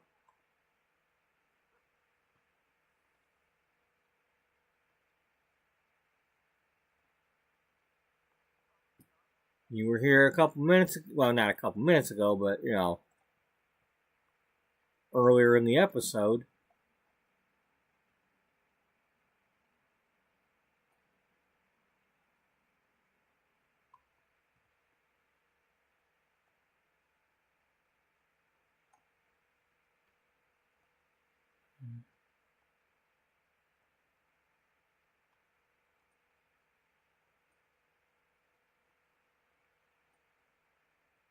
Okay, now I'm starting to get worried, and I have no way to track them.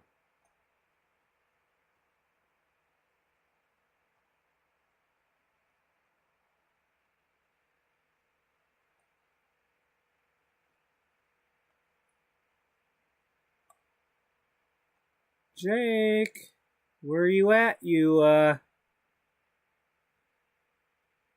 That's the goat. Where's our sheep?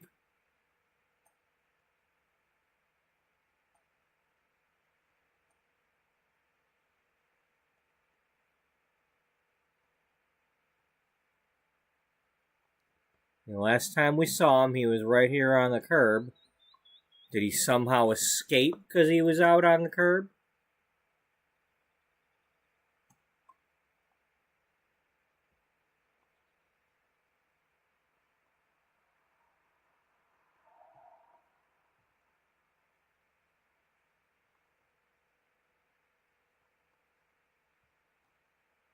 I mean, it's not showing up in the.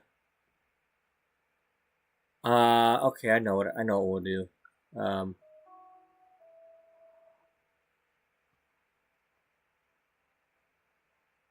Not in there. Well, it's not in the family inventory, is it? No.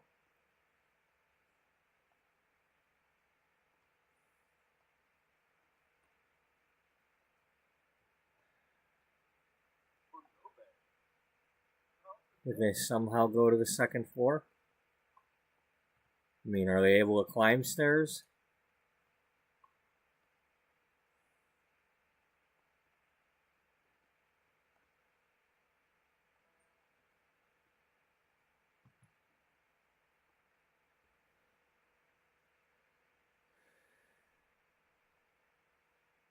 Well, if there was something there, we'd missed it. I'm starting to get a little worried and pissed right now because I want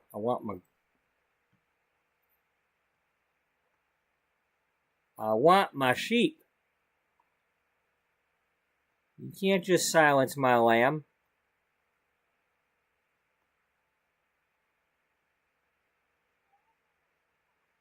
That's goodest. Where is Jake?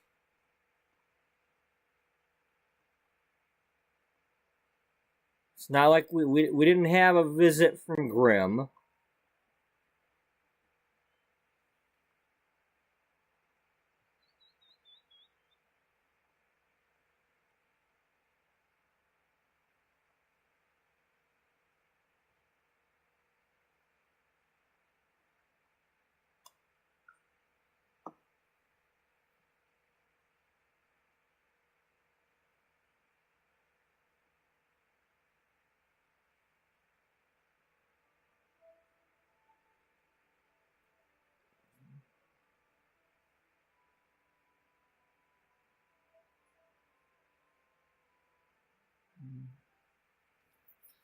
I mean, it's not like we can't just make another one, but it just, where did it go to begin with, other than the fact that it was out on the curb like that?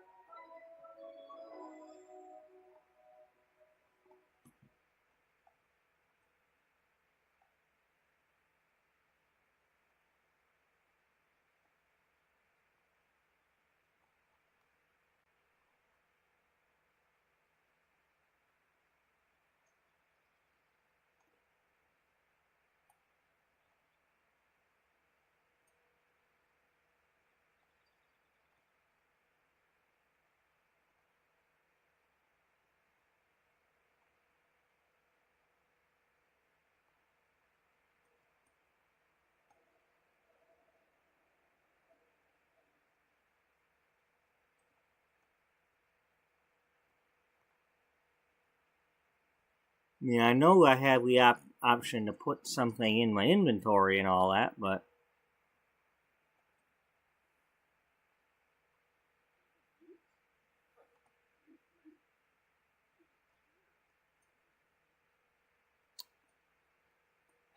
there must have been some sort of message or something earlier, and I must have just missed it.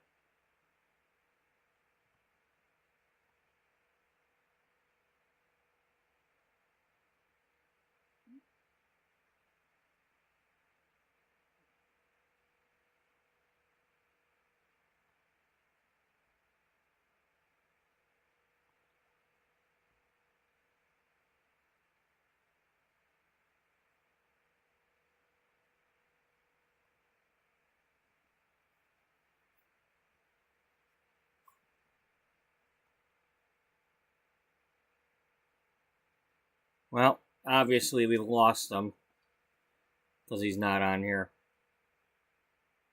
Somehow we have lost him.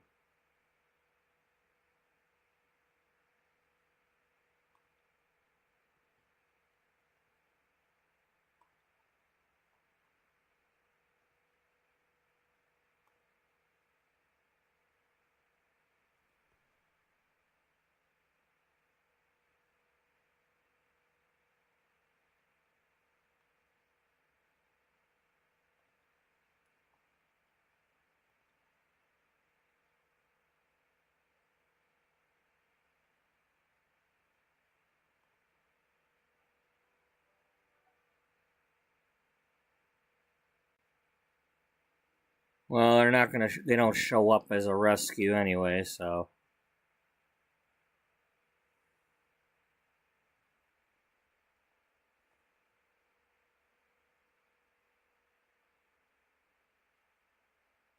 Well, now what?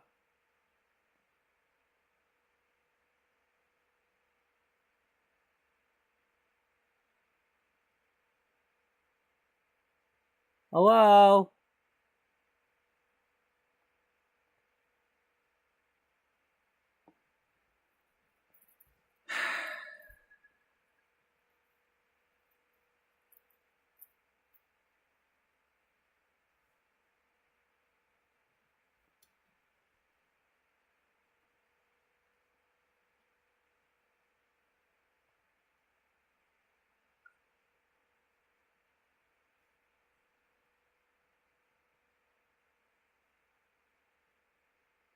I mean, we did just save it a second ago when we went to the other thing.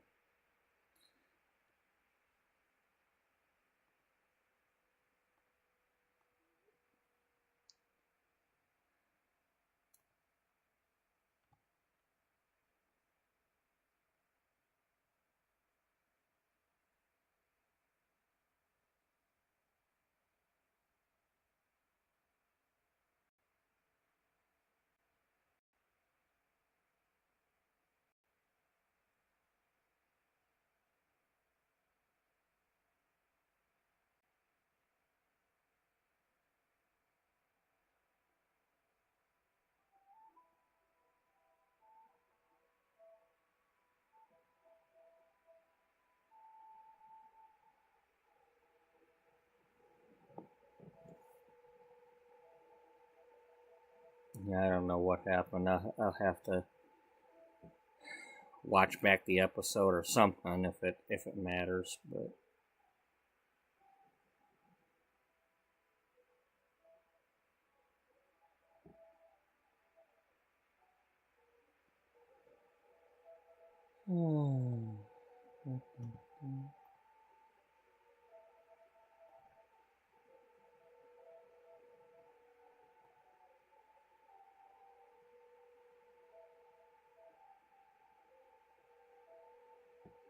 I mean, maybe it's glitched to begin with, but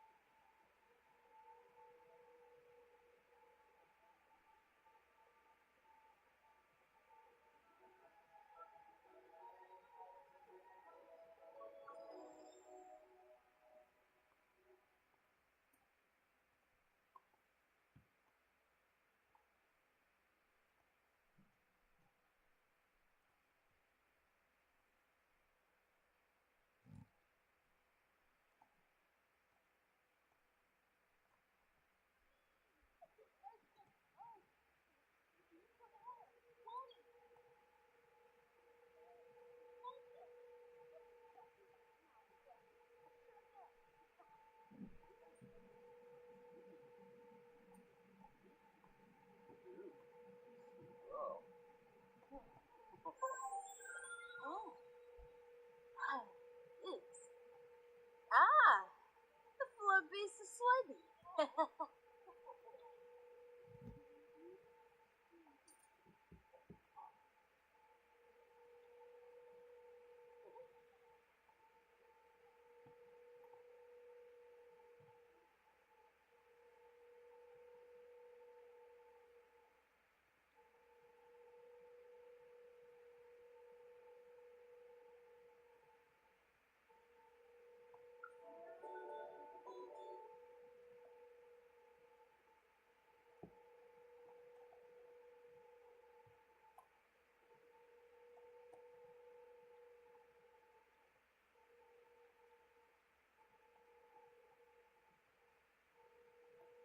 Oh,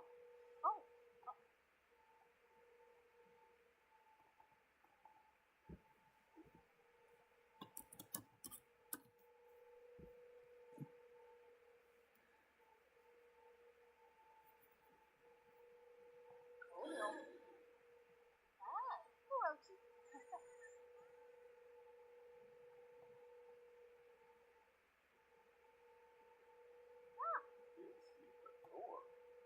Chibadoo. What's he doing? Two kids. Uber row. Oh, cartoon. Oh, production. Normal. Normal. That is sure. Yep.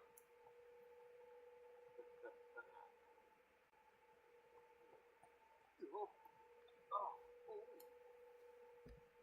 That's really dark.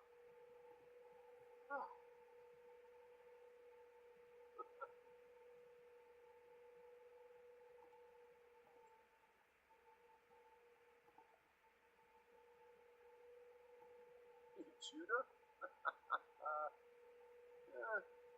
Judah. why can't I salvage that into parts? Damn it! Well,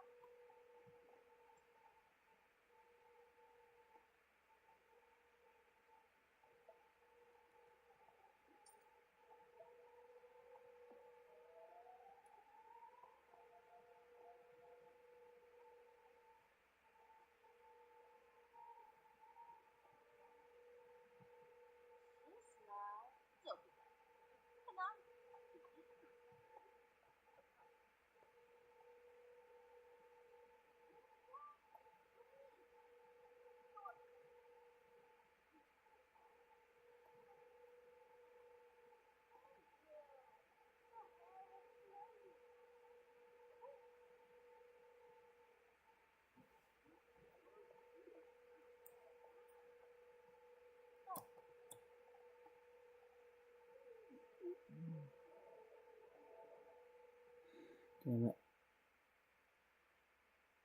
Well, I have no choice but to call it that. Because I meant to...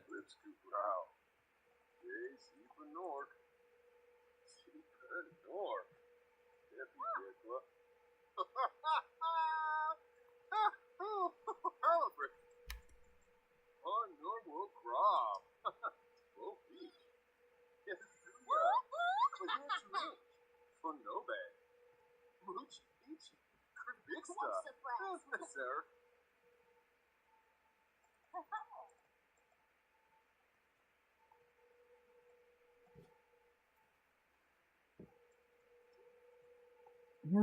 Where's our books? Are they on a bookshelf?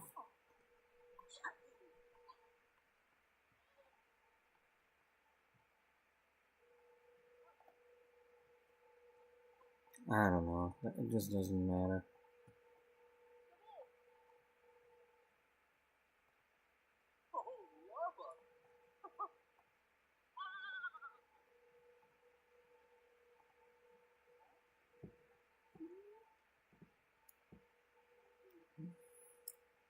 Oh, sweet.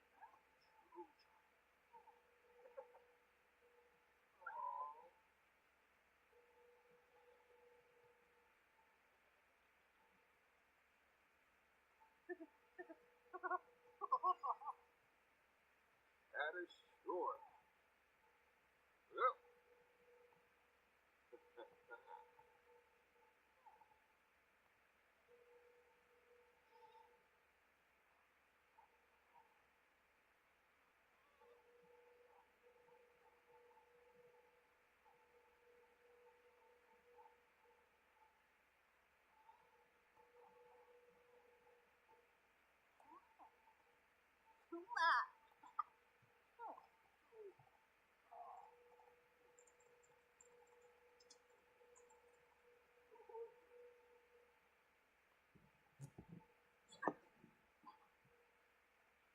Hey, Wes.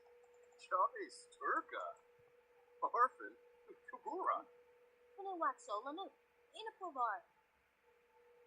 Alright, enough of this. I can't do what I wanted to do because I don't have the parts.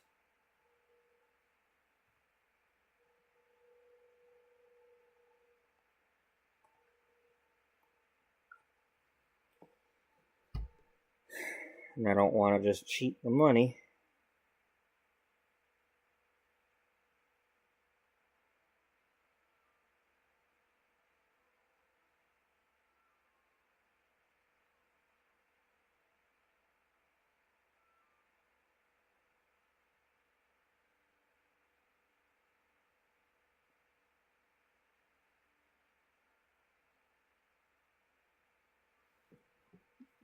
Sorry about that.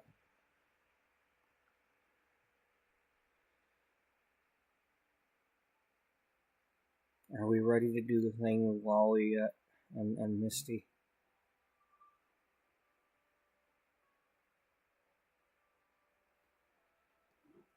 Well...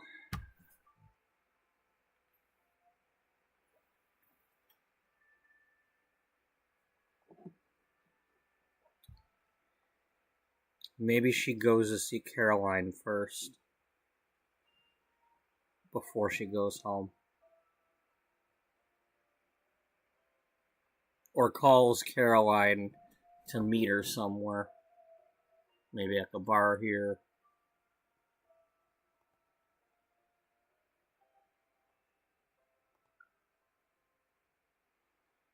So she's still, map-wise, she's still with her father.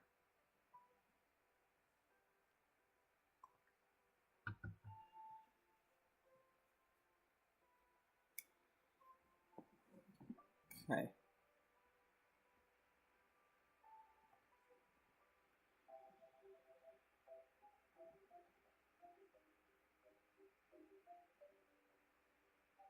There's too many, I think there's too many Sims at Brooke's house.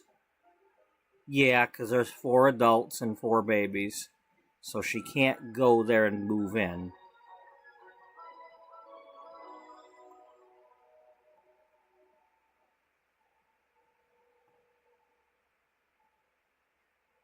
Philibot? Album. Good shame at Philibot? Oh, yes. Suggest fun activities, huh? Kelka. Soon, the Jupsa Ifon. Suwasador.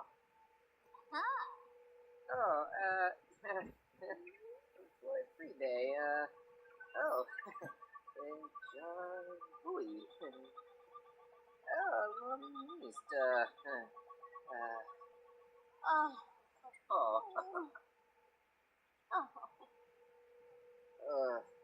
Reboot.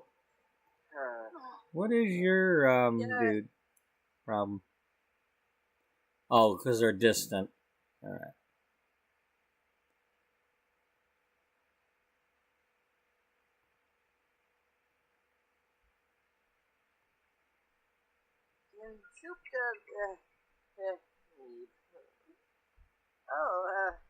Koshima.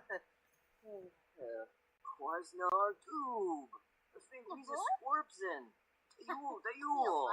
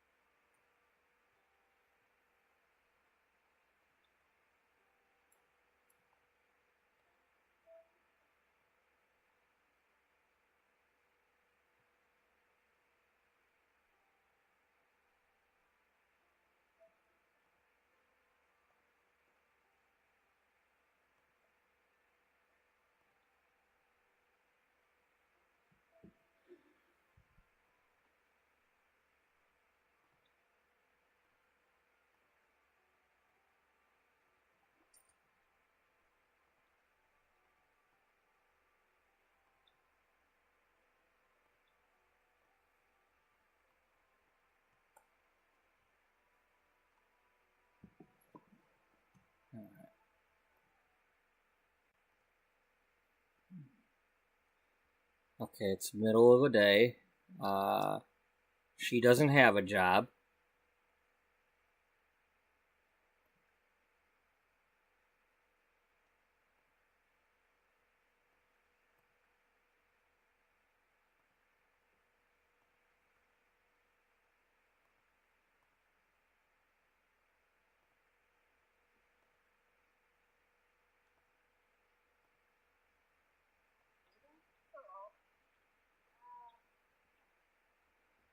Really? Of all the people to be here.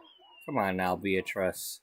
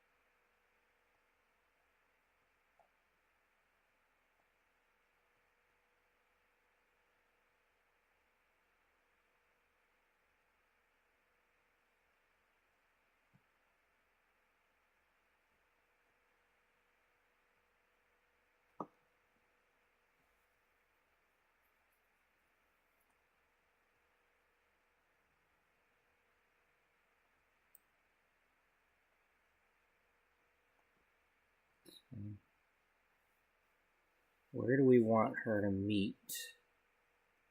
We can go to the Burnt Toast. We could just pretend that's somewhere in LA at the moment.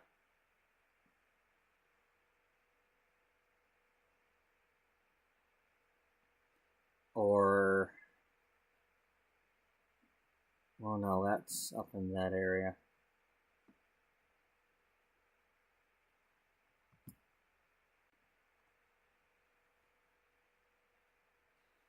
Maybe she grabbed a hotel for the night somewhere.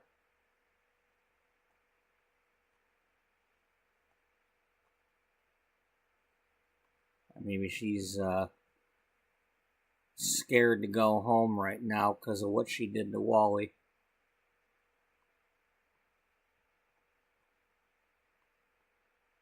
You know, making him wait.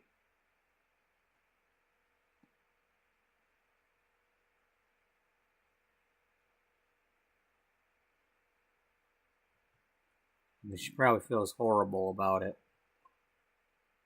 I mean, he's the type of guy that he might understand, but she still might be worried about it. The fact that,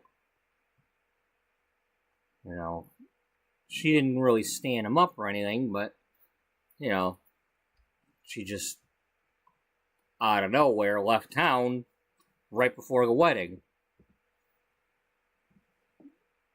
You know, good reason or not, that's what she did.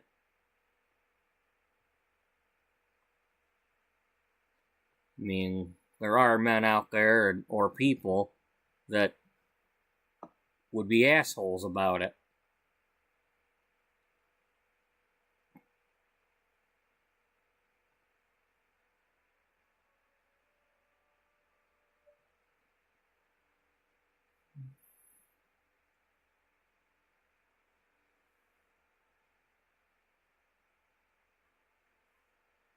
I don't want to go here because of those grills that I left in the inside of the house. Somebody's going to cause a fire.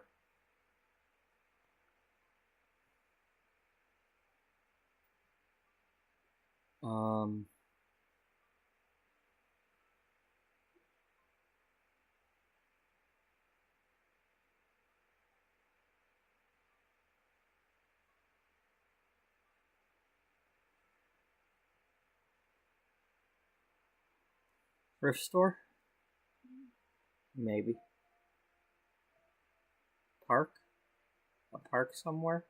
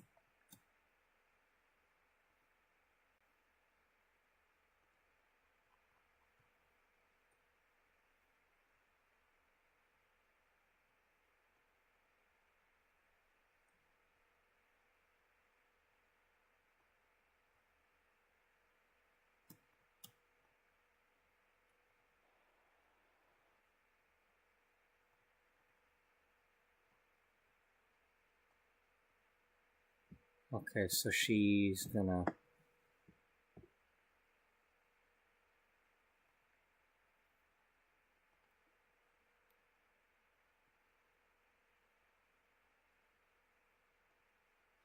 We'll pretend that she's texting Caroline.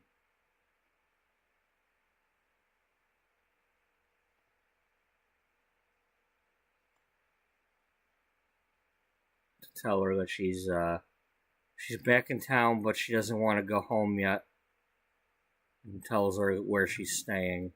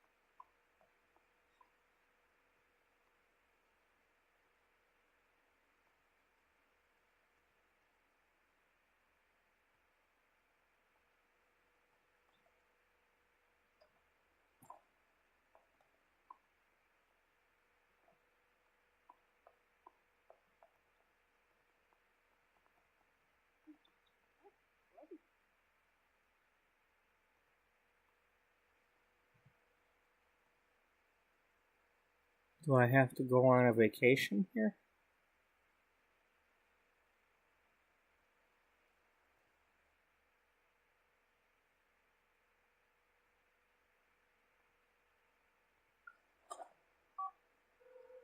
Simbozy, she needs to go. We'll be Azara.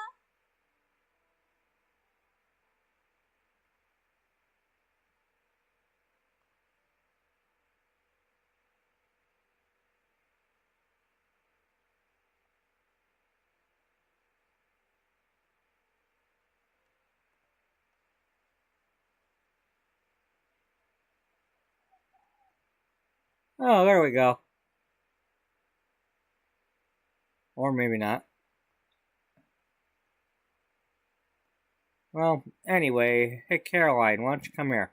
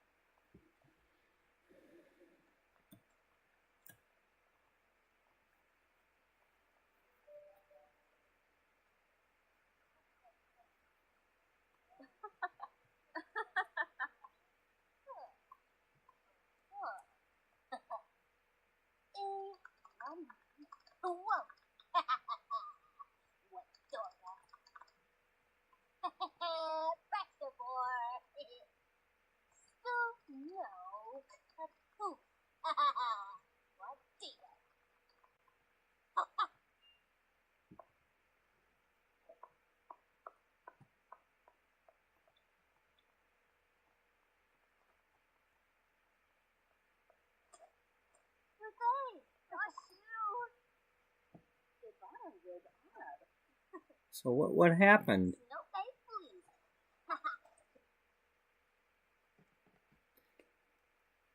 Well, what happened is I'm taking my headphones off and I'm going to go get coffee. That's what happened.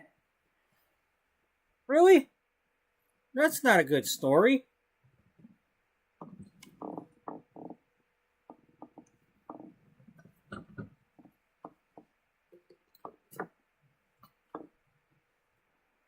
Maybe I'll get popcorn while I'm at it. You gotta do some talking. You don't want popcorn. We're gonna have popcorn.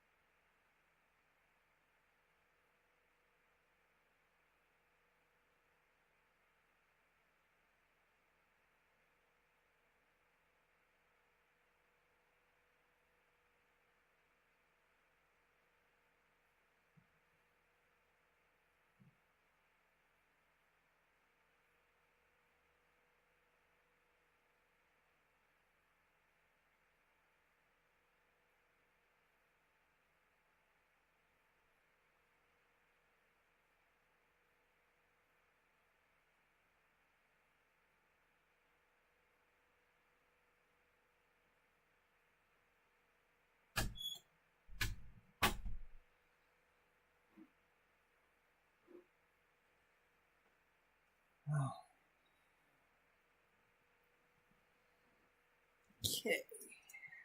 All right.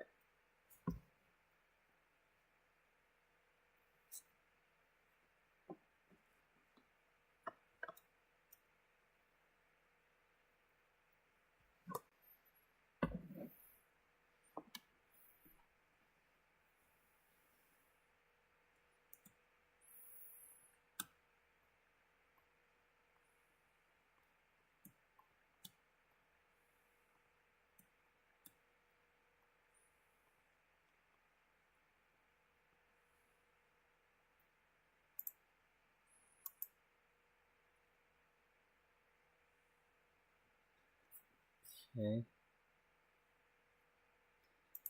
Do, do, do, do, do, do, do, do, do, do, do.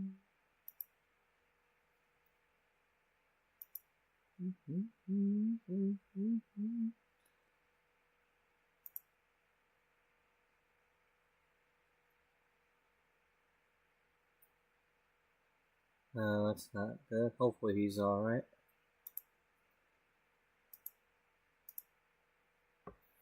Well, I can't talk about that because it's a members only thing. And unless you all are members on that channel, I can't talk about that. So,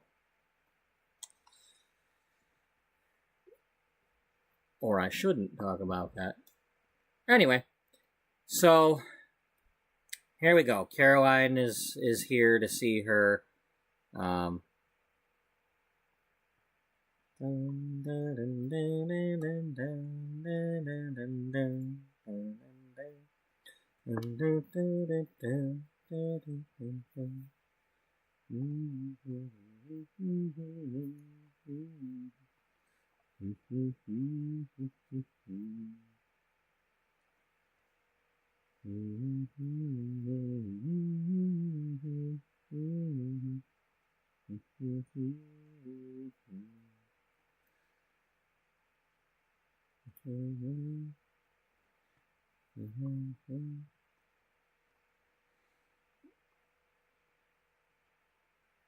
Anyway, okay, let's take that music off for a second because I'm getting distracted.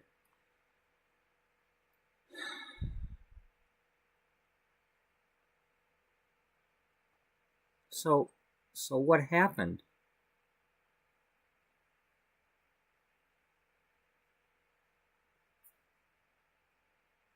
Oh, it would help if I had my ear. All right. Pause the music for a minute there. Because I took my headphones off to stop listening to the music, and then I realized, oh wait, now I'm not listening to me.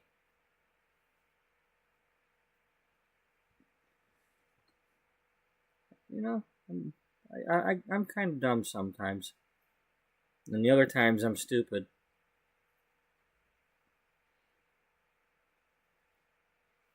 When are you ignorant? I don't know.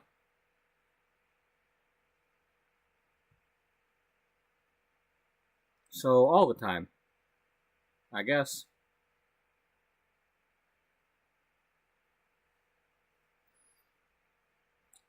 But it is better to keep your mouth shut and appear dumb than to open it and remove all doubt.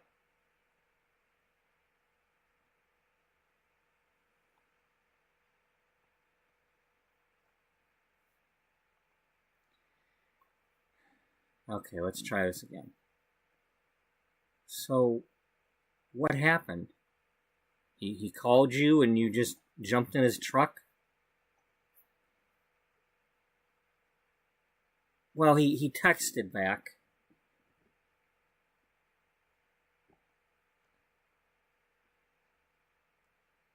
And he said he was coming through town and that he couldn't stop because he was running late. But if I could just get in the truck with him and go with him on the road for a week or so, we could do the talking while we were driving.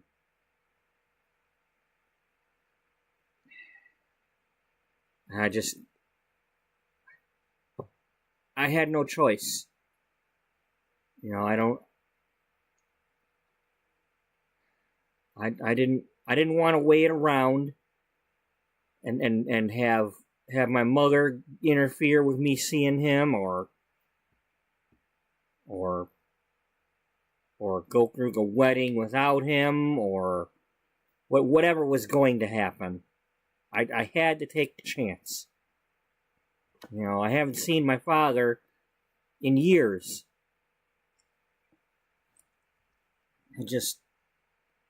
I don't like how it happened, but it happened.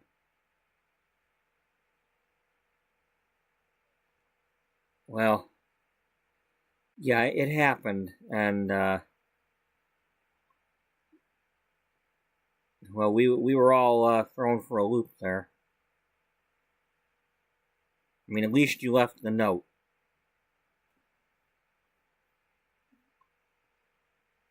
Yeah, that's about all I had time for. I didn't even pack. I'm still wearing the same clothes.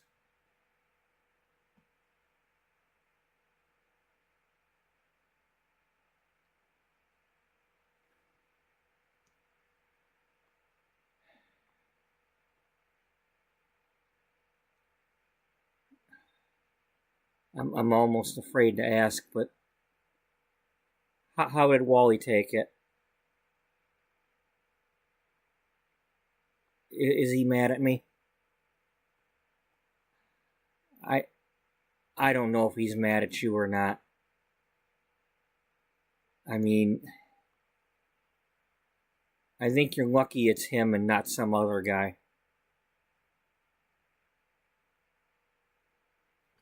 No. I think he's got his mind made up that he's going to be marrying you, and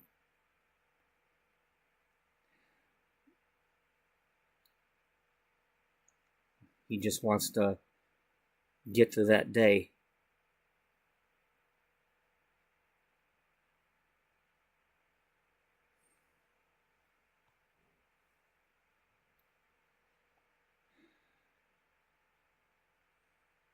About that, do we have any? What's going on with the plans?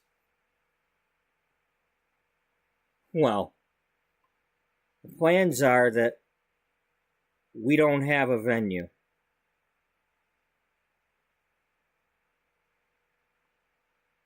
The one you had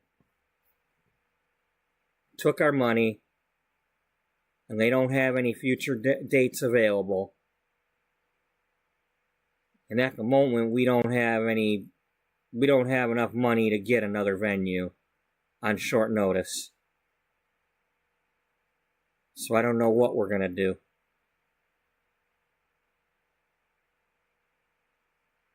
And it's kind of hard to figure that out when we didn't know when you were coming back. It has been over a week, so it's a good thing we didn't make any arrangements yet.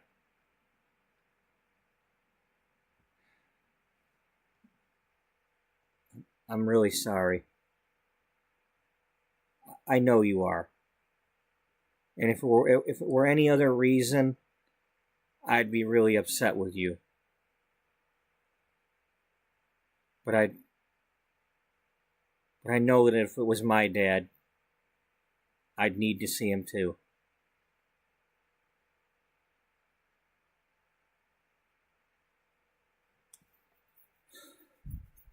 So what? Do you want to tell me what the story is with him and her?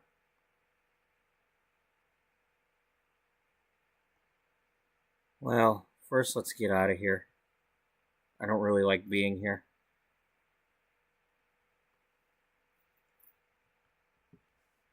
It's almost as if I'm in a ghost town or something.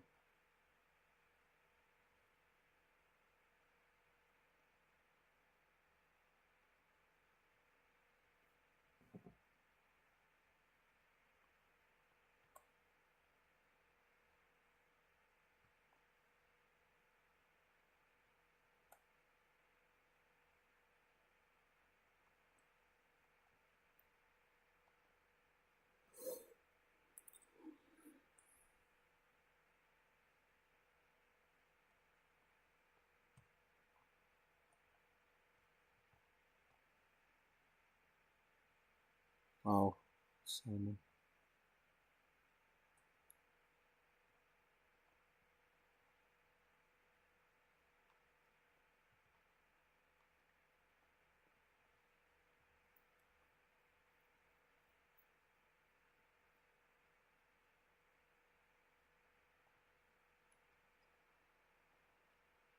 Ew. The horror shwaby.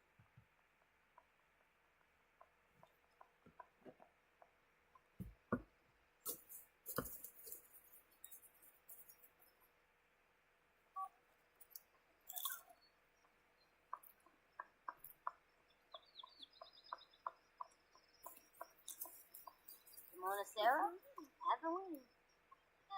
Renique was sore. Oh, Renique. What's that? Oh, you play for the samba, huh? So.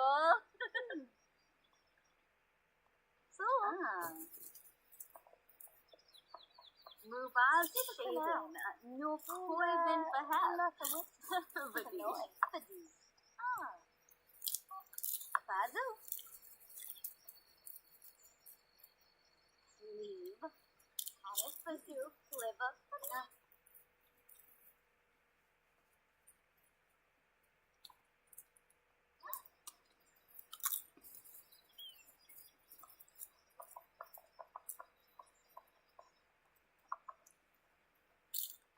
Okay, we didn't mean you. Just because you joined in on the chat doesn't mean we meant you.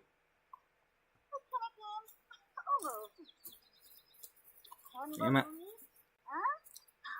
What kind of food did they have?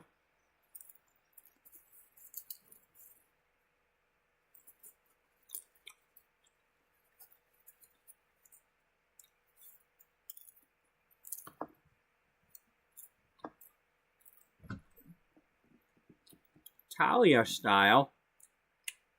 Like Adrian? Adrian Balboa? No, she does amazing things with macaroni.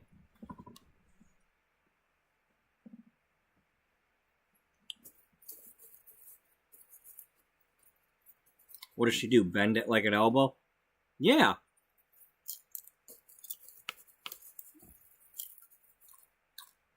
How did you know?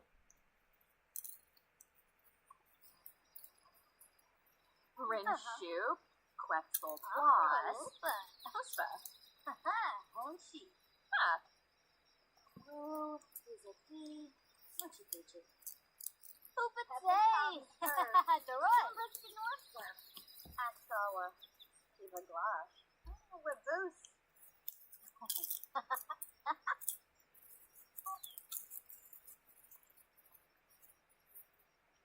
Palachina. Beef. Oh, stop talking. Stop talking. We want her to leave. Sloopy. Ah, Nasty Deflina. ooh, boo.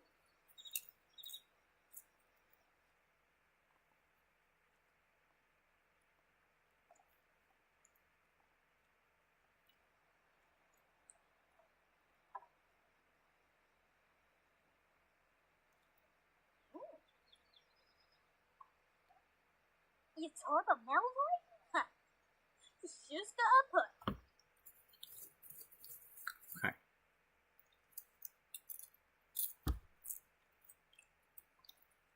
So, spill the deets.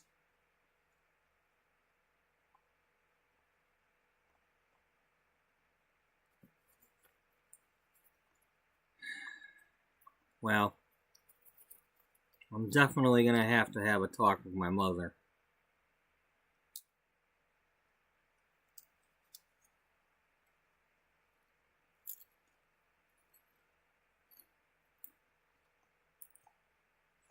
Really?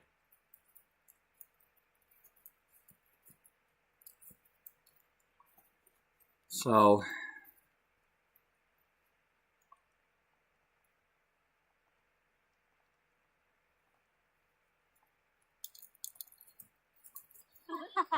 Narbaina Kabul. Lunkias, Yakana. Namilaju.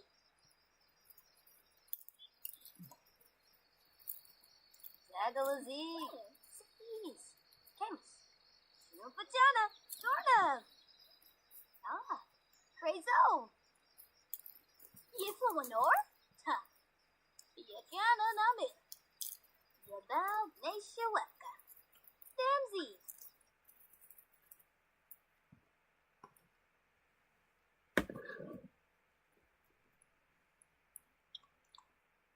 So what did he say? I mean, what happened to begin with?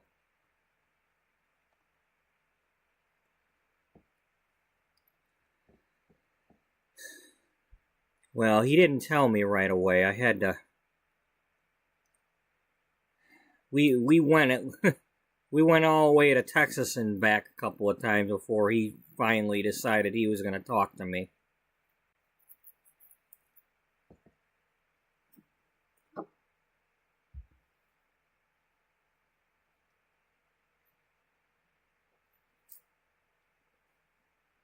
I mean, we talked about other things, and he asked about me, but he wasn't ready to talk about her until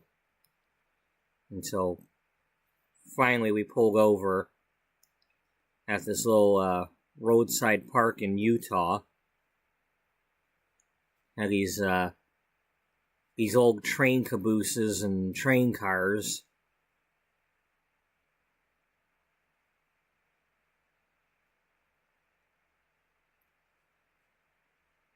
And that's when he finally asked and said, "So what is it you want to know?"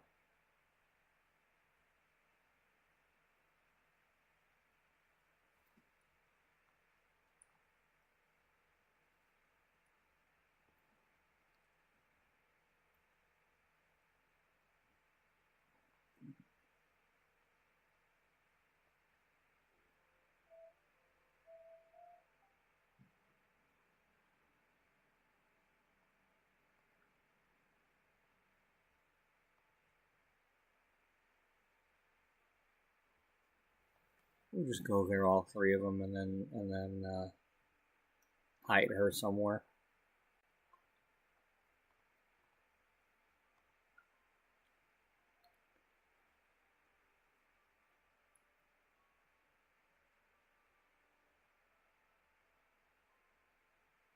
I think this is actually a hotel.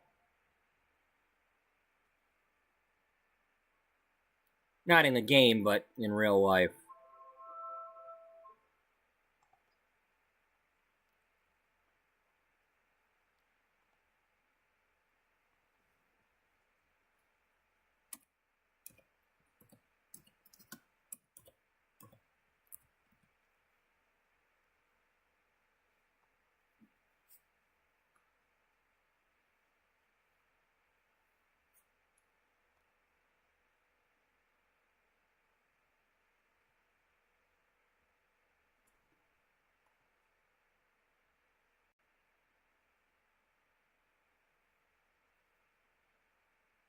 Yep.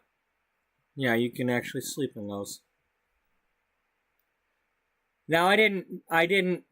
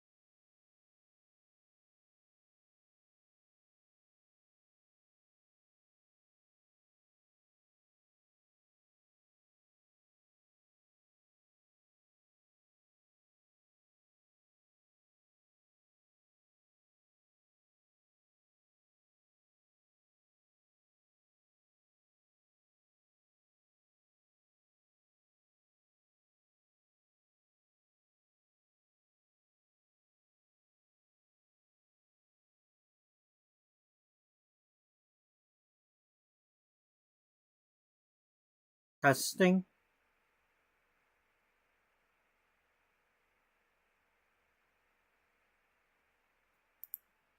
Okay, I'm not sure if that was just my other computer not playing my voice, or... Here, let me, I'm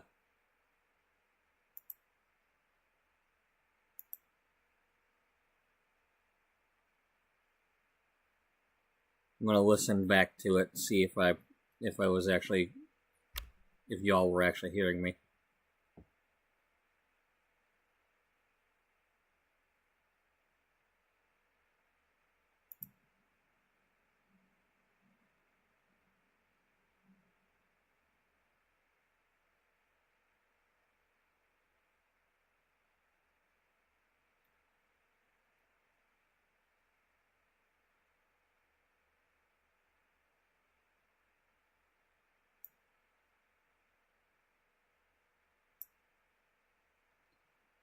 Okay, so for some reason it wasn't recording me. Or something.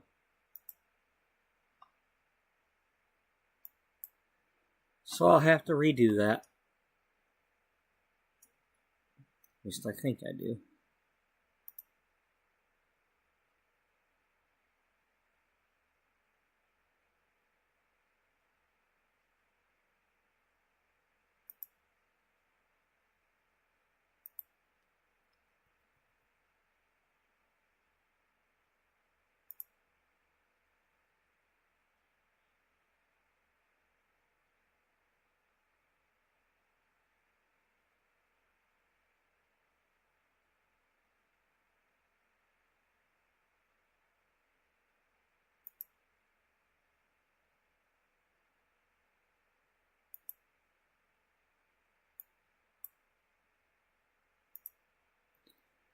Okay, well, I'm gonna have to redo that scene.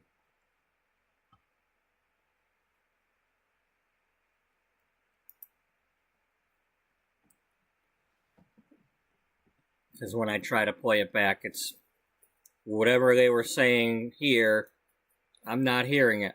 So now I'm hearing it, but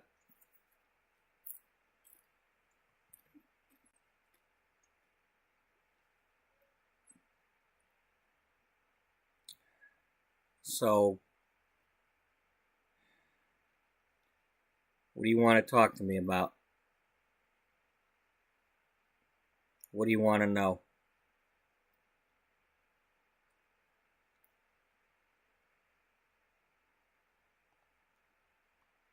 I want to know what happened.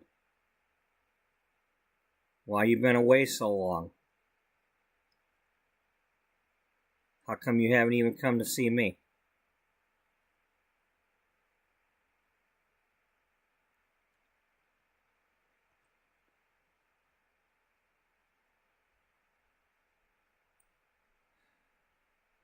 I wanted to come see you, but your mother wasn't going to let that happen.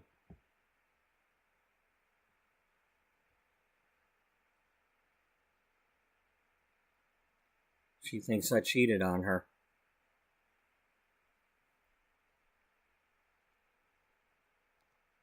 Did you?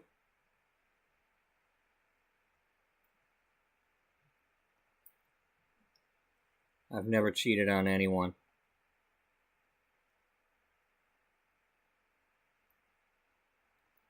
Why does she think you did?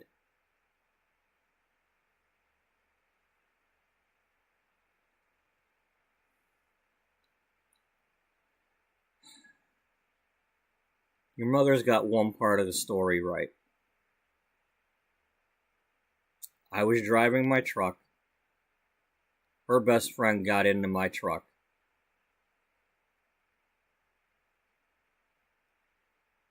And apparently, her best friend was having an affair. Not with me.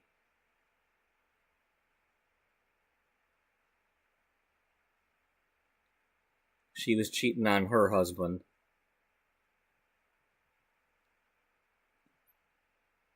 I didn't know that that's what I was doing. I didn't know I was taking her to see the other guy.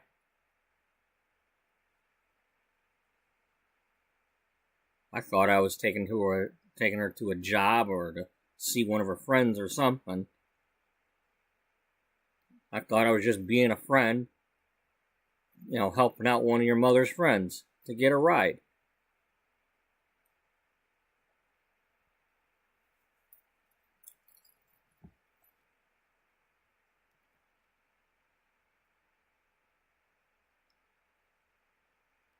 How come she didn't understand that?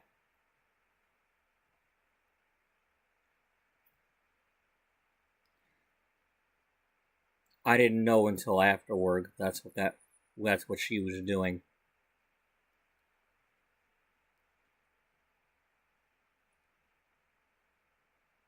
Wait a minute. Is that what I wanted to say? No, maybe what it was is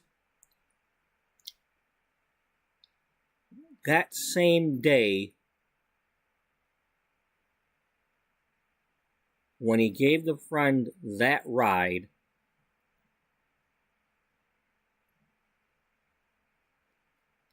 that's when he realized he probably saw her get out of his truck and go hug and kiss some other guy. And then when he got back, that's when Sylvia jumped at him and accused him of cheating. And he already felt so ashamed about being the guy driving her to see the other guy. And he's a bit of a coward. He's socially awkward or something. I don't think we had socially awkward yet. But when I created him. But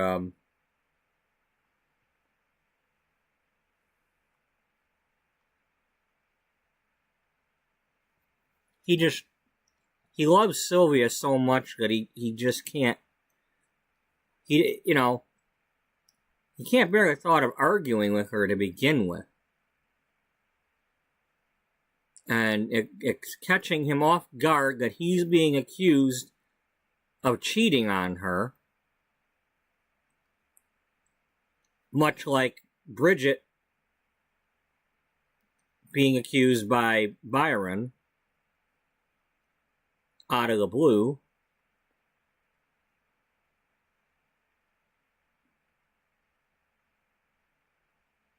And it's like, I had just found out that I was helping her best friend cheat on her husband.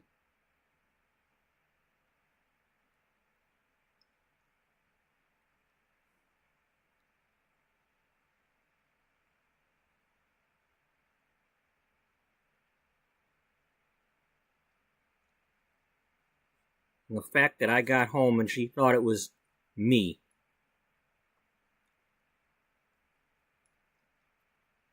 I'd already felt so ashamed. I tried to say, no, I wasn't cheating on her. But she wouldn't let me get a word in edgewise. She started to storm off, turn around, and said to get the hell out of town and get out of her face. And not come back.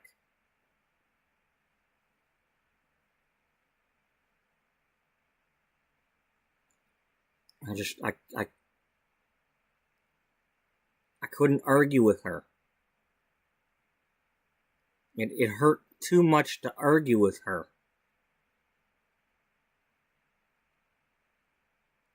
I'd never seen her that hurt.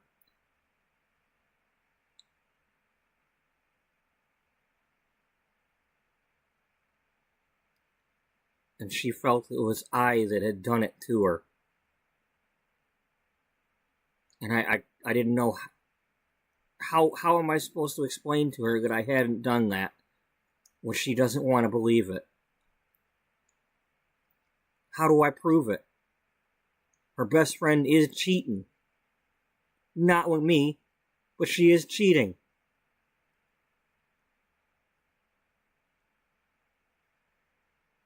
And I'm involved.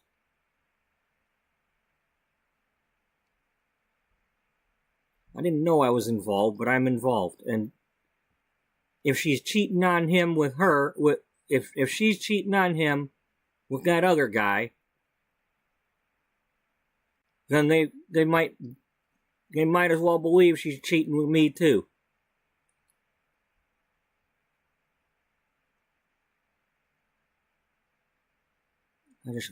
There was no explaining it.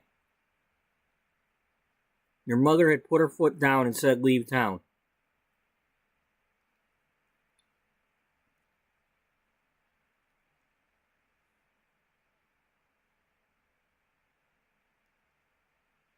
How come you never sent me any letters to explain it? Did you try sending her letters? Did you try coming back to town? Did you let her cool down and try? Even after a year, you could have tried coming back to town and asked and tried to smooth it out with her. At the very least, to try to see me.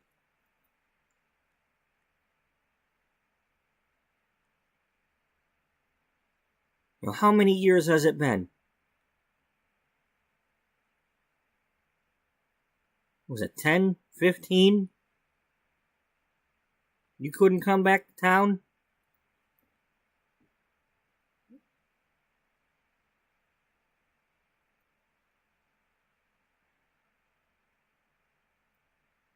I'd never do anything to go against your mother. I love her too much.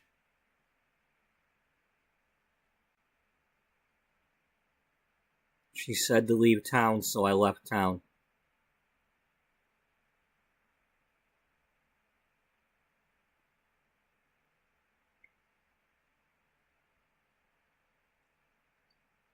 I tried to send letters and cards and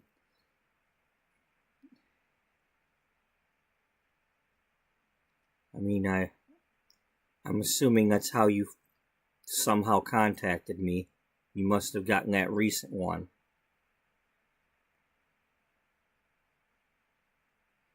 Yeah, only recently did she give me that box of cards. But there weren't any letters. She must have either thrown those out or kept them somewhere else.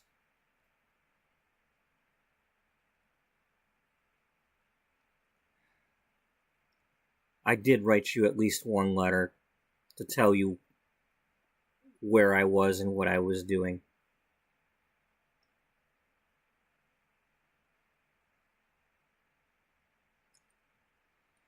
But she must have kept it from you.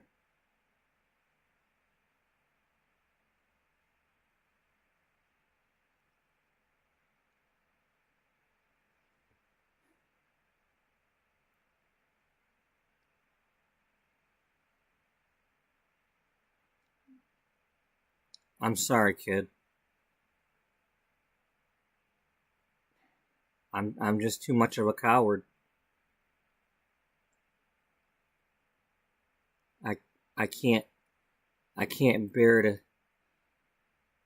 and I'm telling you right now, I'm looking at it. The looking on your face. I can't bear to look at you. Your disappointment at me. It's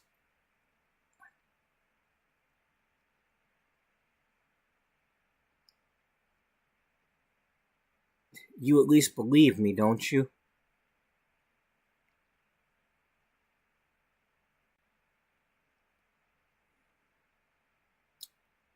I don't know what to believe.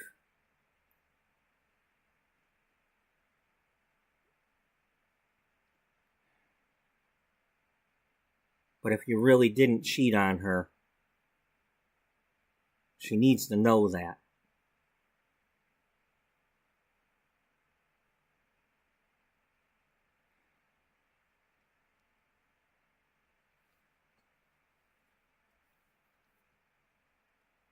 Do you know if do you know if they found out about her friend? About her real affair?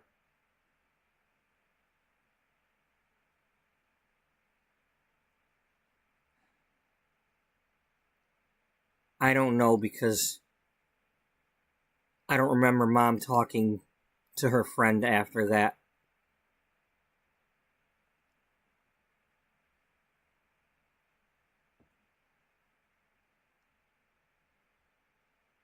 I was pretty much kept out of the loop.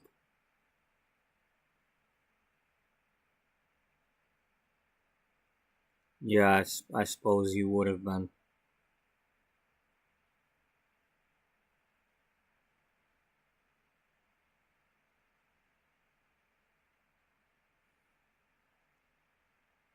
So are you going to come back to town at all?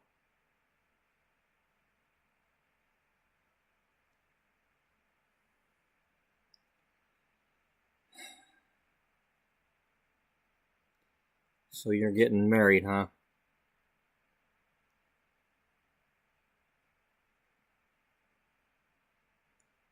Yes, I'm supposed to be getting married. I should have been already.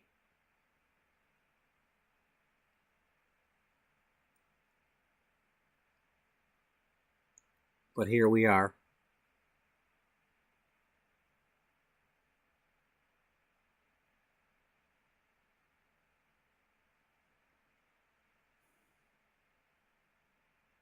Are you going to be able to come to my wedding?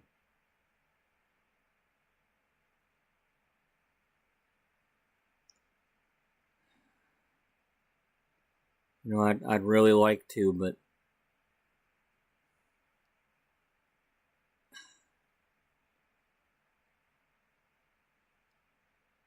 I don't know if I can face her there. Do you really want our confrontation to be at your wedding?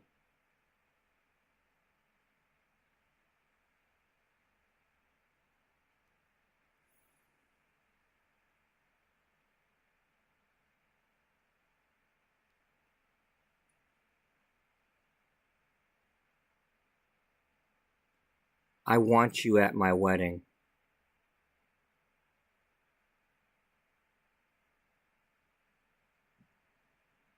But no, I don't want the confrontation to happen there.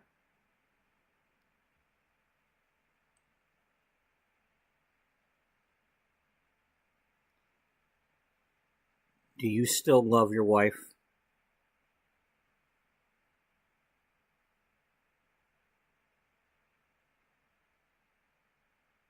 Whoa. Why are you asking it like that?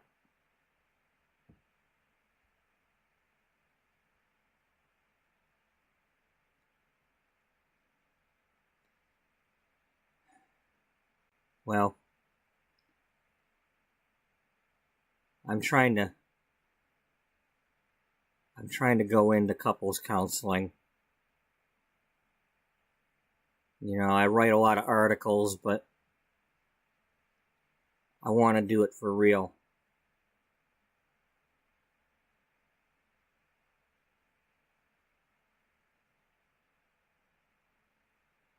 And if I can't do anything for you and Mama, I don't know if I should even try.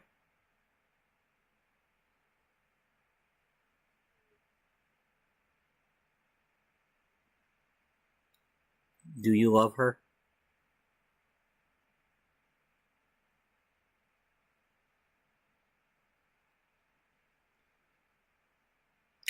I've never stopped.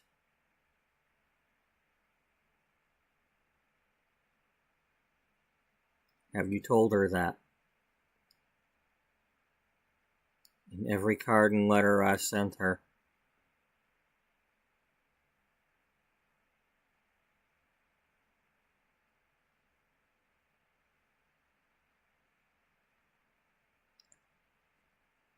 She just doesn't want to believe me.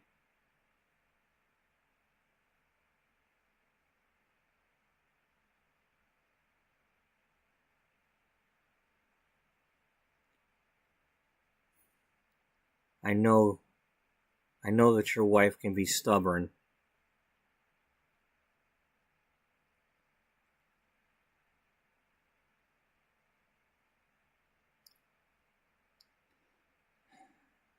I am her daughter, so I know I can be too.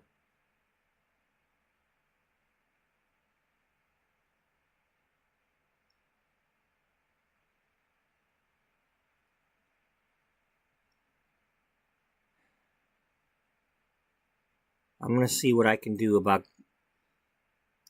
getting the wedding date moved far enough out so that you can attend. But I need a chance to talk to her first.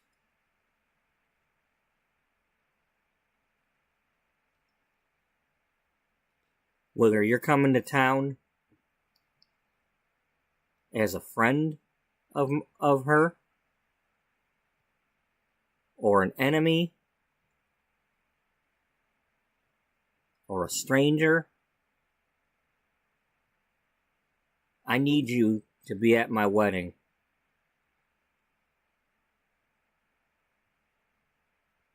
So, you're going to either have it out with her before then, or we're going to at least have a truce.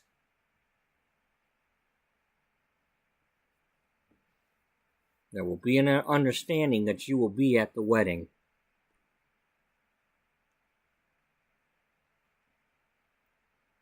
And if either one of you is going to start it, I will be the one to end it. And I'll be telling somebody to leave town. Or at least the wedding.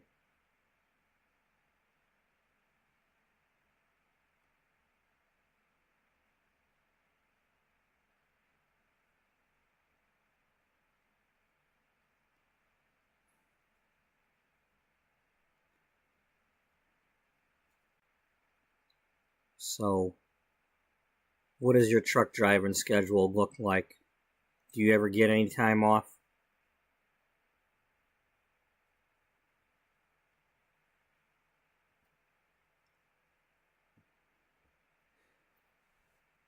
Well, it's kind of odd that you ask, because I don't always get time off, but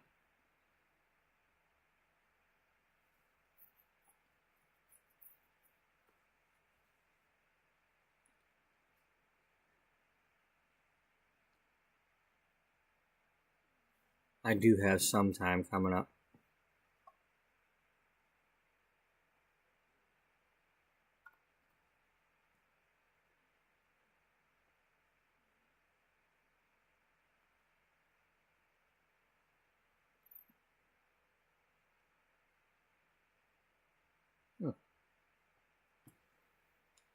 Weird. Okay. Well, I've got your text number. That's the one you take with you on the road?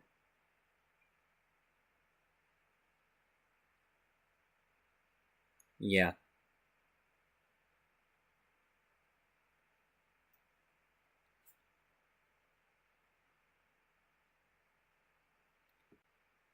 Well, then you make sure you don't make any plans for that weekend.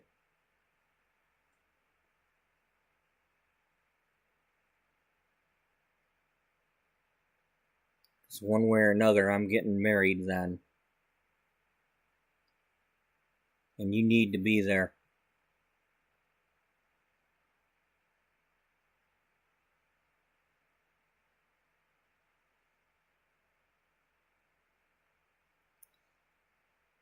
Would be really nice if my father gave me away.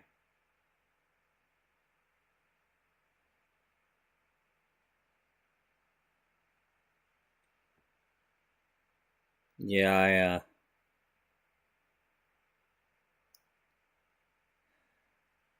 I should probably be meeting this guy too, huh?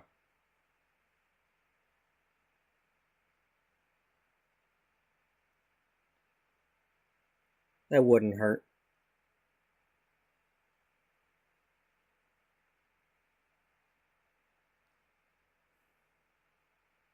Well, we better get back on the road if I'm going to get you home in time. We still got quite a drive to get you back to LA.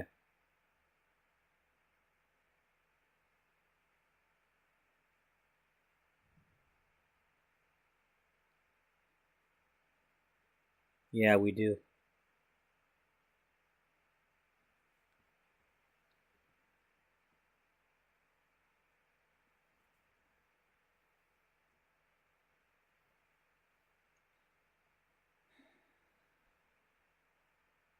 I can see you get your toughness from your mother.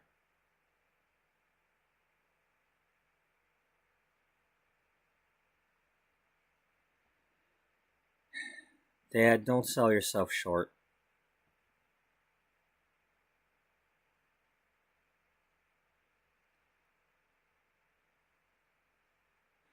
It's not always being a coward to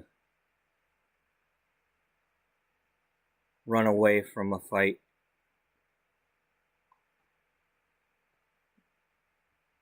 When love's involved.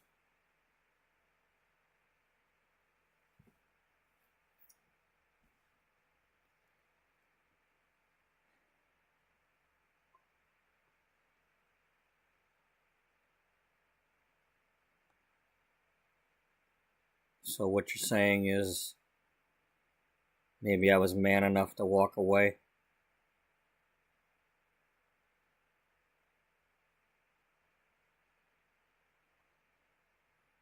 Maybe. We'll see.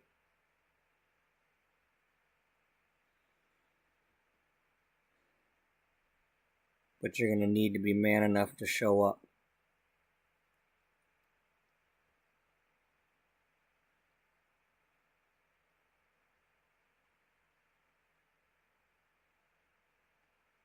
Deal.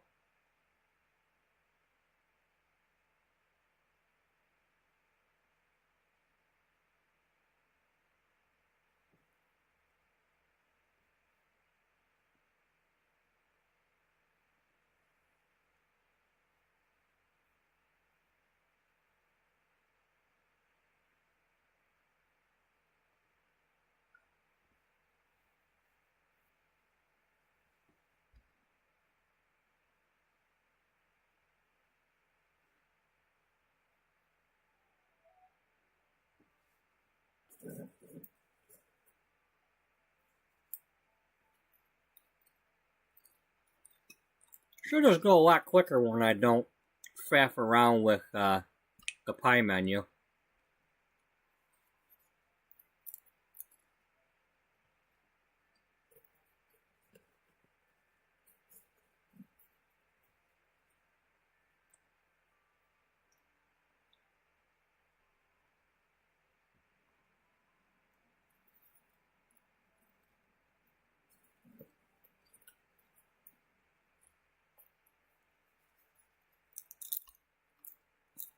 Alright, let's just do this one time for now. We'll just send both of them over there.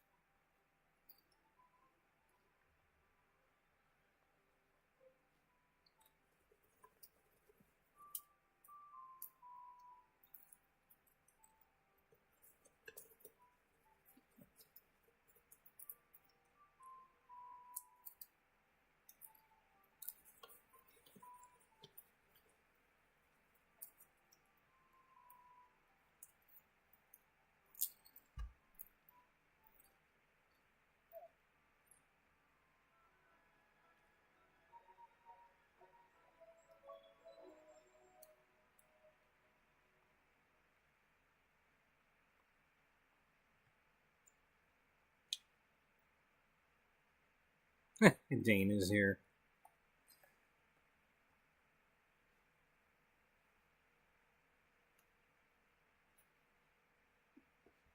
What you doing here, Dana? Why are you here? Why are you here, Dana?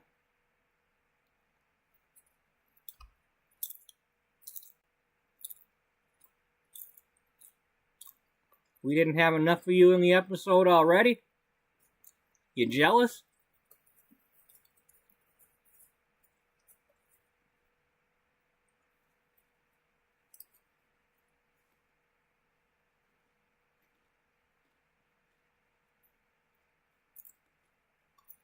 Where's Misty at?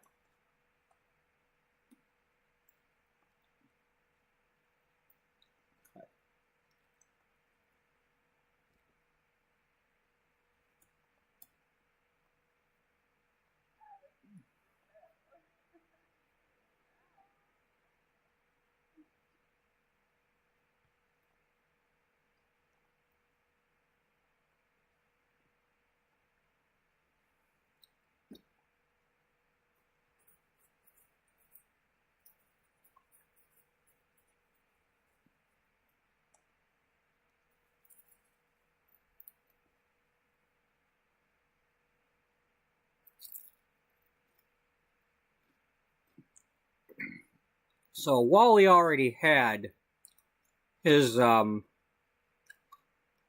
bachelor party type thing.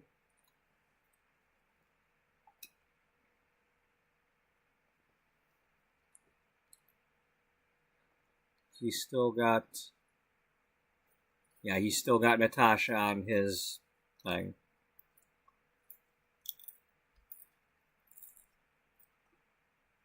Because she's the former romance festival guru that they got engaged in front of her after she kept telling Wally that, oh, your love life outlook looks bleak and all that. And he's like, oh yeah, well,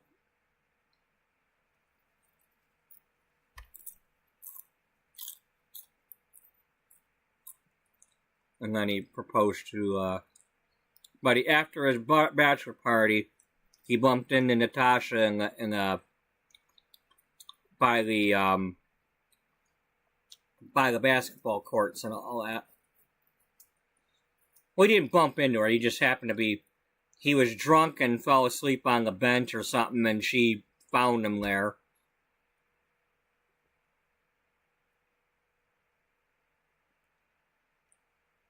And he was he's expressing his doubts and stuff, and like, why were you telling me I ain't got no love life and ain't gonna have one and all that? And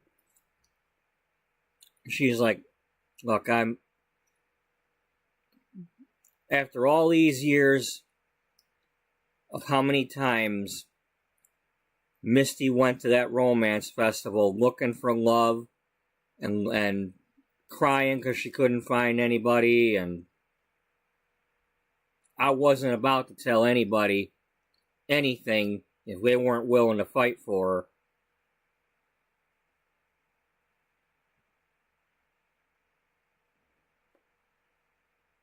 So I was just giving you a kick in the fanny.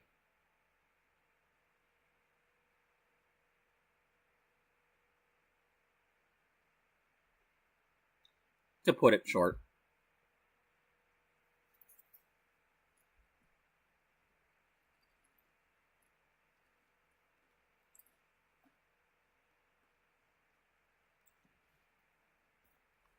Alright.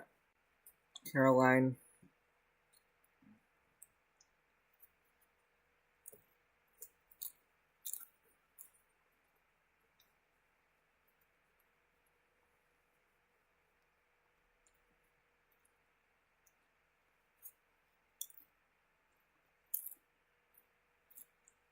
I really don't want to click send home.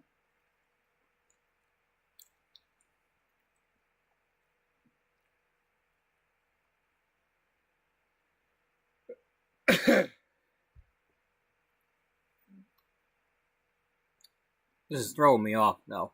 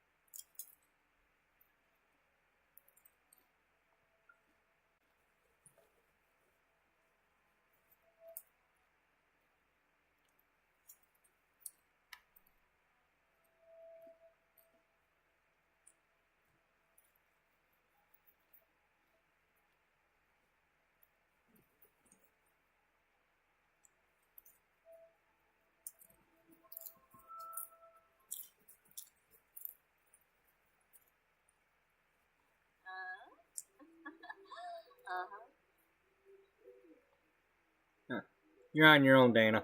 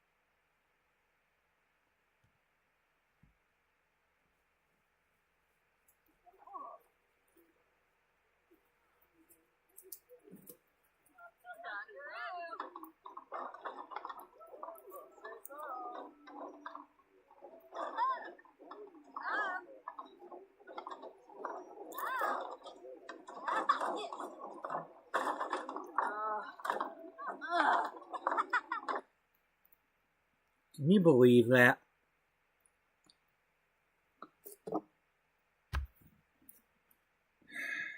So he never cheated on her.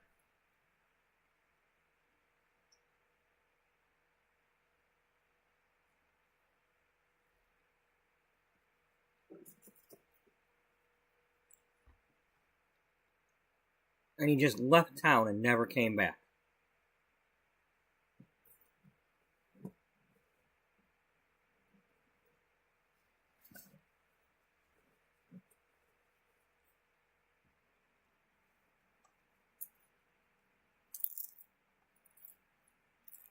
But you said he at least tried to write to you.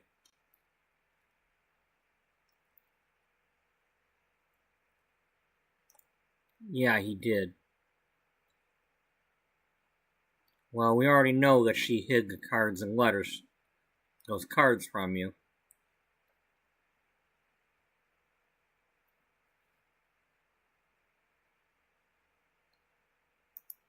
So if there was a letter, she probably hid that from you for sure.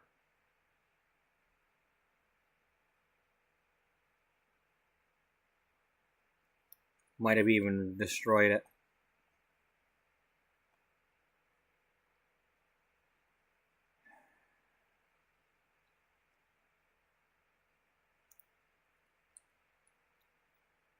How could she do this? How could she at least not give him a chance to explain it?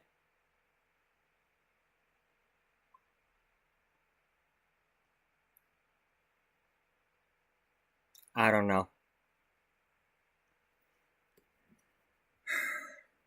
I don't want to, I don't even want to think that could happen with Brooke.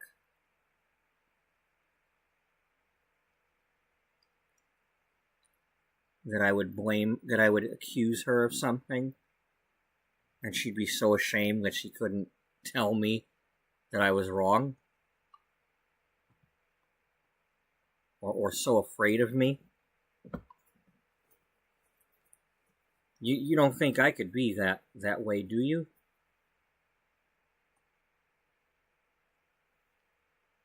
Well, Caroline, I've never seen you angry. I don't think anybody's ever seen you angry. I mean, really angry? I don't think anybody would want that. I think they'd die of a heart attack just from seeing how angry you would get.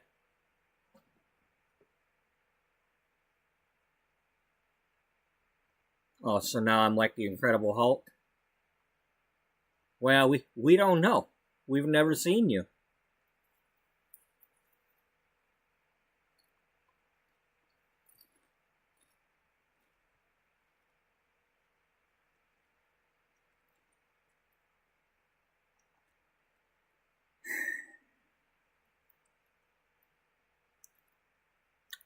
So what are you going to do? Well,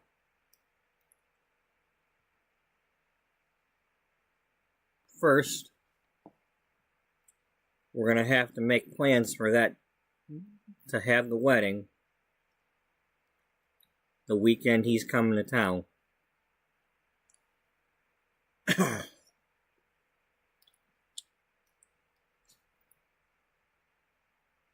And before he gets to town, we're going to have it out with my mother.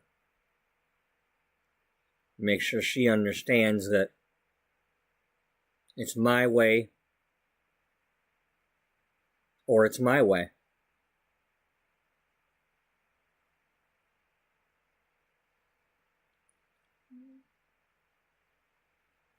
If she doesn't want to take him back, that's her deal. But there won't be any fighting or accusations at my wedding.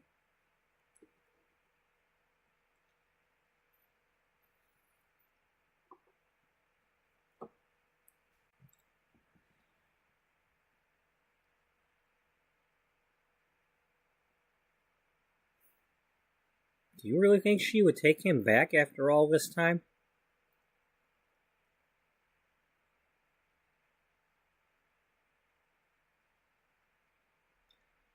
I don't know what my mother would do.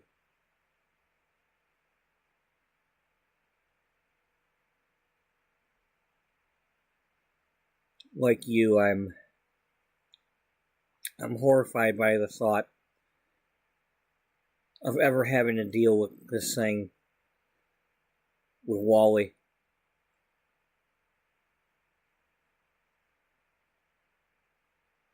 I can't bear the thought of him ever cheating on me, nor accusing him and being wrong.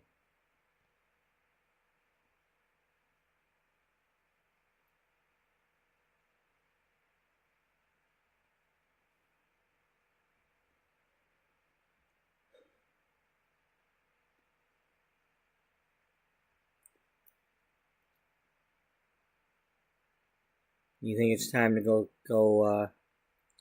check in with Wally? Let him know you're back in town?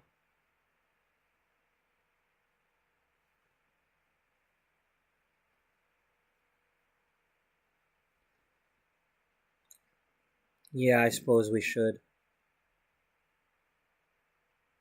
No, you're gonna go alone. You just tell me what the dates are.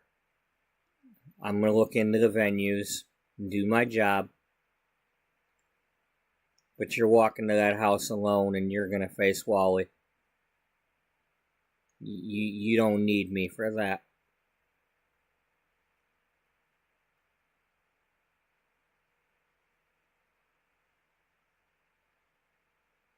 Yeah, I suppose you're right, Caroline. I should handle that part myself.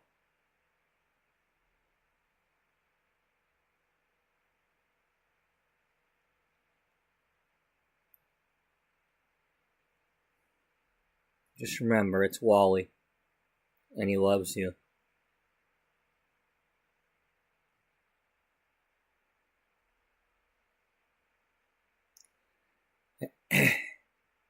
And as somebody recently said to us,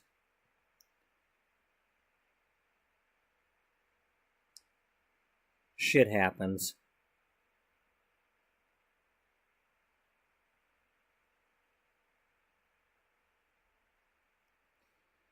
Yeah, it does.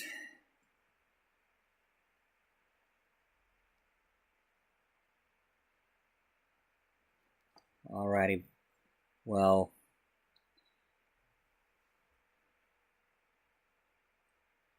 you let me know how it goes tomorrow. Send me a text or something. Unless you need something else before then. You know how to reach me. But I doubt you'll be needing me for anything.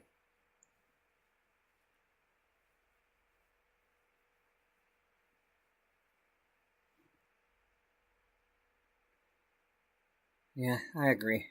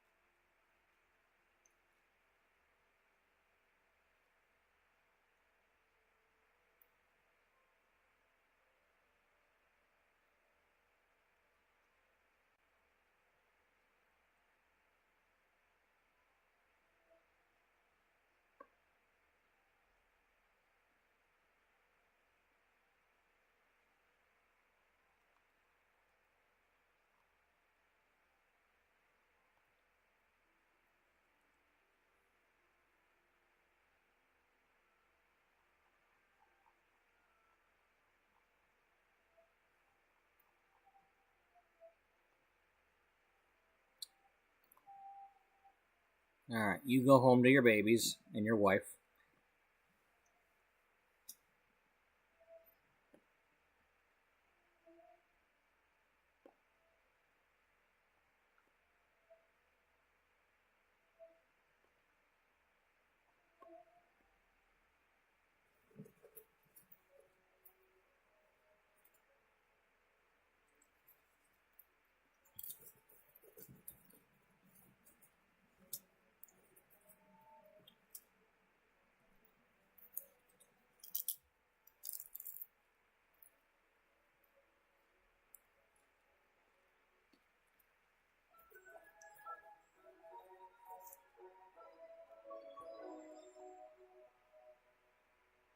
Oh, hey, that works out.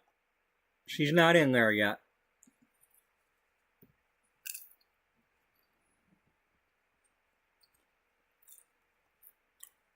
How's your roses doing?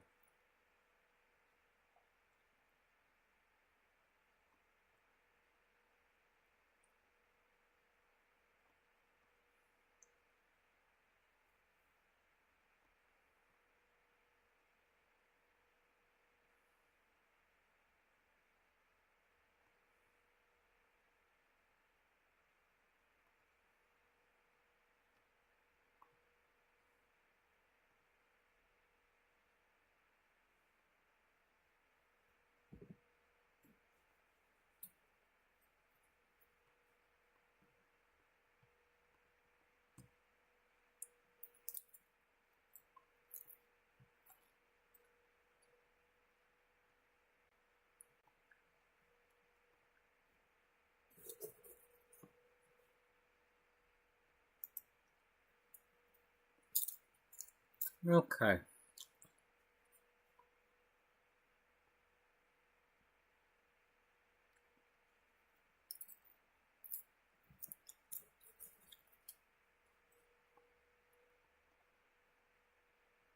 Oh, that shadow there made me think that the bed wasn't made. I'm like, when is the bed not made in this game?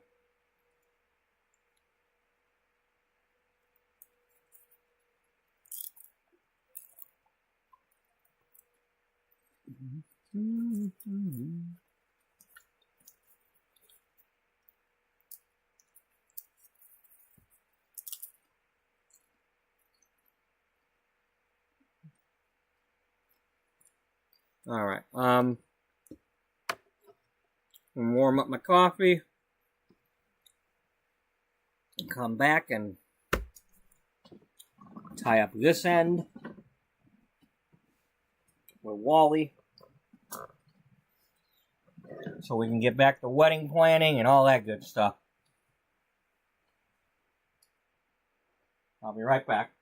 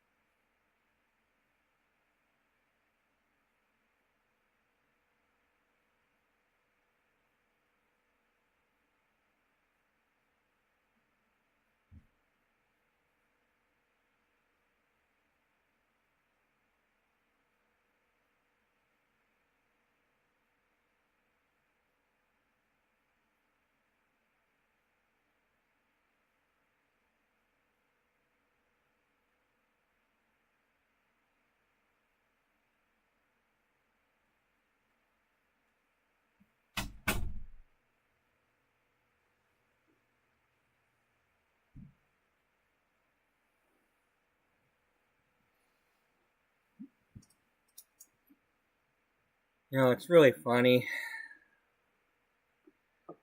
Before I started this episode,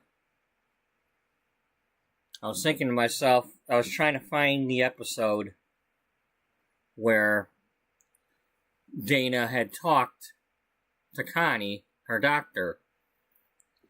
And I was like, I'm going to have a hard time finding that. It's one thing to find some of this other stuff, but, you know, based on what episode number it is and all that, but I'm going to have a hard time finding that.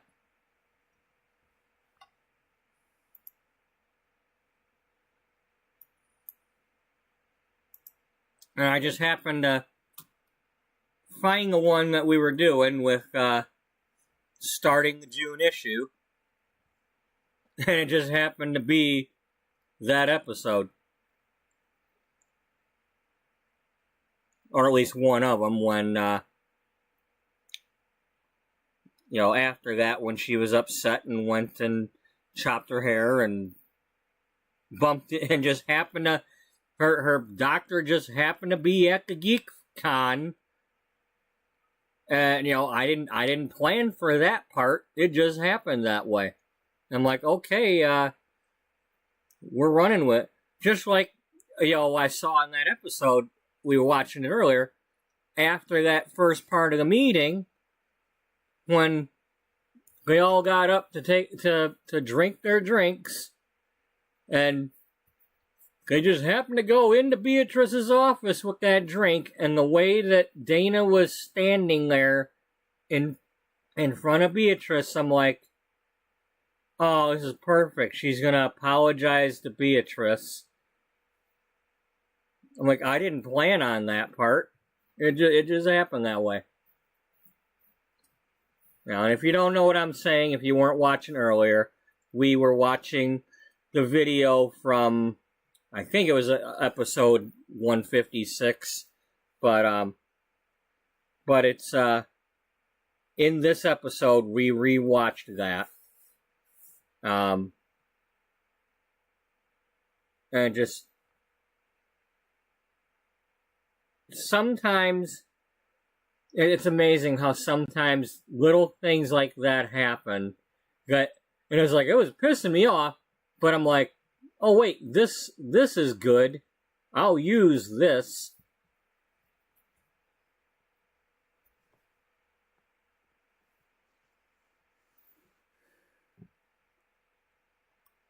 I think that's part of what's kept me going since January.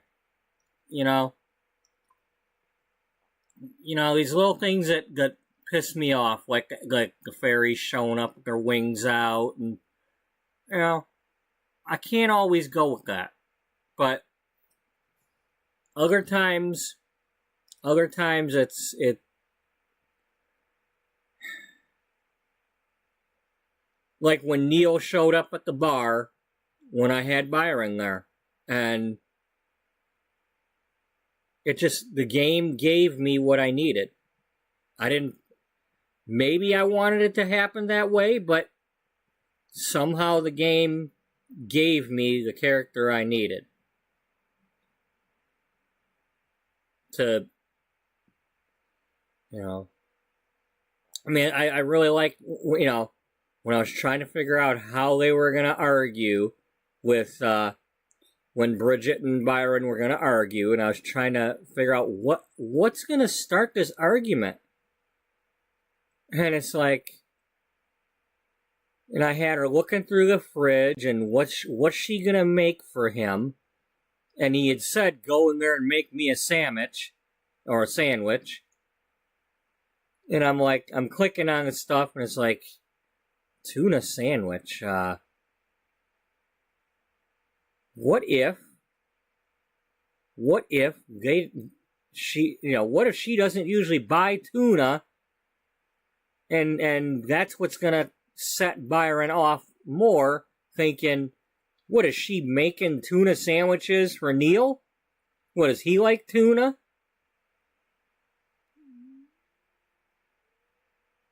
Like, of course you're seeing another guy. You're feeding some food that we don't eat. you know, just, I mean, at that time, I had no clue that there was tuna sandwiches in the fridge, you know, was it under the pack-a-sack lunch? Yeah, the tuna salad under pack-a-sack lunch. Because it's not under here. Although we now have Whirlpool drinks.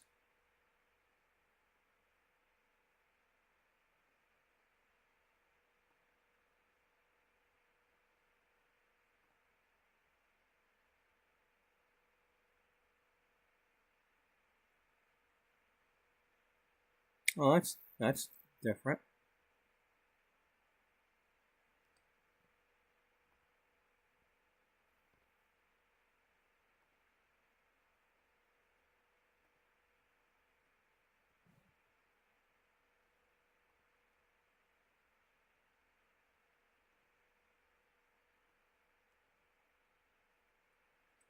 All right, Misty.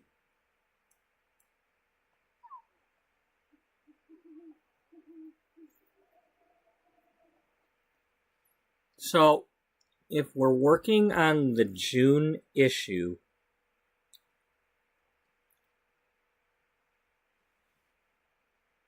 then it's still May. Or before that.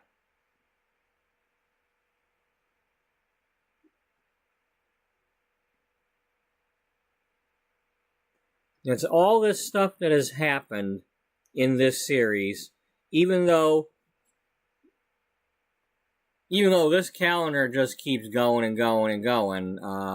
Here, let's just get rid of this. I don't want to even take a chance on that not happening right.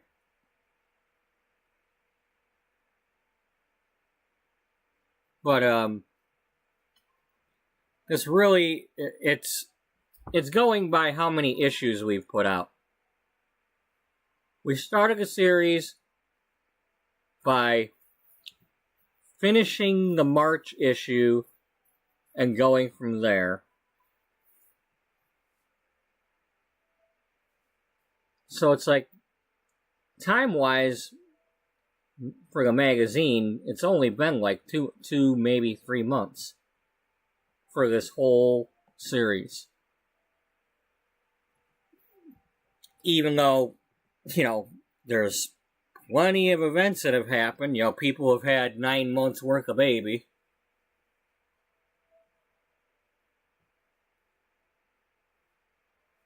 Makes it seem like only 3 days, but...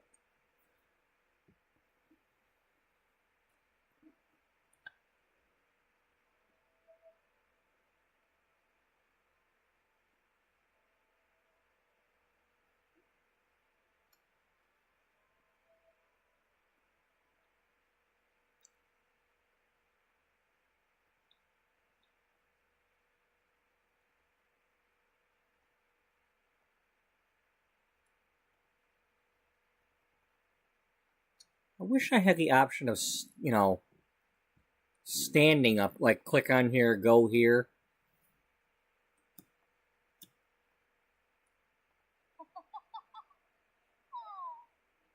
Okay, there we go.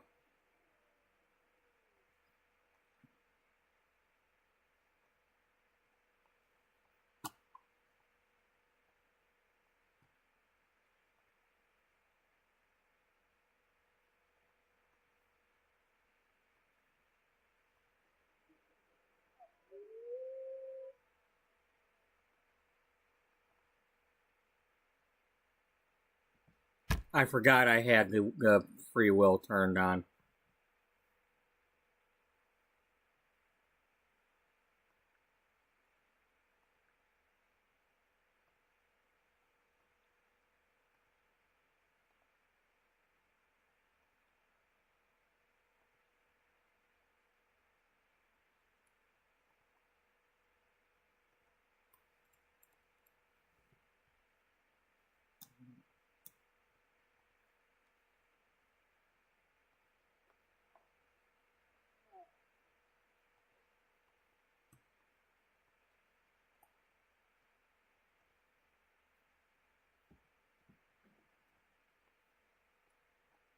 So he doesn't know she's there.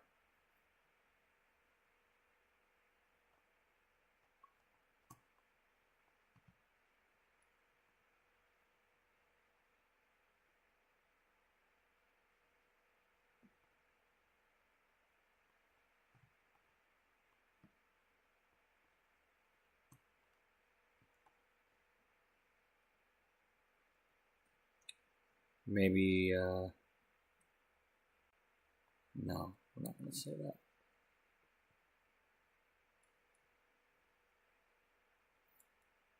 Is he tired? What is he? Let's see, it's 8 o'clock at night.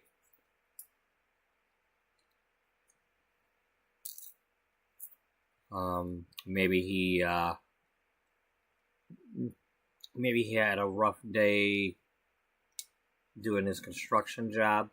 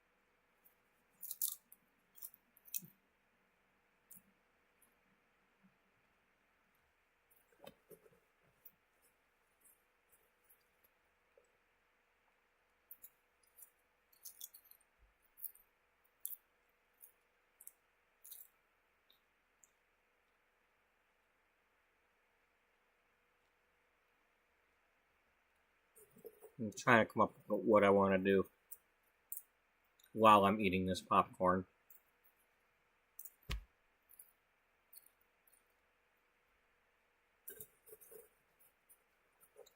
You know, it's not easy being the writer, director, producer, yeah, doing the acting. Yeah, it's not easy doing everything. Well, you're also the popcorn eater. Yeah.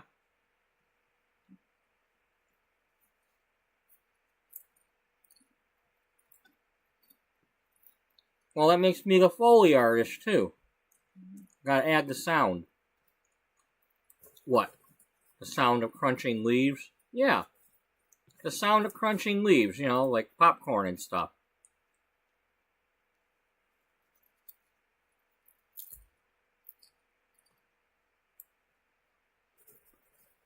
Okay.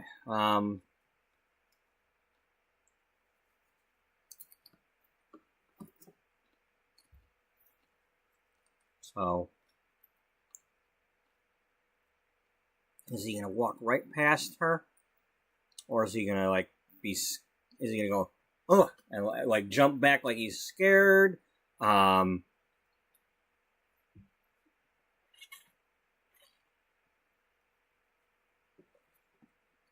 think that, like I said a minute ago, he's a little exhausted from working.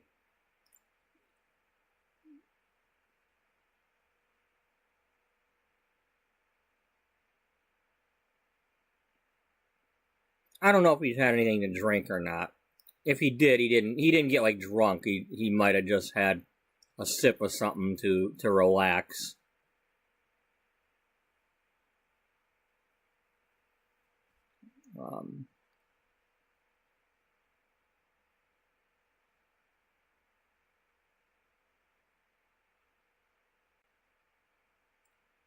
Or maybe he took a painkiller because he overdid it. You know, not a major painkiller, but just something. He's, you know, might be a little sore. And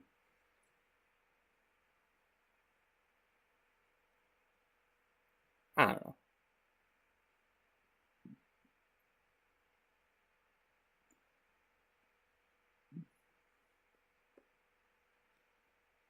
He's not grumpy. He's just a little tired.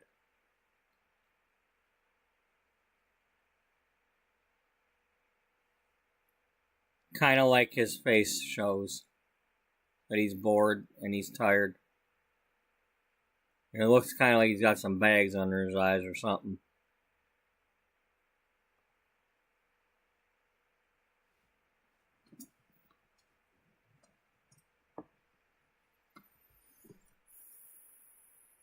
Alright, let's see how this goes.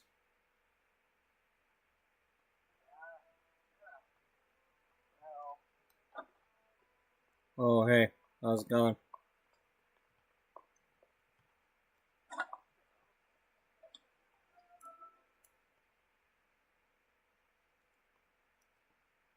Hey, how's it going?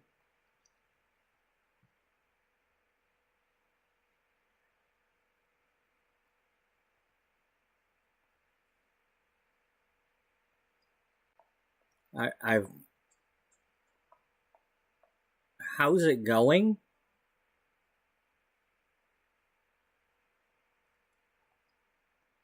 I'm sorry. I'm a little tired.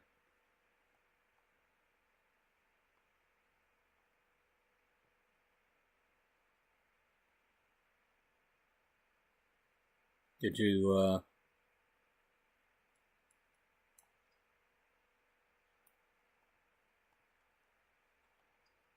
get to see your dad?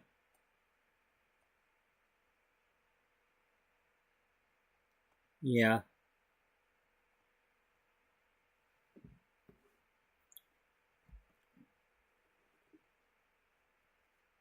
One second.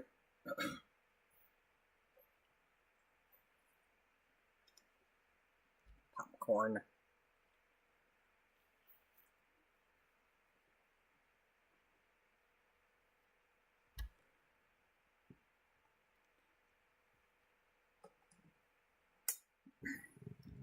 Is he a nice guy?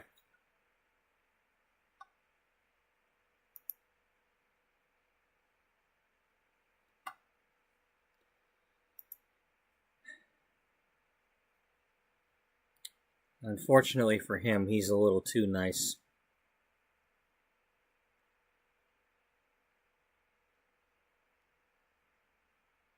But yeah, he's good.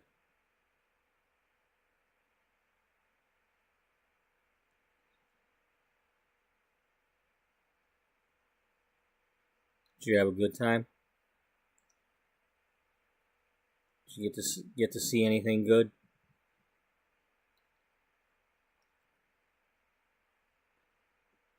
Yeah, we got to go to. I got to see some of Texas and Dallas, and we went all the way over to Iowa and back. Did did we? Wait a minute. No, we only went as far as Arkansas in this part because we were doing the interstates, and we only went up as high as Interstate 40.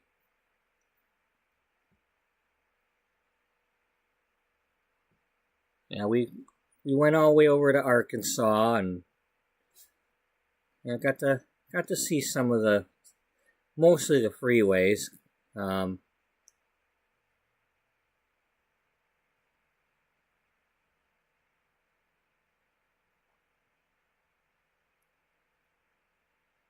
So you were mostly in your daddy's truck?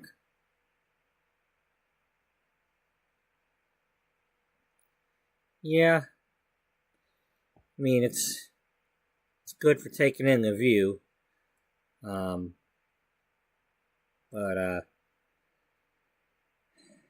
it's not much of a vacation when you're on the road like that. It's just, I suppose, at least with an RV, you pull over and you get off the beaten path a little bit, but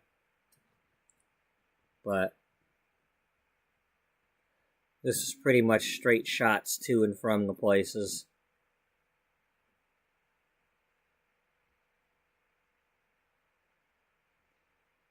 Yeah, that's what I've heard from the drivers I know.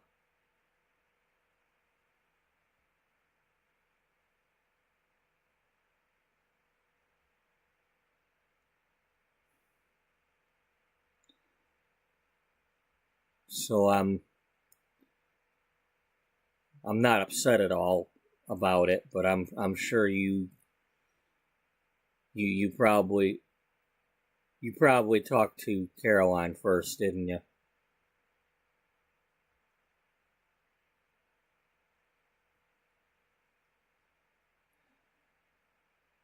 Yeah, I did. So you know our situation.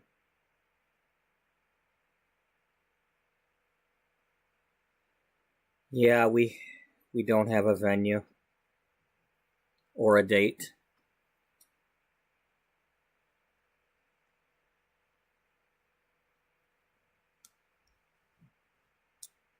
You're still wanting one, right? I told you before. I don't care how it's got to happen or when, but if you walk that aisle, I'll be waiting for you.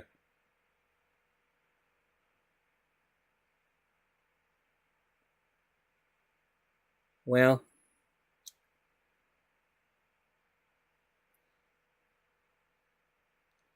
my dad has some time to come into town a couple weeks from now. I gave Caroline the info, so she's gonna look into what she can do. And then we can look into it ourselves too, but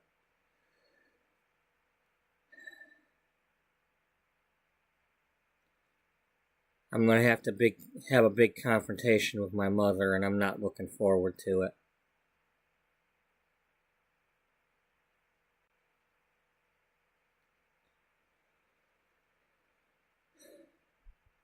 Yeah,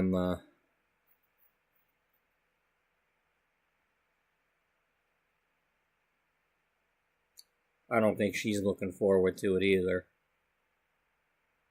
While you were gone,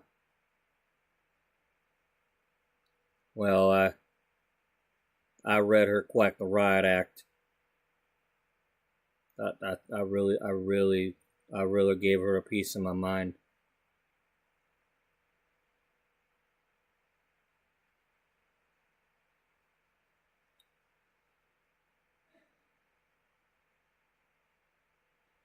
Well, I know how my mother is, and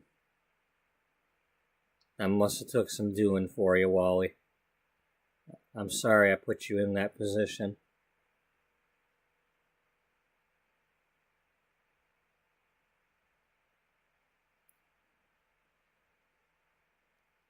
The way I see it,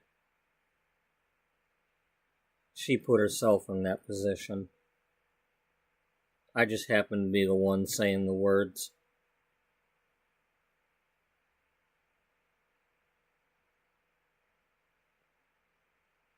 It's a shame I had to, but somebody had to.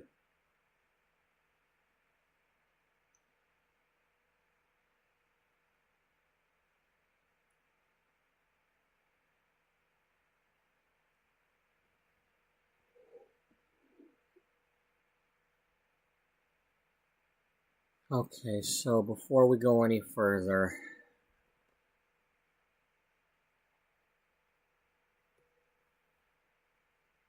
these two have basically are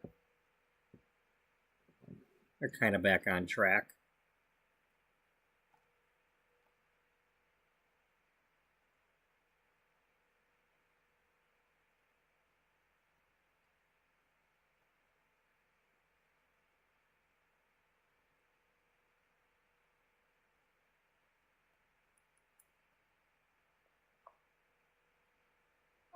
Oh, thank you for waiting. Root? Shelky? Oh, Boo. Russia. Jump from the fence. Yes, dinner. Oh, goodness.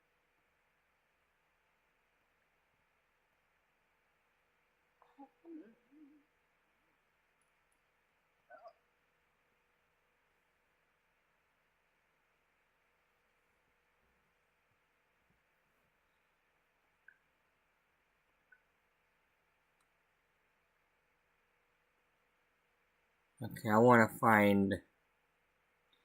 I apologize for this, but I want to find the episode where he told off Sylvia, so I can find out what was said that day.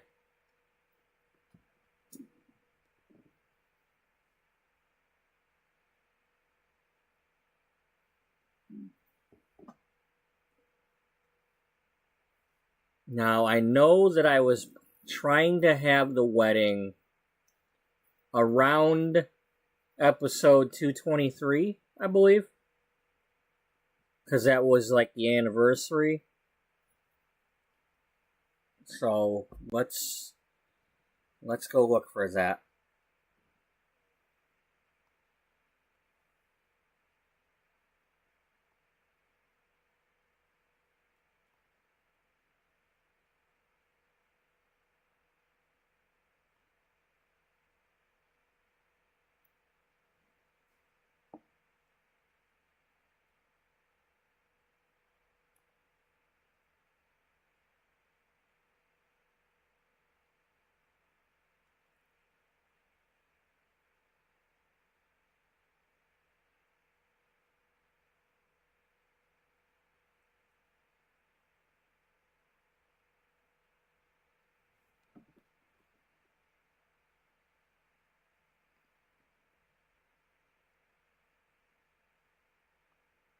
Okay. 211 was 200 episodes since they met each other. Let's see what was going on in that one.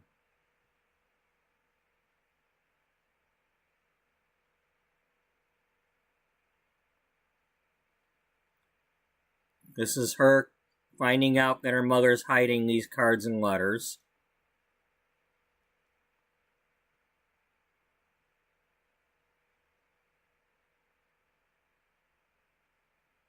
Mom, I think you should stay here for a bit.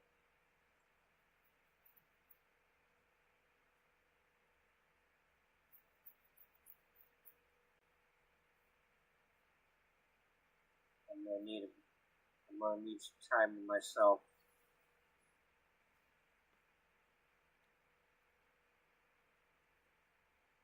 Before I'm ready to see you again.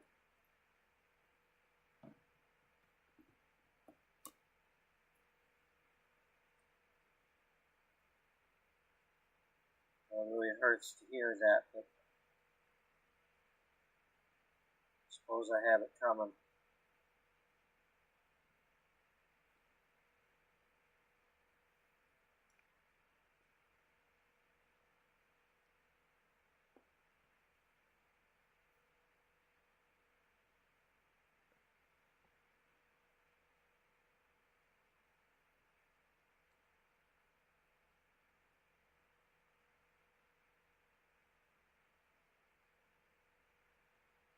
It's a shame they can't pick up things like this and just put them in an inventory, you know? It's like, come on now.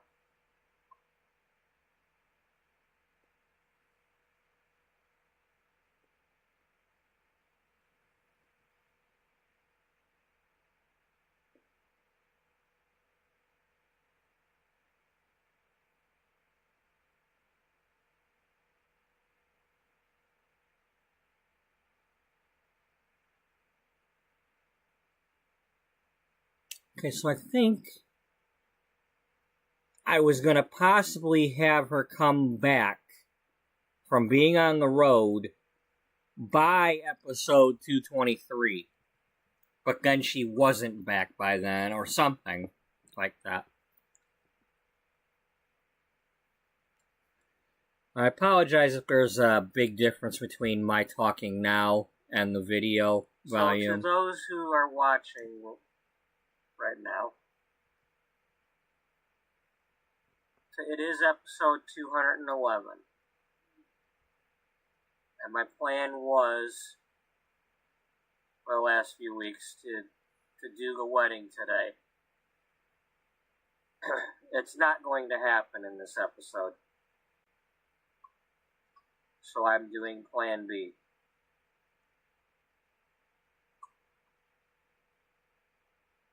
When did I come up with Plan B?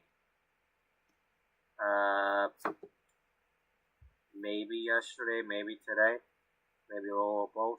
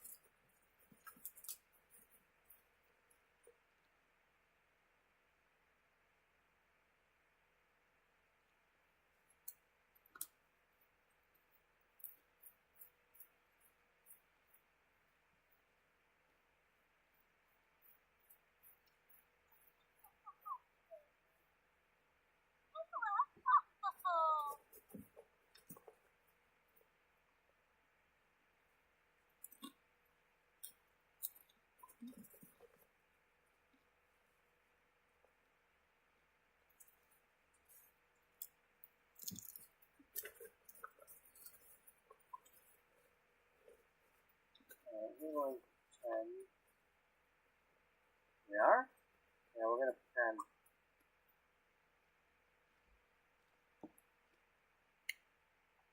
Alright, Wally, you're down here at the bar. No, he isn't. Yeah, he is. For now. He's down here at the bar.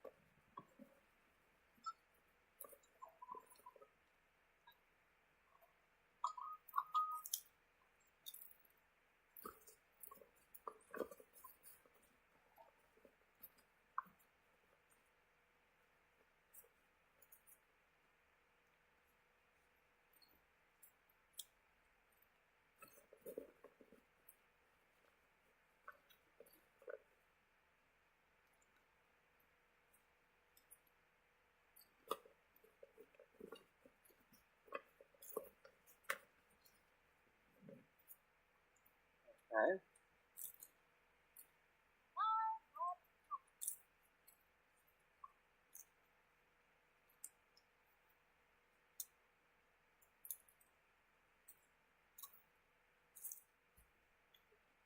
What was that all about?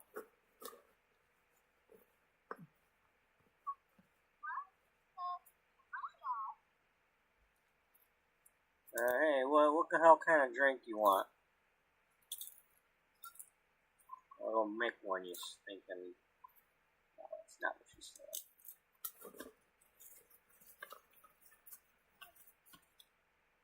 She's like, you look like you need a drink.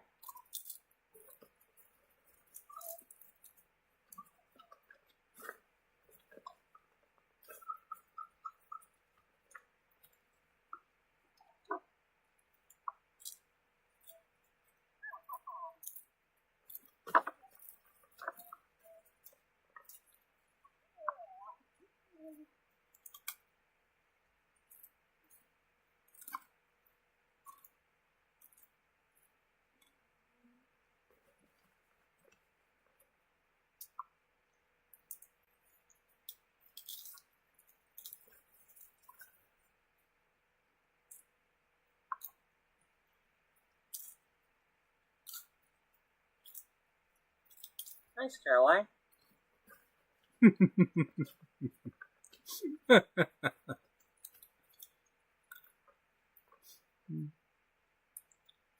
Well, she's busy taking care of babies all of a sudden. So, he asked me to come over, what's going on?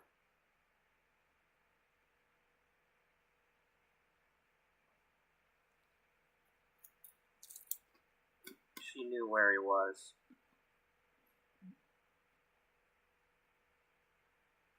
Dad. Yeah.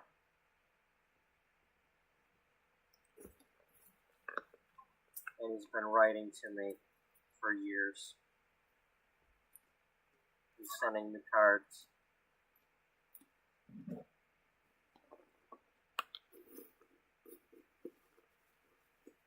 Wow.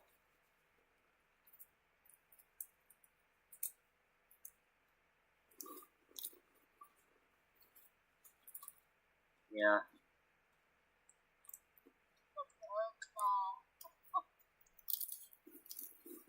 You need to look a little bit sadder than that. Alright.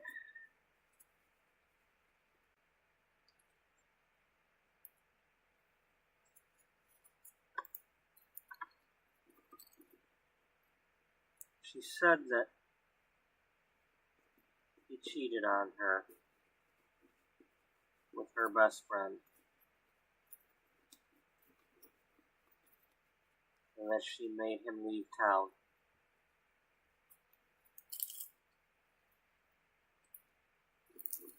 She's been hiding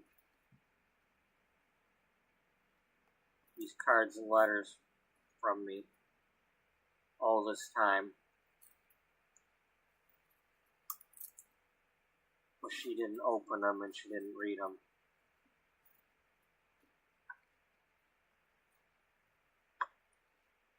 I'm almost scared to read them myself.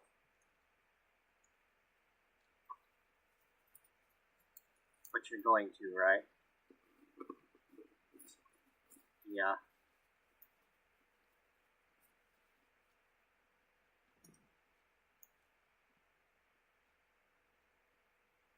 If there's a chance I can have him at the wedding, then it matters. Of course. I was lucky enough to have my parents come to mind, even though they didn't know that's what they were doing. You know, I kind of sprung it on them there. Yeah, that was kind of clever of you.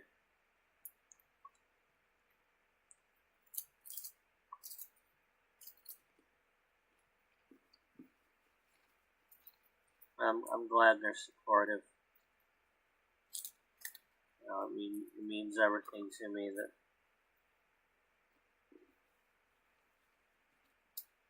they didn't fly off the handle when they found out I was marrying a woman.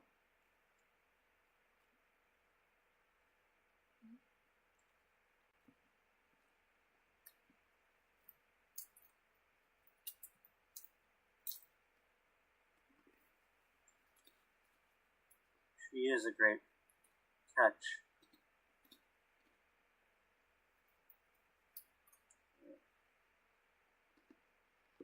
I don't know if I've told you, but I'm really happy for you. Got a really good thing going there. Is it going well for you? Yeah. It's busy as hell, but I don't think I'd trade anything.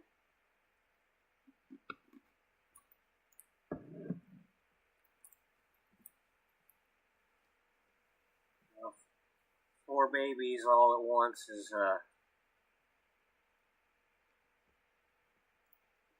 that's too many handfuls, but I'm really glad I've got her to go through it with me.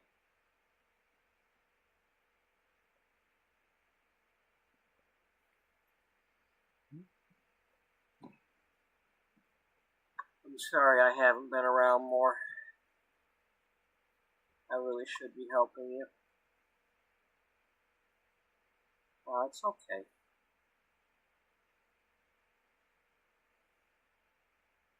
There's going to be plenty of days where you'll be over and helping. I know that.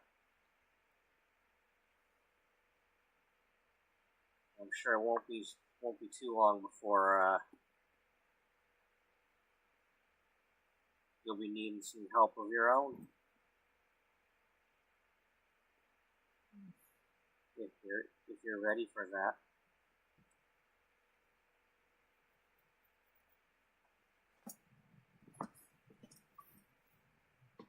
Well, got a couple other steps to go before we start doing that stuff.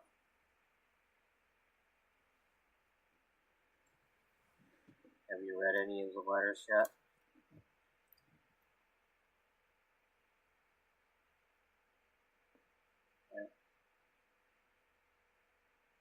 No.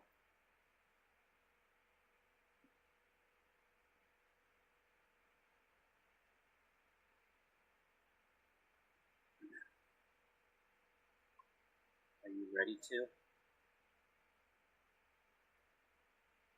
If we're gonna have them at the wedding, we better get to tracking them down.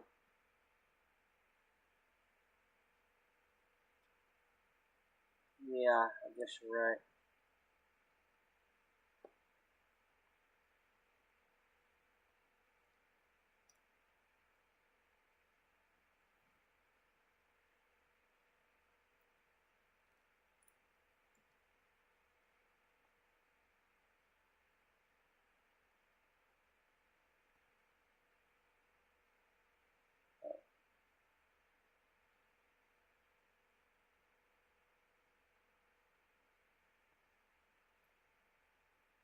He's got a birthday and a couple of Christmases here.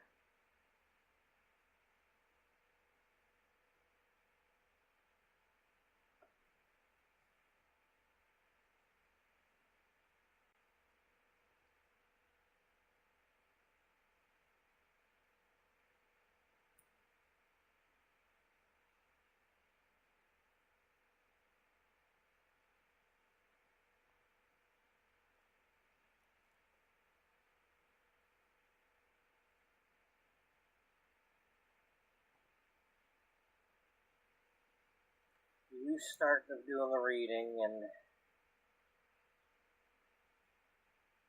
when you come across addresses or places he mentions he's at, I'll start looking them up on here.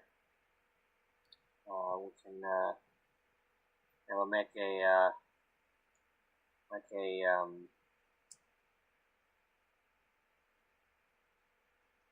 pincushion map. What do you call that thing? A push pin, yeah, a push pin map of where he's been.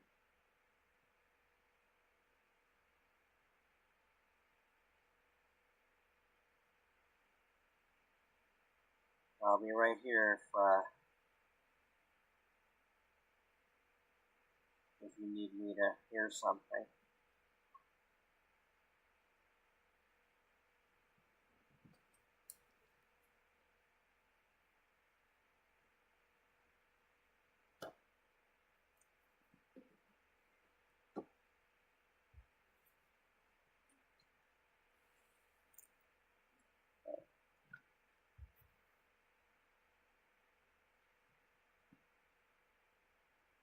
Well, first things first, his name is Mitchell Miles.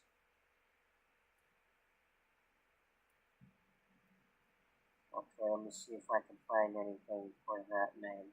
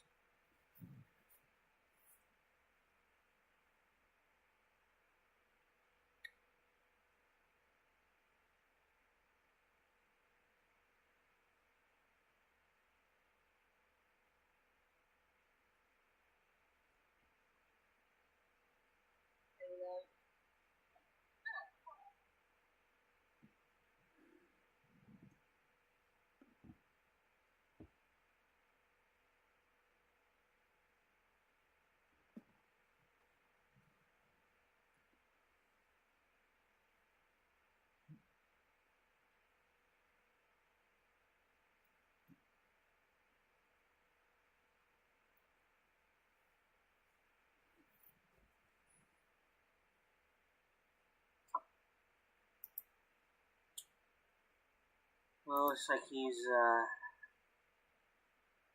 it hasn't been that many, but he's got, looks like one per year. Looks like, maybe two. He's got a birthday and a couple of Christmases here.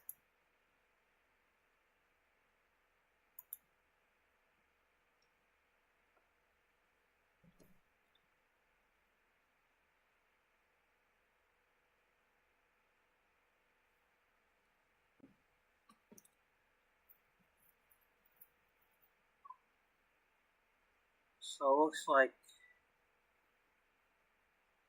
when she kicked him out, he went towards Fresno.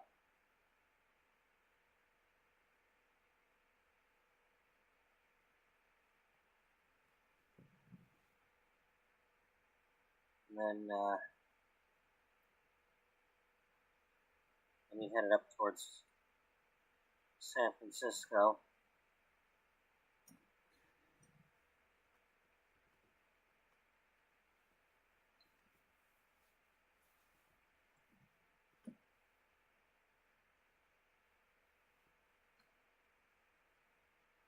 He's got a couple of postcards included in some of these. Looks like he's done a lot of traveling. He's got a Reno and Colorado Springs.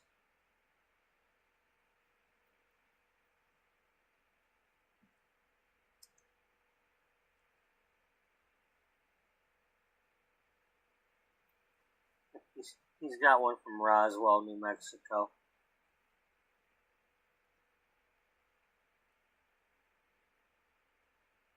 Oh, don't remind me. I keep dreaming that I've been abducted by aliens.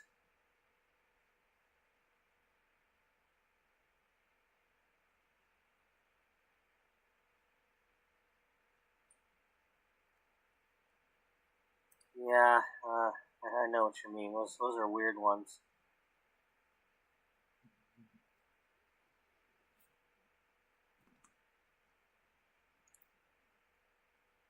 Oh, he's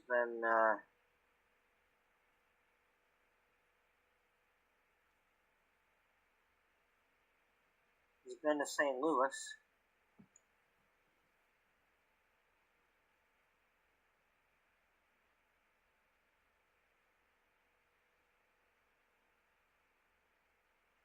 Oh wow, look this one from Idaho. The size of that canyon and that bridge. Oh yeah, Twin Falls, Idaho.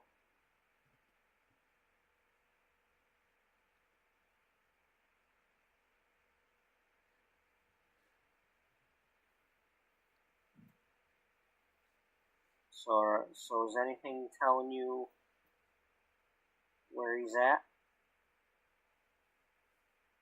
I don't know yet, Caroline. They all have different address postmarks, but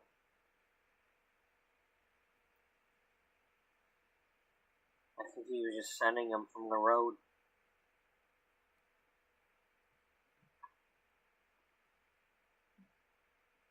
Well, maybe he's got a job where he's on the road.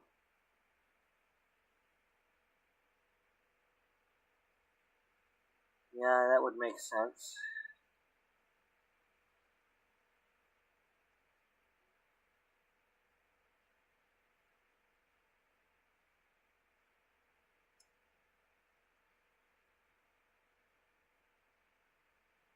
Must be nice to do a lot of traveling.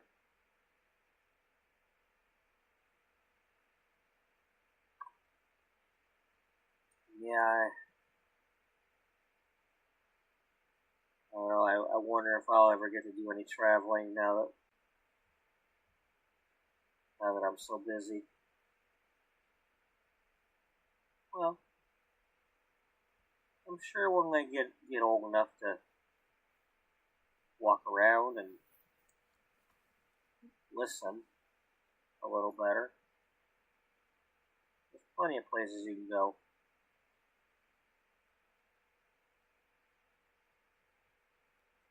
I'm sure you'll have it all worked out.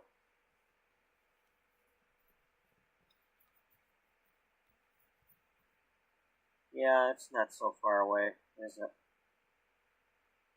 So,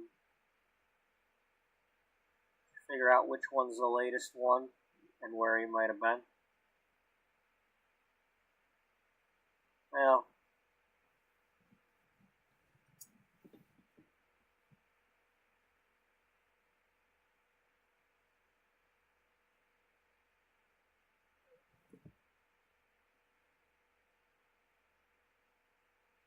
it looks like he's got one here from the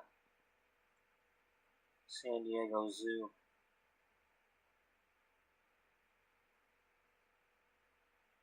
Okay.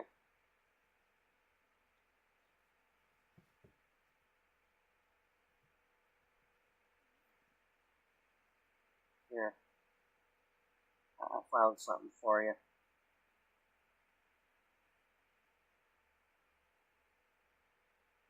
Looks like he's got a phone number too.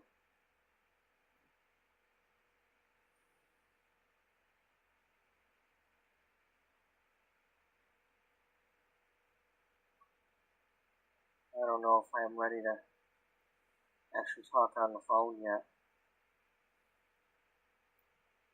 Well, this is modern times. You don't have to talk right away. You can always send a text.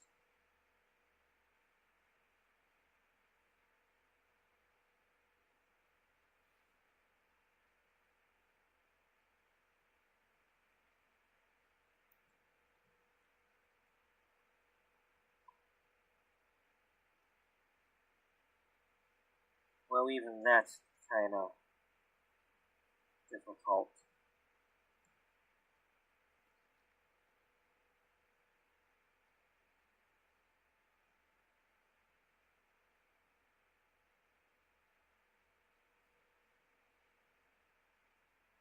Would you like me to type something and then you tell me if it sounds good or not? And I'll send it for you.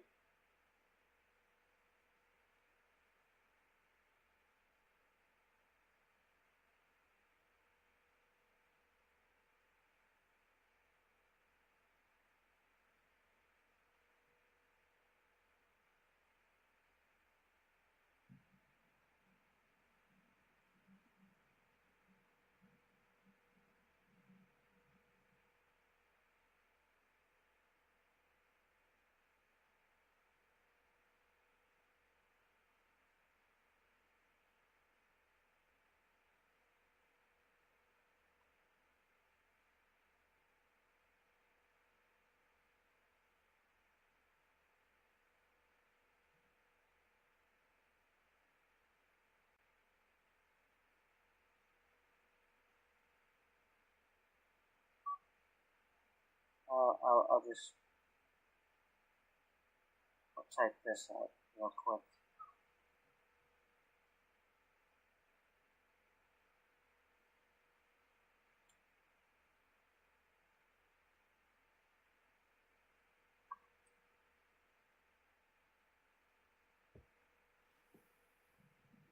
Well, all we can do now is wait.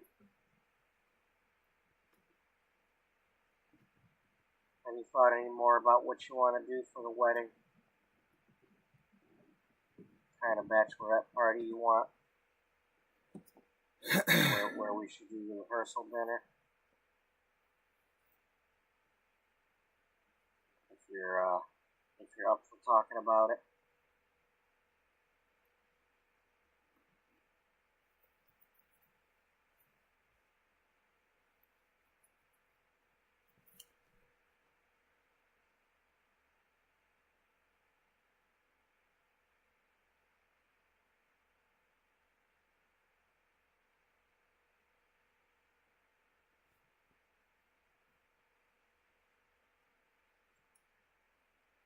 I don't know, it's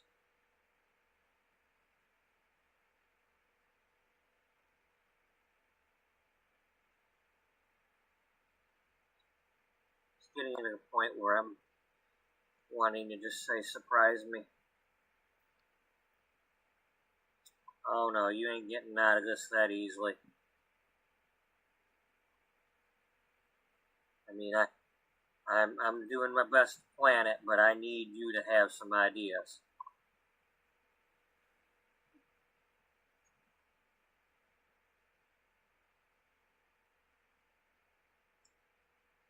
I know maybe right now is not the best time to ask you, but if you have any ideas,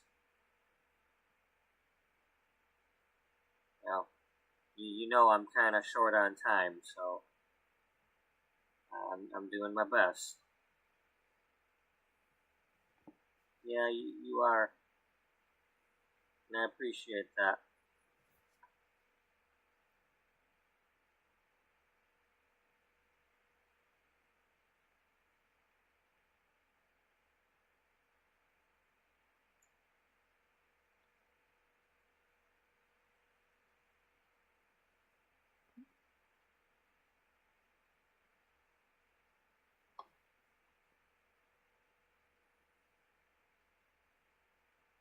Mind if I go take a nap?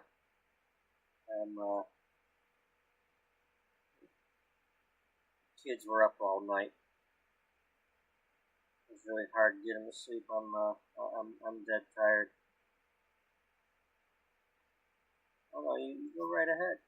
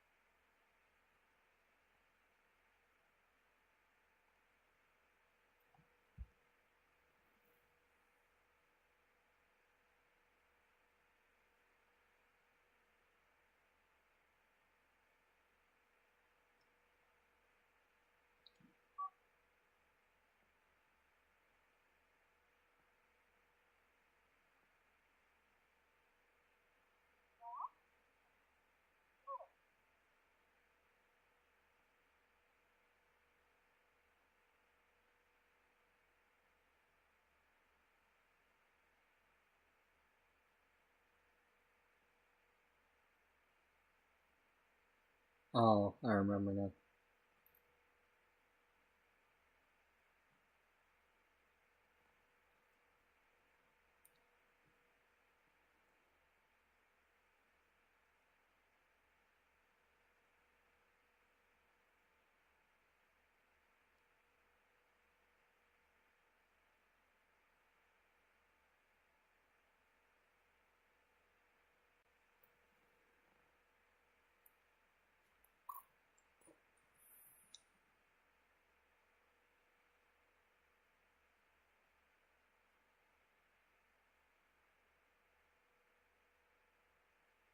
Alright, where's it at?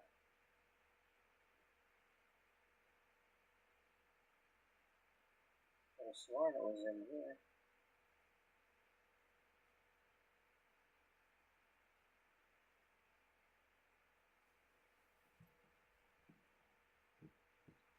So she gets a text message back.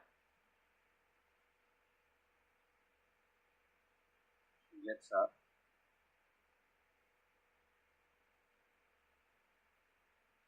And she's in an excited panic. She sets her phone down.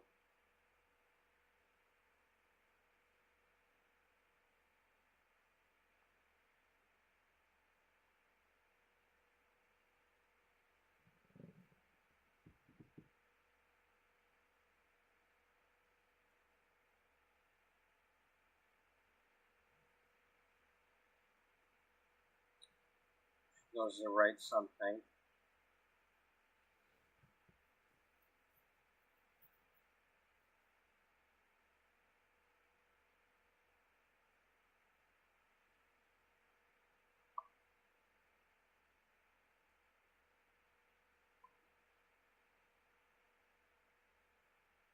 And she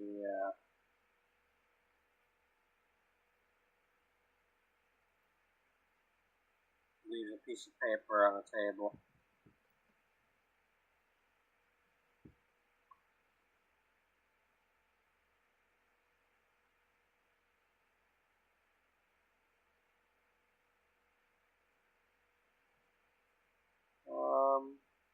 It's still summer, isn't it?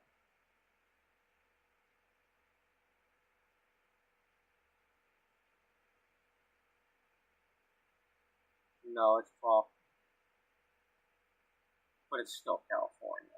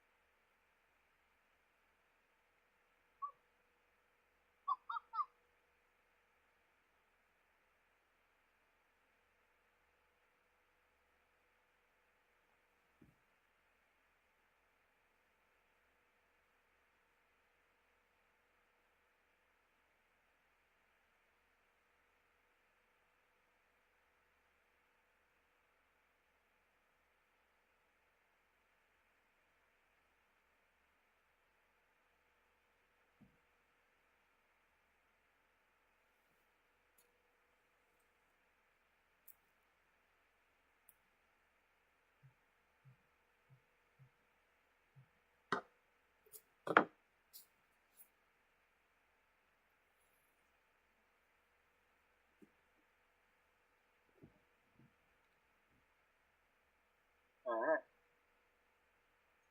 So she gets a text. She comes down here to this part of town.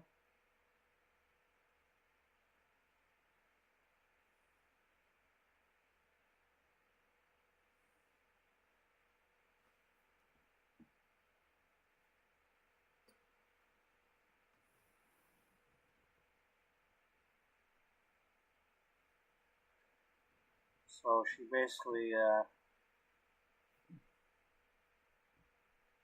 got up, really quickly packed a bag.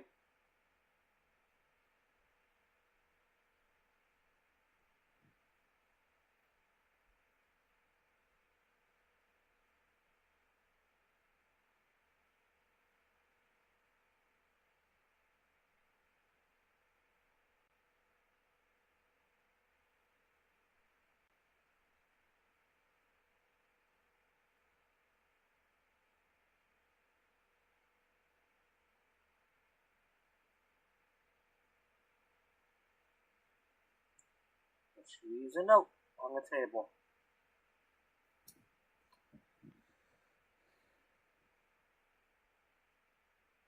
Dear Wally, I'm sorry I had to leave suddenly.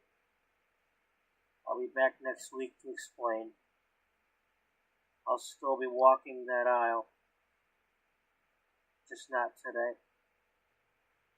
I love you, Misty.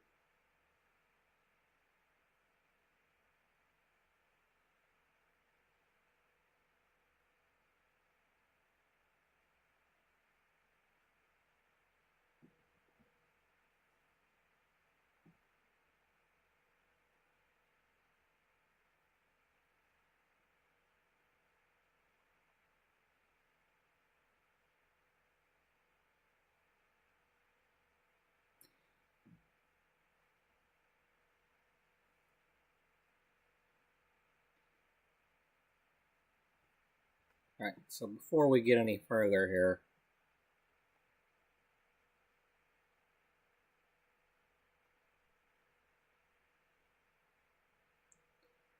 that was episode 211.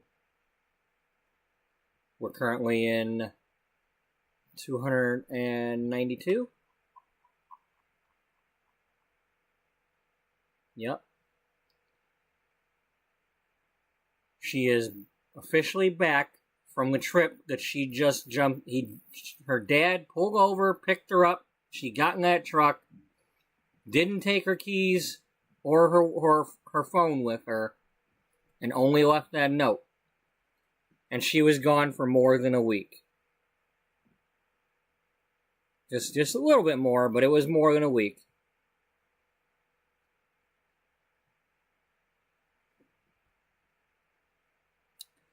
And the next thing we were doing was we were playing American Truck Simulator. He picked her up, drove down to San Diego, did a load there. His garage is down here in San Diego. And from there, they drove back and forth along the bottom of the country, going over to Texas. My whole purpose of doing that was I'd never played that game where I was just driving the freeways and finishing them. So we drove Interstate 8 until it ended, and then we drove Interstate 10 as far as it would go. We drove Interstate 20 as far as it would go in the game, because I don't have all the states yet. They don't have all the states released yet. But we were just going up, back and forth, and then taking the next one further north, back and forth, and we came back on Interstate 40 for him to drop her back off in LA. So the next time he goes on a trip in the game, I need him to go back Interstate 40 to do the other stretch. Now, I don't know if he's the driver I'll be having play in the next part of American Truck Simulator. Louisiana is coming very soon. They're showing gameplay videos of it now, so it could be a month, it could be a couple weeks, it could be a month, it could be 2 months, but it's coming. When that happens, somehow, one way or another, I will be having this game and that game. I will have Sims and American Truck Simulator in the same episodes again. And it could happen before that if they wait until next year to release it. Maybe I'll be driving some sort of Christmas loads or something. And we still have the story of Colt Cooper, who is the brother of our former publisher, who is working for the 4-2 print company in American Truck Simulator, and they have just started publishing a newspaper. So, that ties into our story, and eventually will be important.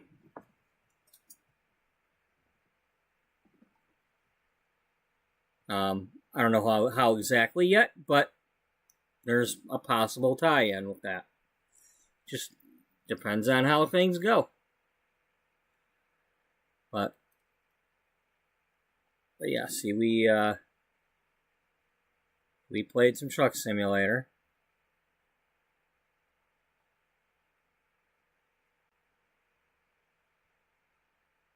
And that's what we do. At any given time, if there's a game that fits my story, I will play it. It is still part of our current story, though. Now, let me find the episode where Caroline finds the note and all that stuff.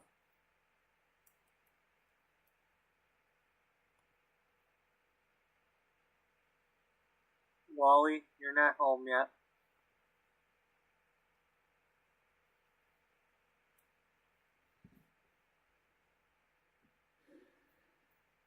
Now, it's probably just this next episode, but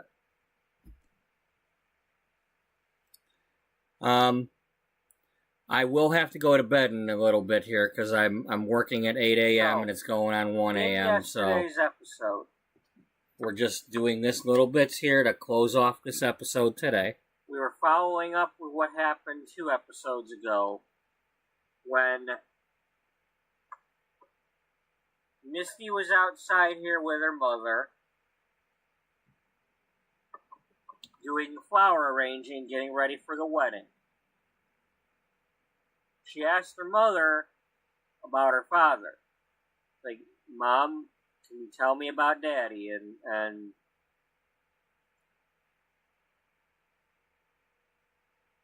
Misty has not seen her father since she was a kid.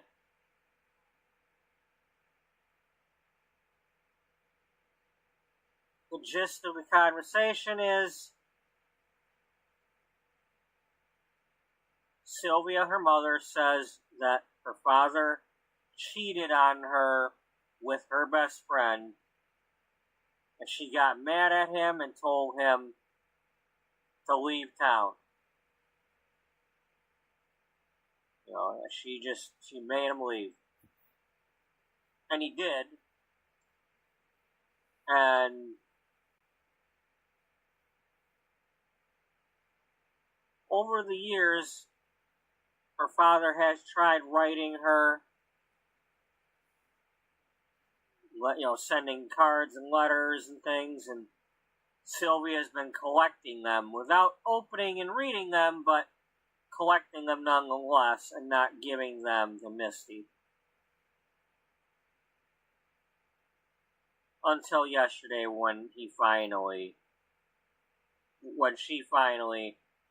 had her come over to the apartment where they grew up, where Sylvia still lives, and gave the pile of cards and letters to her.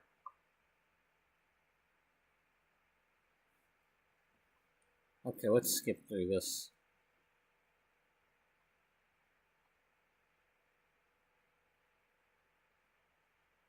the next thing that happened was, and right after the truck,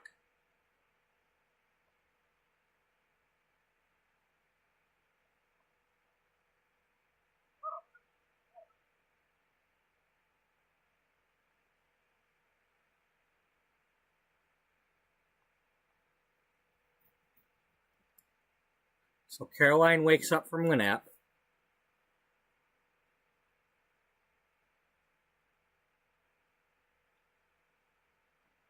she sits down and she sees the note for Wally. And then she sees another a note for her.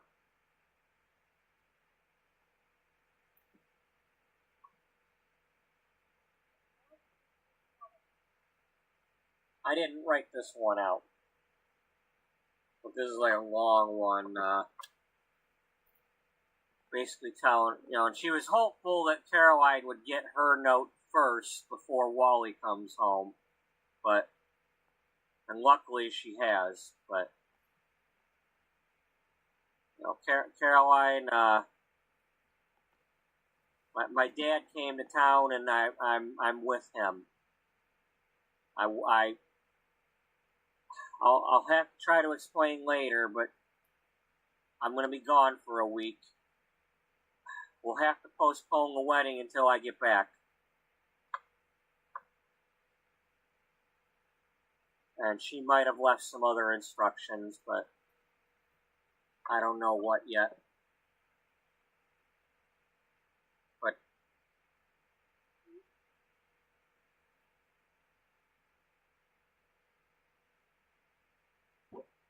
oh well, that's different. Sweet Caroline, what are you going to do about that?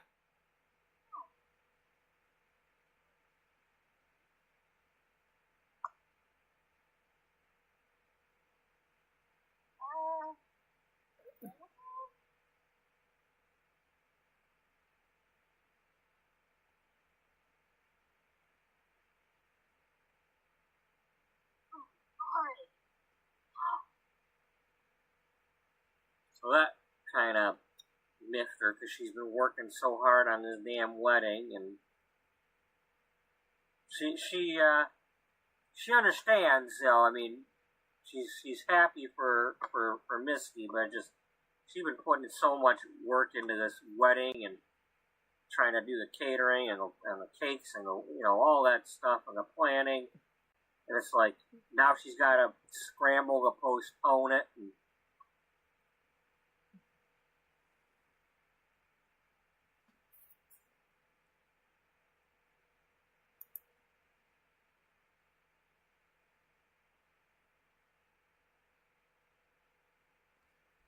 Okay, so she makes a drink.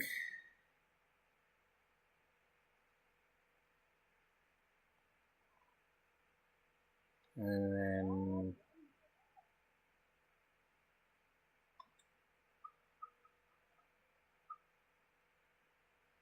where you at, Wally?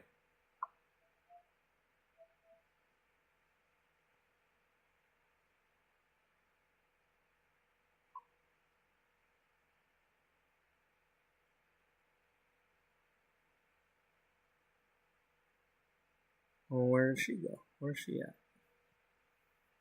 Okay.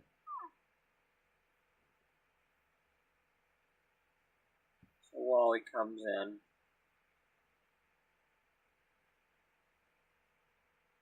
He sees Caroline sitting there. She's still got her drink, but I'm not going to keep trying to make her have one.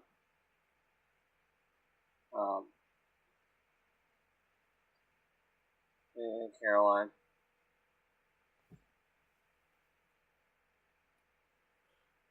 He goes into the kitchen to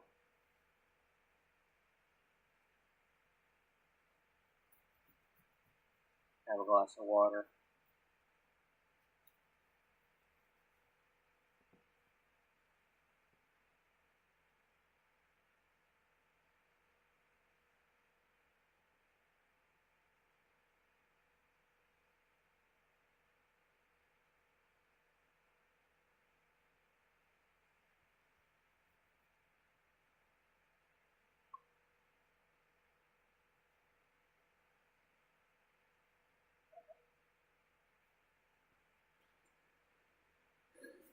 Ernie sees the note.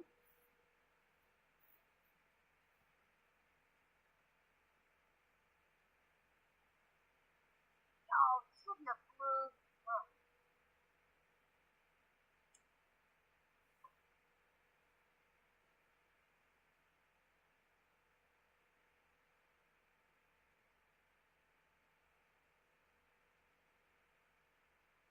Now, she's already removed her note.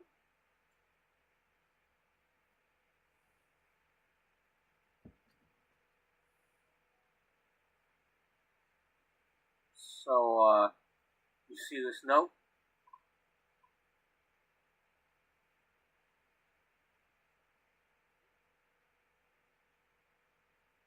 Oh, yeah, she's postponing the wedding till she gets back. Back from where? What do you know?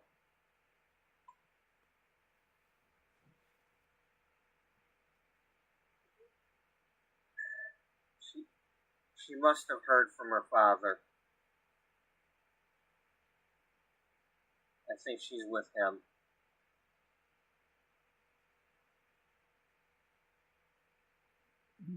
You don't know anything?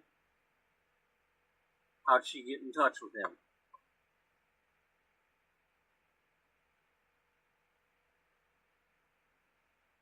Her mother gave her these piles of cards over here on the desk, and, well, we were trying to track down some numbers and see where he's at. And we must have stumbled across a number that worked.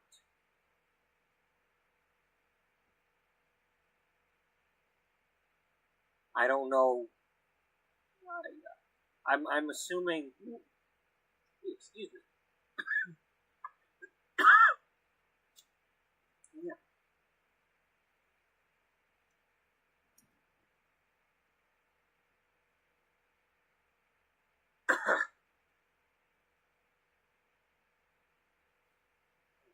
We think he's a truck driver. And she must have went with him on the road.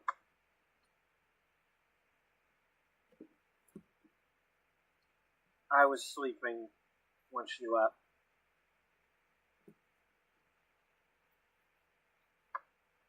I'm sorry, Wally, but I needed a nap. Between the babies and the wedding planning, I've been running ragged. Yeah, I suppose you have. It's not your fault, man. But did you at least try texting her? That's the thing. I sent her a text, and I heard the ding from the desk over there. She didn't take her phone with her. I don't know if she meant to do that or if she just forgot it. But her phone is right over there.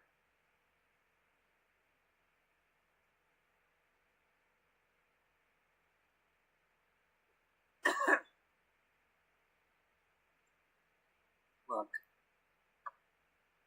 I don't know exactly when she's going to be back. But she said she'll be back.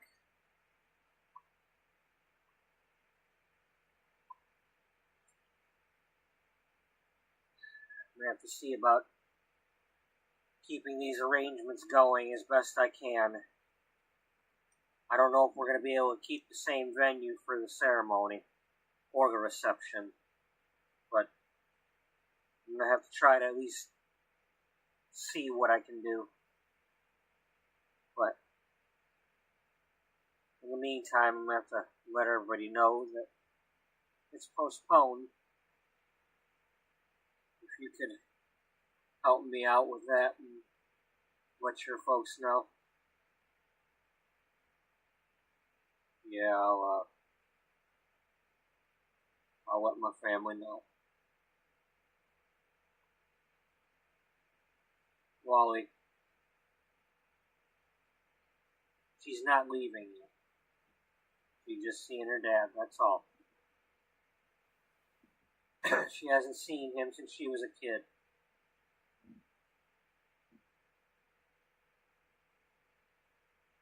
Yeah, I understand.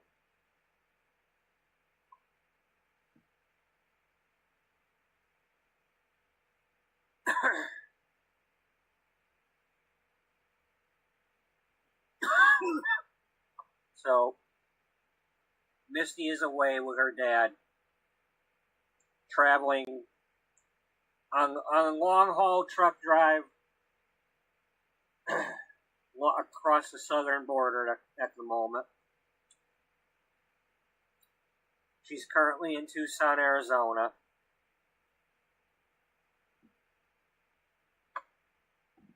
With her father, Mitch Miles.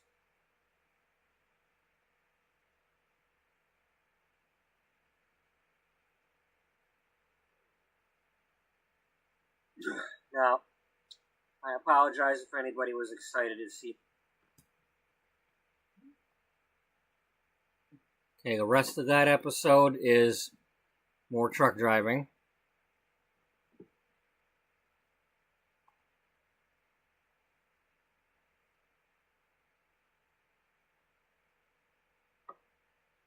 That's Dana's house.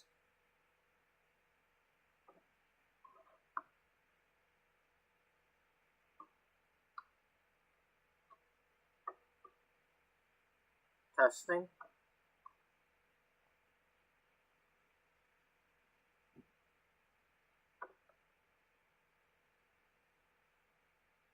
But, let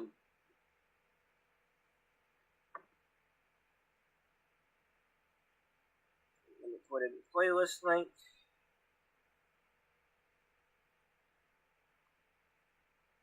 I just want to really quick say, hi and a shout out to everybody. If you were here for yesterday's episode at all, thanks a lot. And, there was, at one point while I was driving the truck, there was, it said I had 20 people watching, so, it's a lot of people. If you're actually people.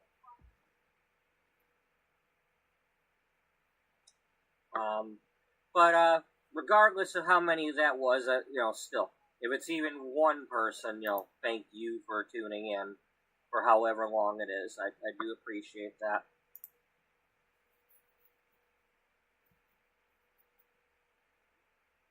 And I'm going to put this here in case I forget later. Because, yeah. Let's add her to the family so she can't get away.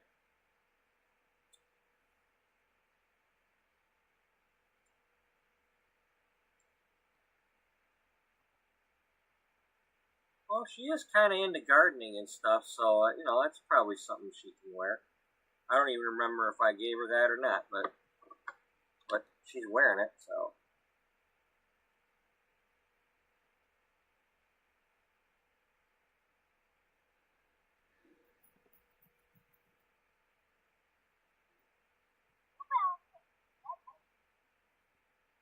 So,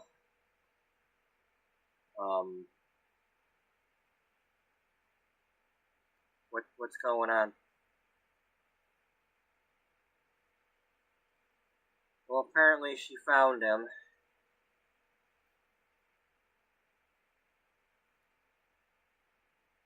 And she's on the road with him. And the wedding is postponed.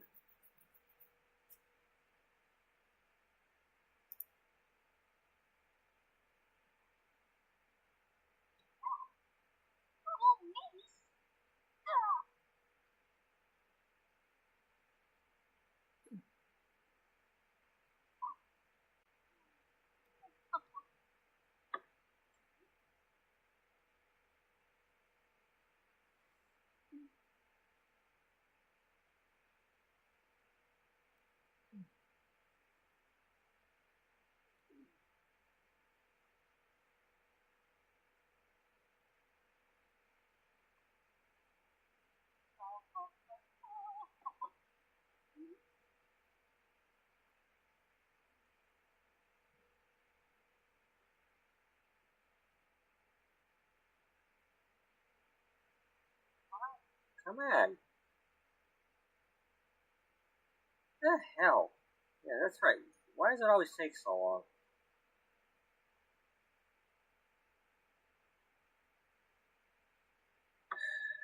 Yeah.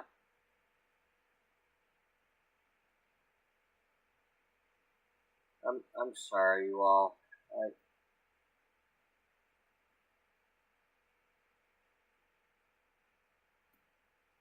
Look. Don't start with the I feel horribles. You did what you did.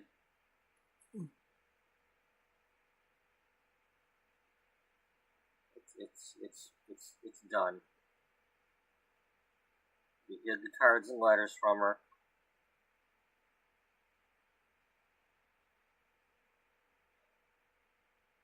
I mean, it would have been so terrible let him see her.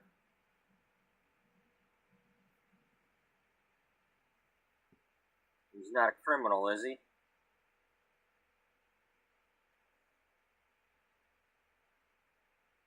No, I guess if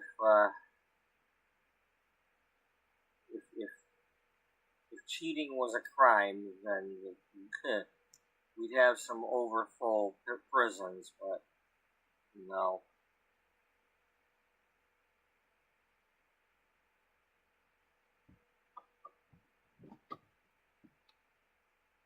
In the meantime, we gotta.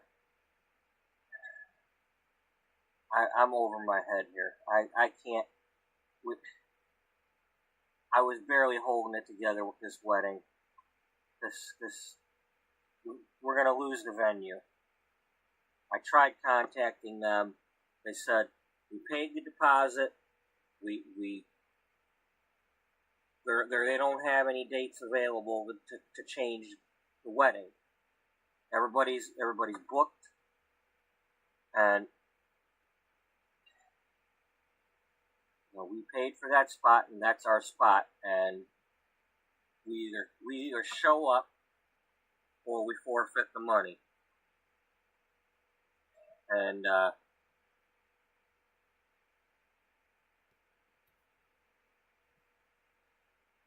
well, that was our budget. We don't have a backup budget, and we sure as heck can't get anything on short notice. Well,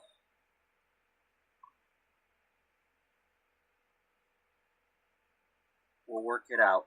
We've got a little bit of time. We'll have. It may not be the wedding she wants, but if she's coming back and wanting a wedding, she'll have one.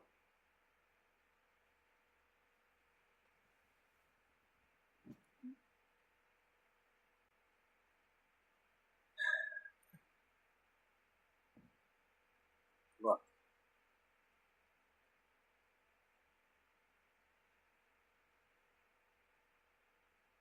She wanted to see her dad.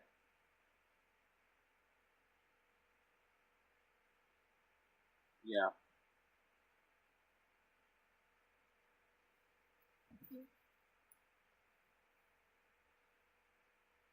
And I already told her it don't matter where the wedding's at. If she's there and she says I do, I'm saying I do.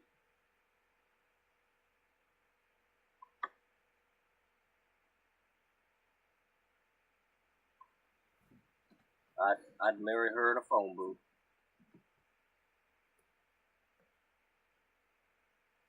Well, let's hope it don't come to that, Wally.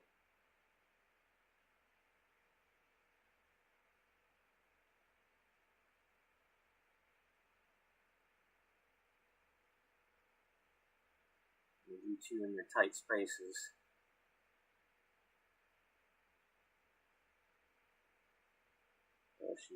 She told you about that. Well, girls will be girls.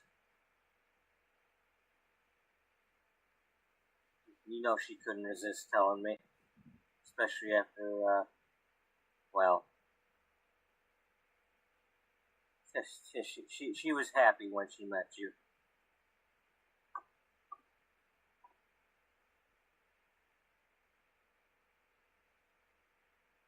Yeah, Wally, I haven't had a chance to say it, but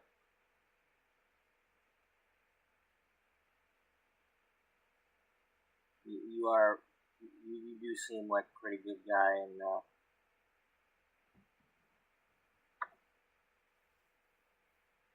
I really do want the best for you and her. I mean, she's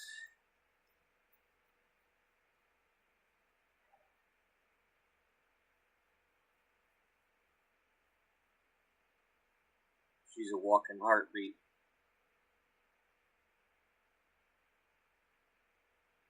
Yeah, well, that really does describe her. Yeah, definitely.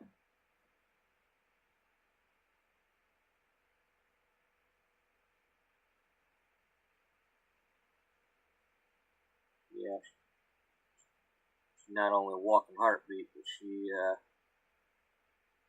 quite the fire too.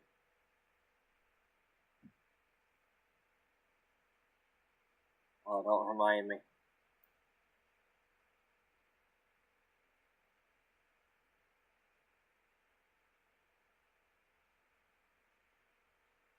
Well, let me see if I can make some phone calls, and we'll work something out, Caroline. Don't worry about losing the deposit on the other thing.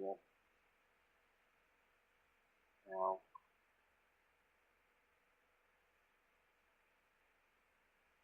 I created this mess, and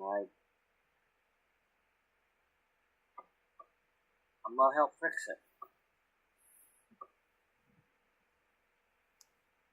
Besides, Wally, you and Misty have been doing some amazing things for me lately, and well, I got to do my part.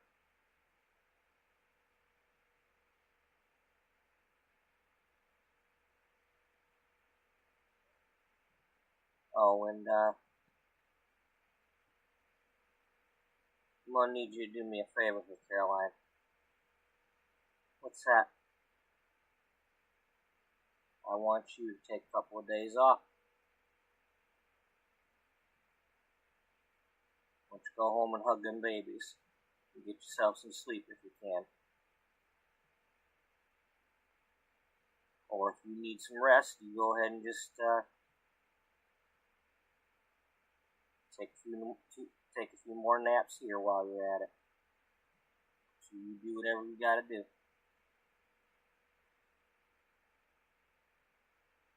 You know, we can't have you laying down when you're supposed to be standing up next to her. Okay. All right, Sylvia.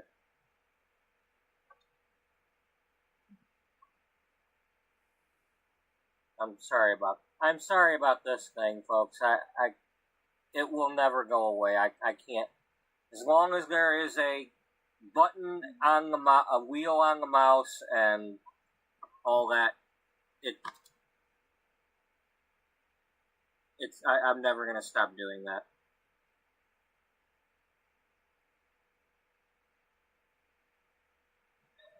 I mean, especially when this is part of the thing. You know, I have to.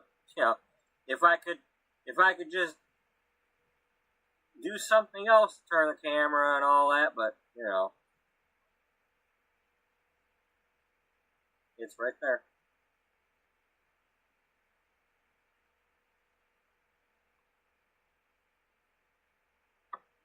Anyway, we're gonna switch households now. I'm just gonna leave them where they're at for the moment.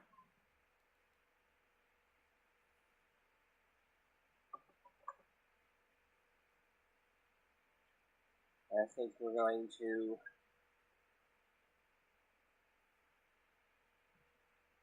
I was thinking earlier about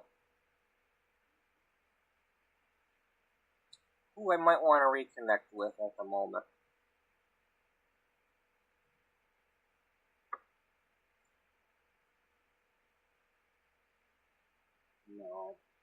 I don't think it might do that.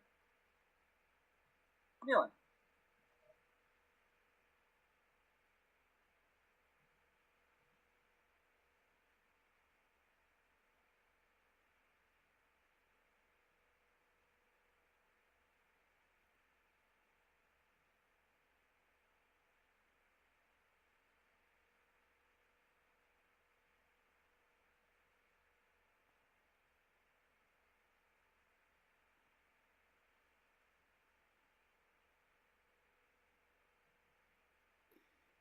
Okay, I'm trying to find the point where Wally yells at her.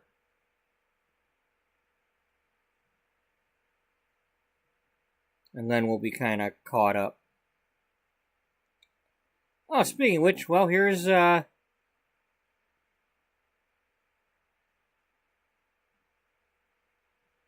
that, but, Dana's doctor appointment that I was going to look for.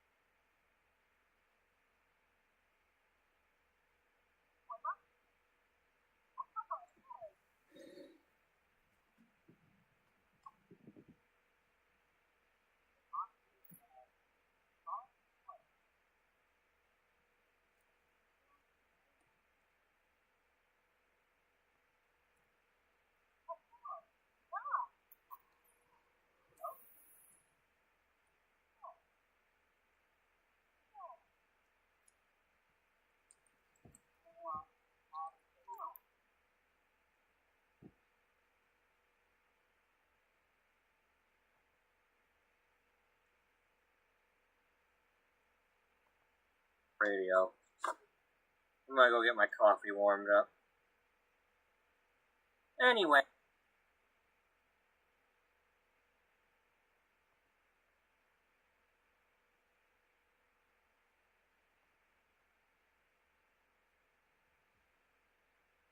It was easier to do this.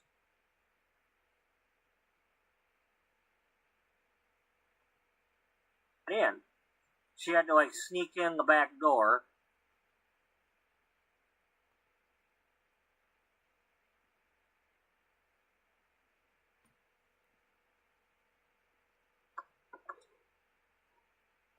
Well, when Dana came out of the honey pop after giving herself her little makeover, minus the pink streaks that she didn't have yet, it just so happened the GeekCon was going on, and Dr. Connie just happened to be there. And that was random. I wasn't controlling her at the time, and she just happened to be there, and I'm like, so the first one to see what Dana...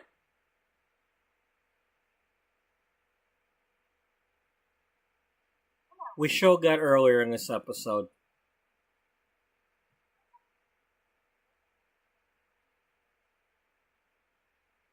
So, how are you, Dana? Well, I guess I've calmed down a little bit.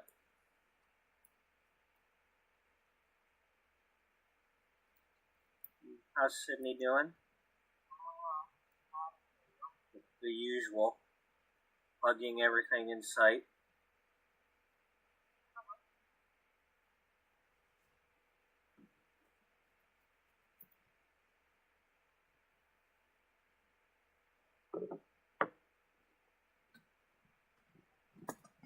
So,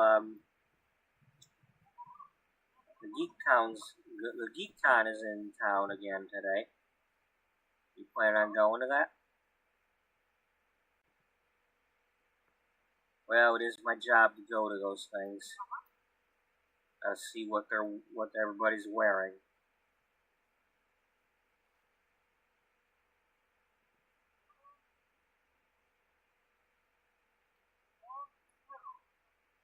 You planning on going? Well, I think my afternoon is clear.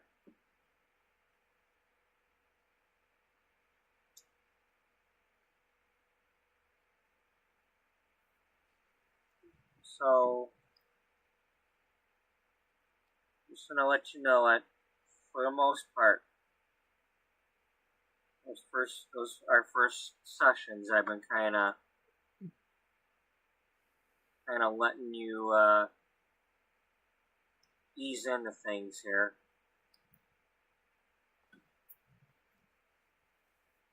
Is there anything you want to say?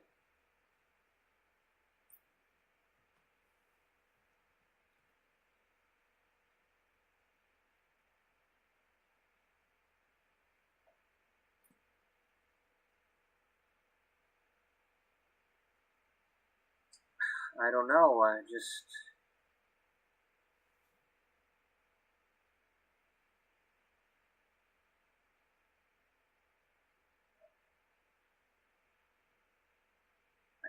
can't shake the guilt.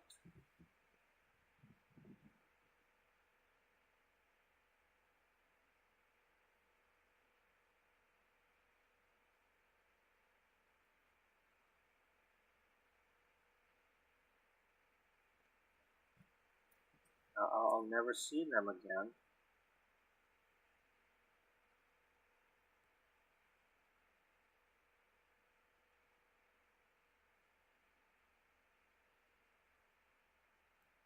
Just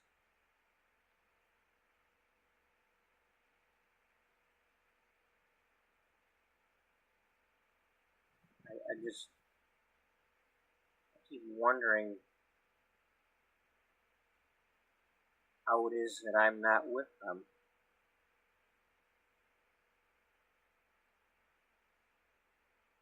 I should have been with them.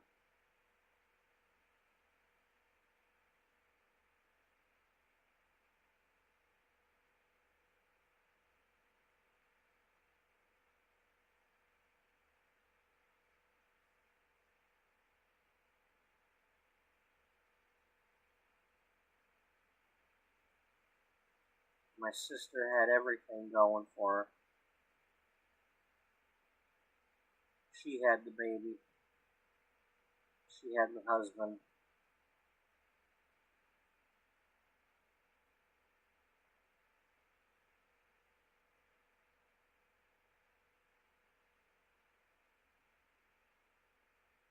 I had nothing.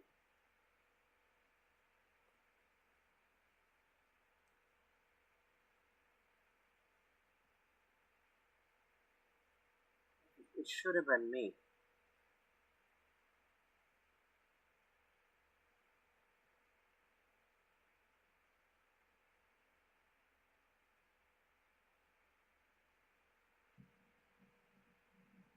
You know, there's a lot of people that,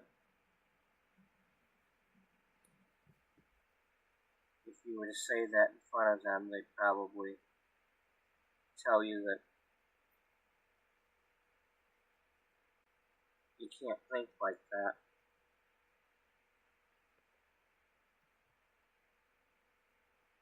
It's not easy, is it? Shake that.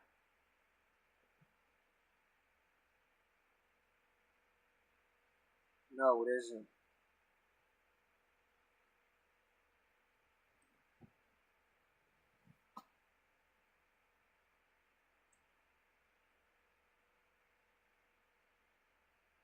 It's all part of guilt. Now, of course,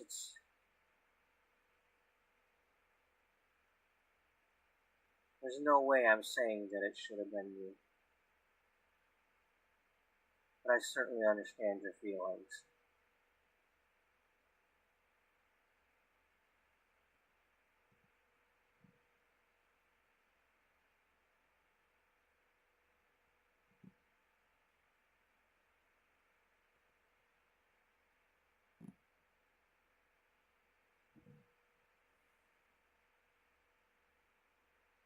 I'm finding out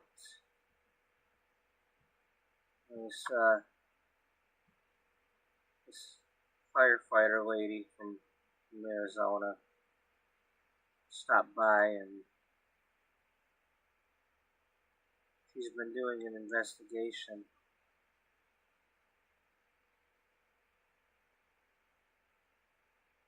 Apparently,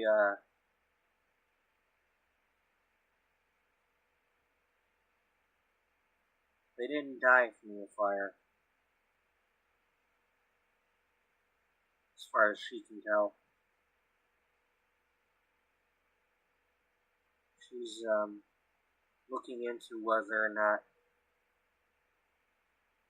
the oven had a faulty part. And when she's done with her... So apparently, at some point, she must have already told this to Connie. Because in that earlier one, I think they were talking about this already. So I must have forgot.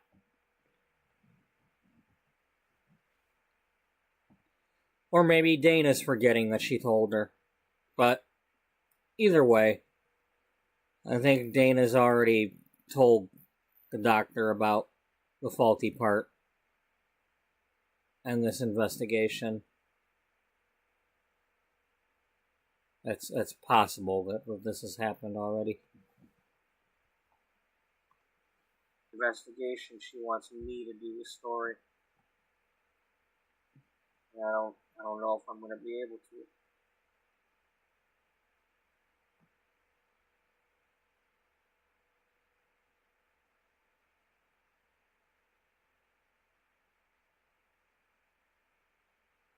I don't know if I'll be able to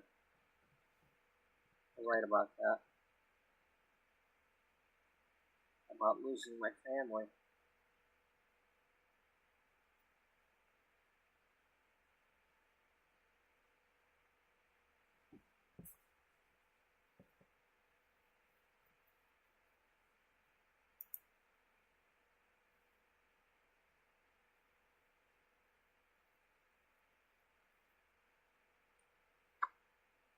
Well,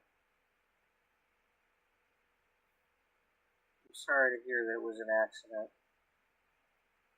But I hope that, however it gets known, whether you write it or not, that it helps save other people.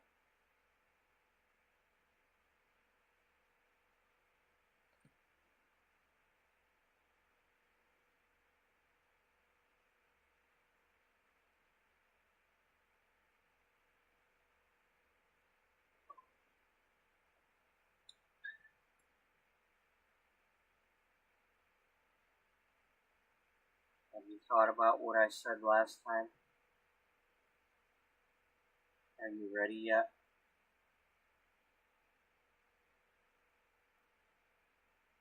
I don't know.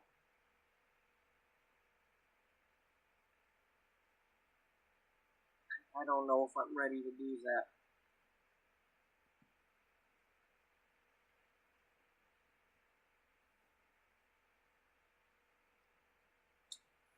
I don't know if I'm ready to say goodbye.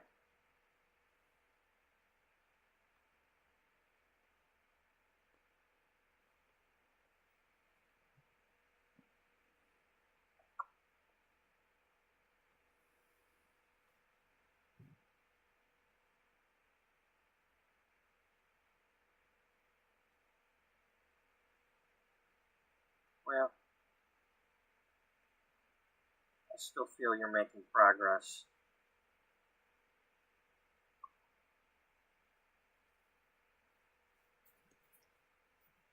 you weren't talking a whole lot at the beginning.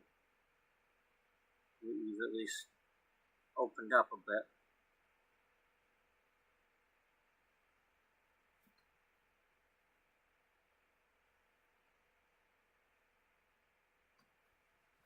Well, I just keep telling myself that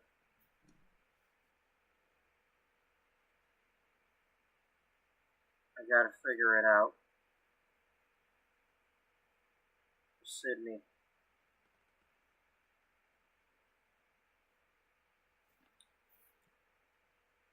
I keep hearing Beatrice telling me that there's no one else, it's gotta be me.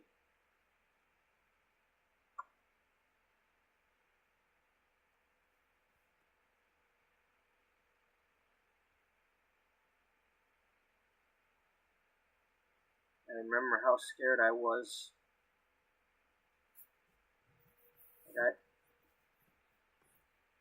I can't take care of a kid. I was too busy.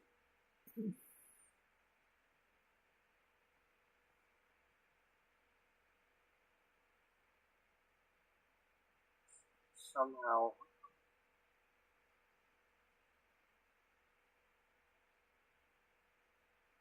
I started to do it. Yeah.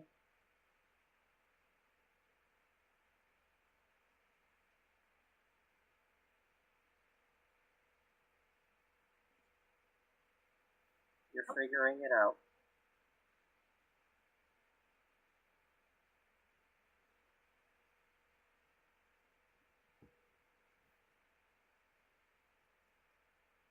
Well,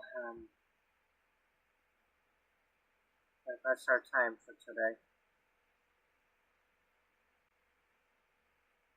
Yeah.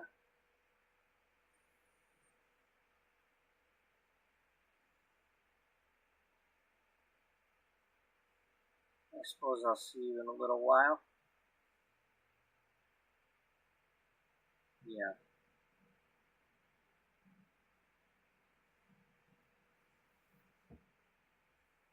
It is today, right?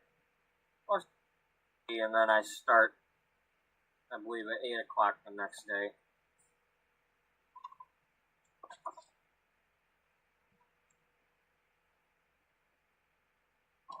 Oh,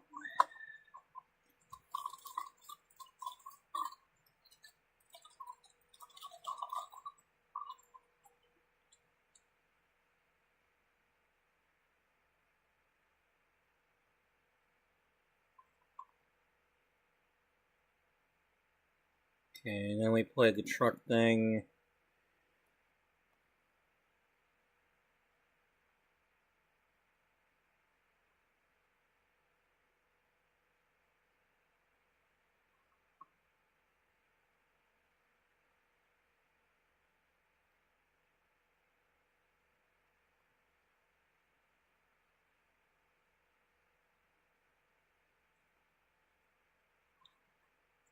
anyway, yeah. We're pretending like Beatrice is... Misty called Caroline. Caroline came over, her best friend and wedding planner.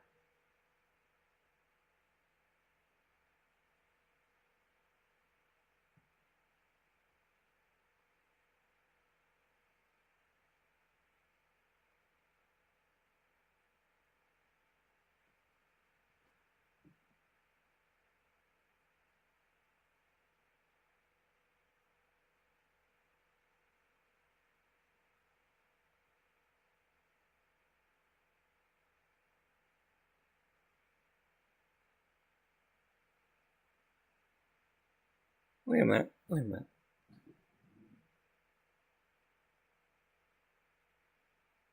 This is the news station.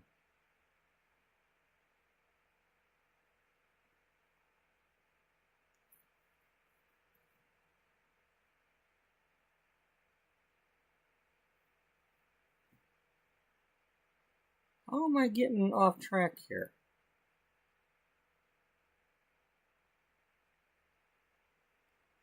Episode 216.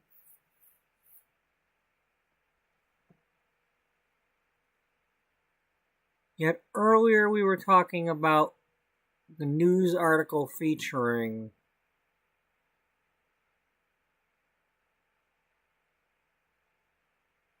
the April issue.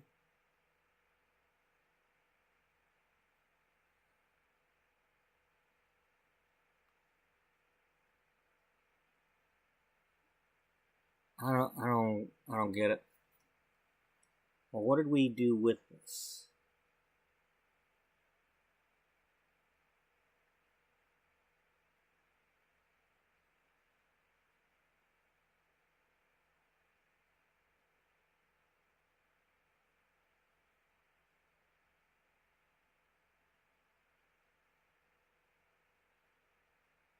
Uh,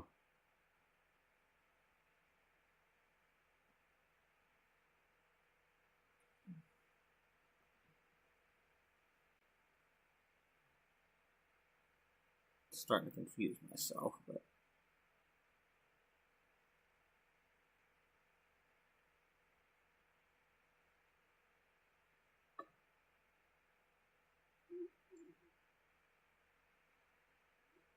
okay, so what's going on now? Is this what we're looking for? I hope. Now, she does have a key, so...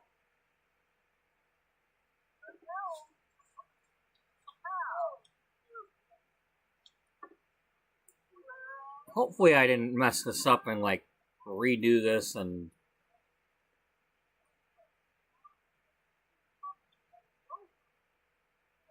Oh, hey, Caroline. Wally. Where's, Yeah, that's what it looks like I did. Oops, damn it.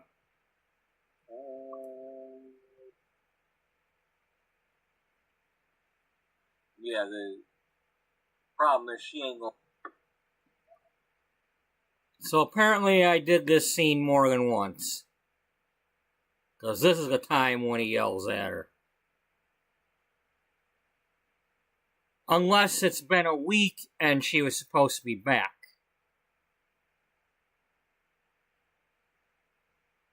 I don't know. We'll find out. What did we say?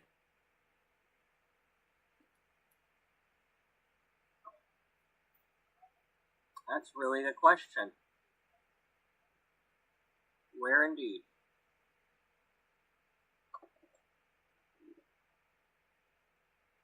What do you mean?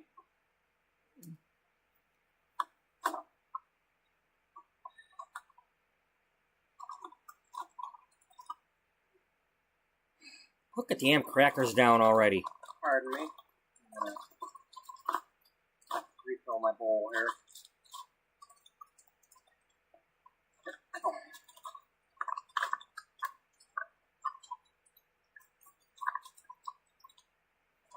Oh, for crying out loud. I gotta go to bed. Will you hurry up?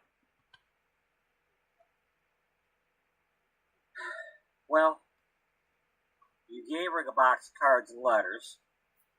Yep, I rehashed it. And she called me over here so we could go through them together, because, you know, I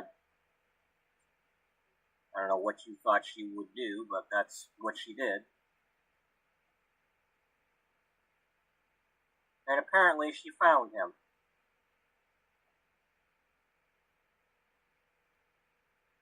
I figured she would.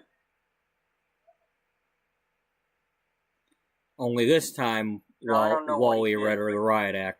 Would it have been so terrible to let her talk to her dad? I mean, is he some sort of criminal?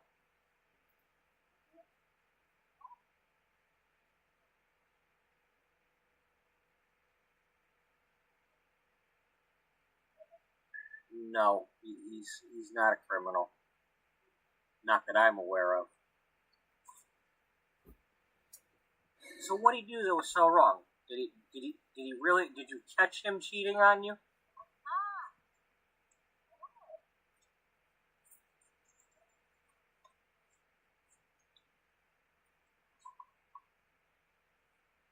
All I know is I saw my best friend getting into his truck.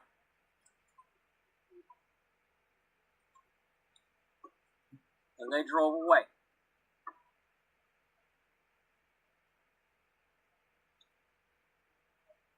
didn't seem to be the first time they'd done that either. So, your best friend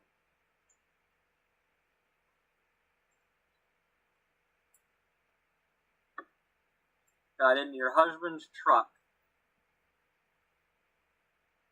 and they drove away? Yeah, it's, that, I see where you're coming from.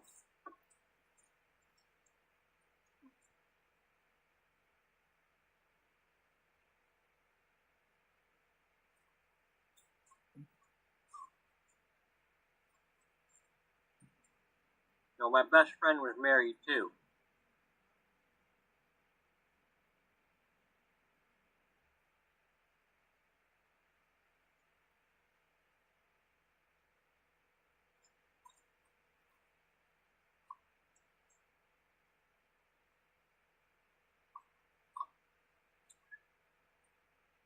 Did you ever confront her about it?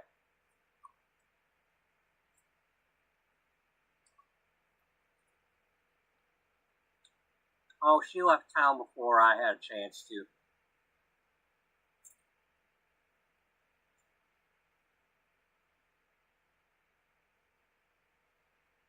So let me get this straight. You made him leave town?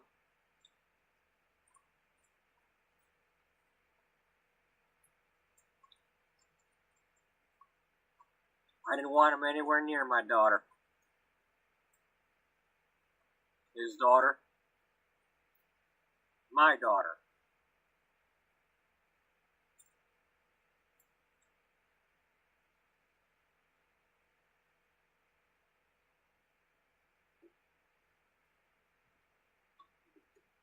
Sorry about the eating.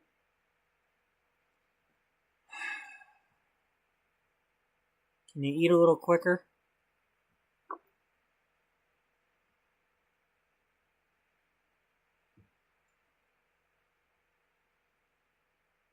Well, so he listened to you and he left town? Apparently he was trying to send cards and letters to Misty for her birthday and whatnot.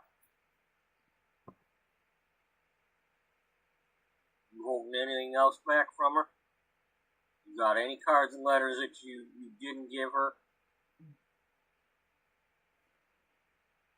Only the ones he wrote to me. She don't need to see those.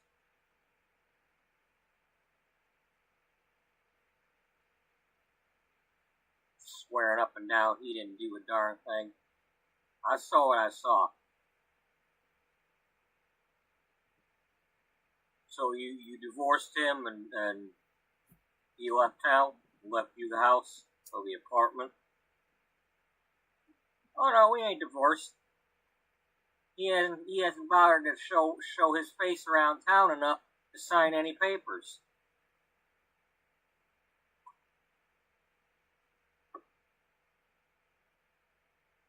Oh, what a kettle of fish you got us into here, huh? What are you talking about? That's my kettle of fish. He cheated on me.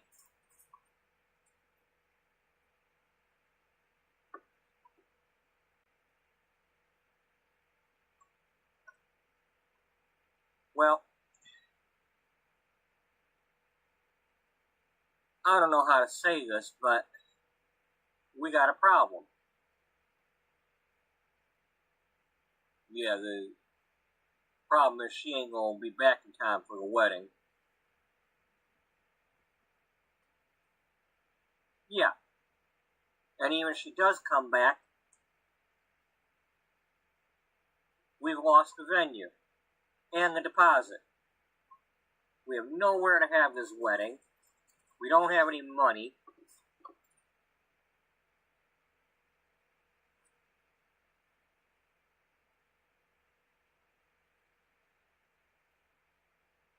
Why is that my fault? He's the one that cheated on me. He's the one that left town.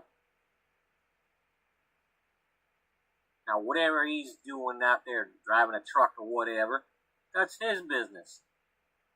If she decided to go for a ride with him after all this time, you know, I tried to hold her back from that, but hey, I'll let it go.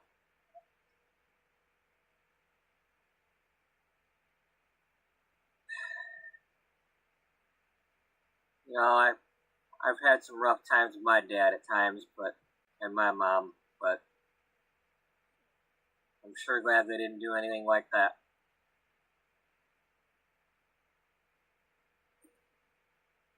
I'm sure you thought you were protecting her, but you just...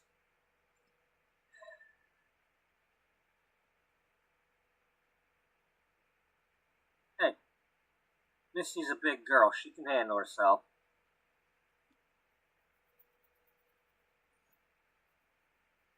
Besides, she don't have to worry about him cheating on her.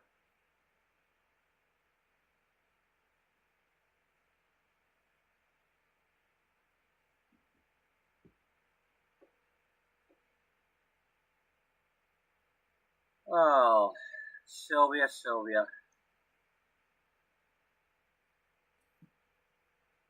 You know, Sylvia, I think it'd be best if you, I don't know, I think you should, just go home for a little while we figure some things out. Because, you might want to look in the mirror a little bit and kind of reflect on some things. And I understand he hurt you, and maybe he did cheat on you, but some of that stuff you done to Misty, that ain't right. Keeping her from her daddy, that ain't right.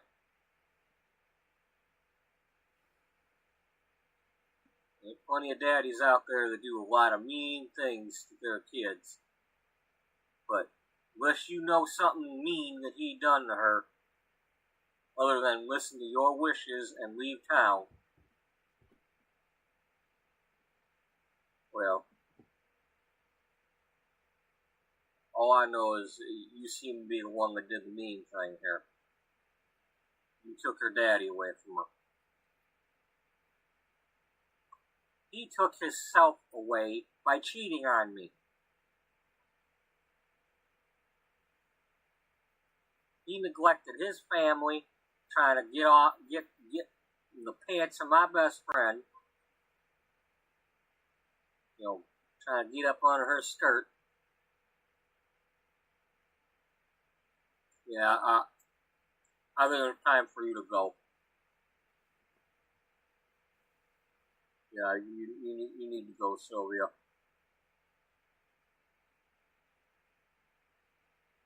Don't worry, I'll keep the flowers all cared for while we figure this out.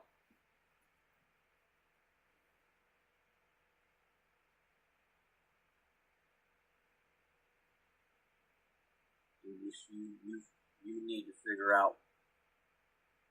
You need to figure out this situation and what your role was in it. When Misty comes back, she needs to come back to a different mama. One that she can trust. I don't know if she can trust you. I don't know if I can trust you. Keeping things like that from her. All the man did was write letters and birthday cards to his child. What the hell is wrong with you?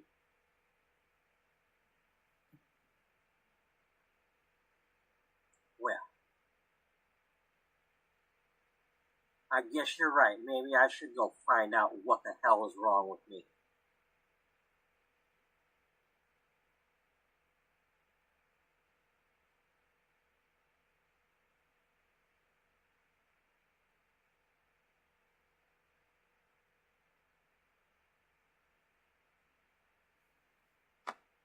Oh, look, she's all happy. Not.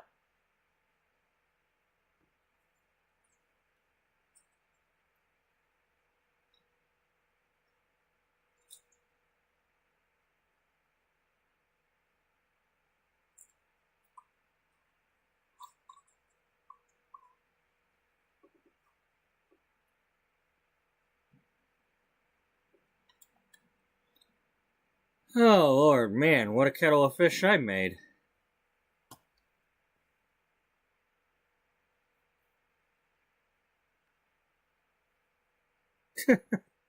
So now I have two versions of that. I didn't know I made two versions. So I got the one version where they're being all nice, and then that one where he tells her off.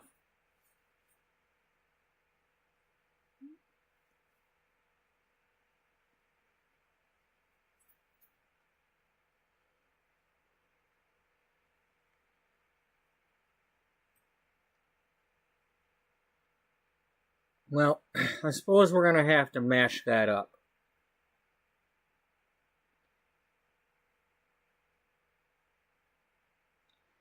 So it'll have to be like the one we just watched, only after she goes home and reflects on it and all that, that's when she'll say that, look, it's my fault. I will help. You know, if we need money for the wedding, I'll do what I can. But that's going to depend on how things go when we have the conversation about the fact that Mitch is going to be at the wedding.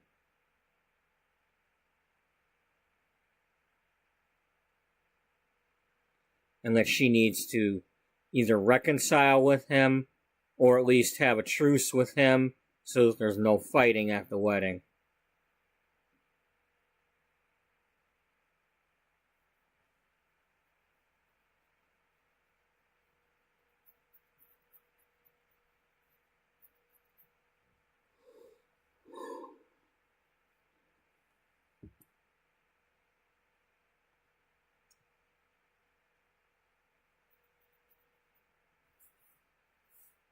Yeah.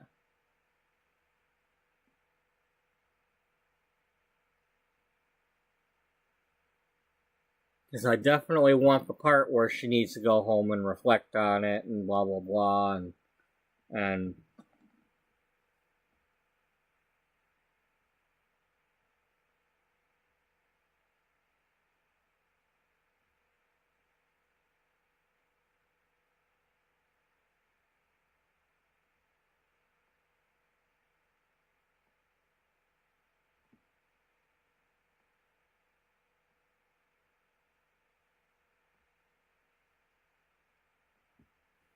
well, but that's where we're going to have to leave it off because I got to get to bed.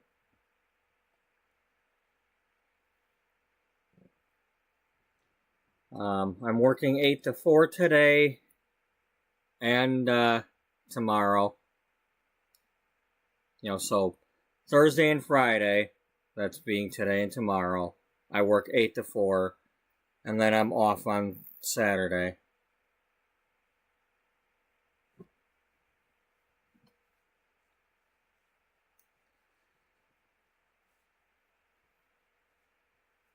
But this did help a lot, this episode, because we rehashed a lot of the stuff that I'm trying to get figured out before episode 300,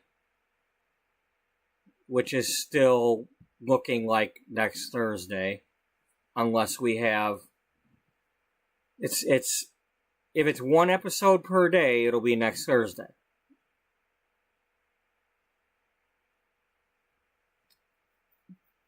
Because that would be 7 days from now. 7 days from later tonight.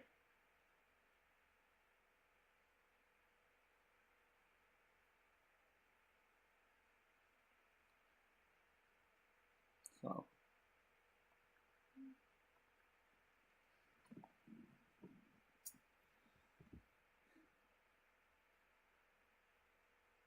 If I get a chance, I'll watch this episode back a little bit and see if there's any bits and pieces from either version of that I will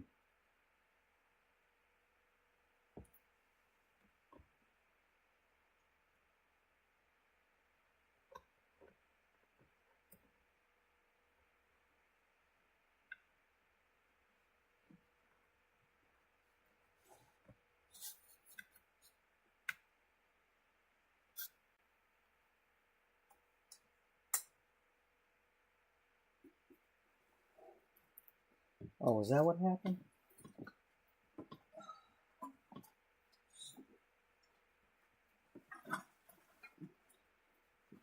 Alright. Anyway,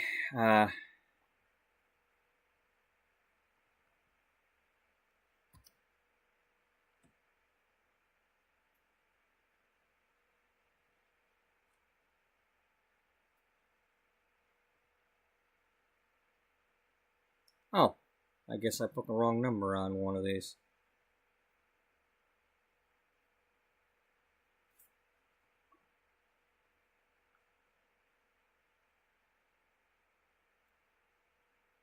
Well, let me confirm that.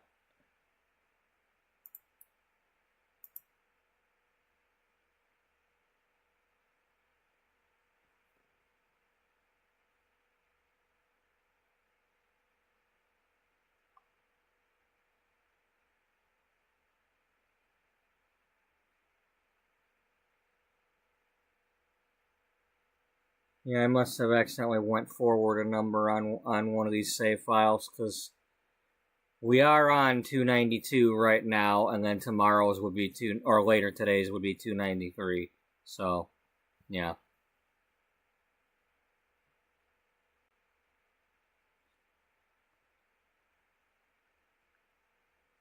So we were a little bit further ahead on that than we were supposed to be.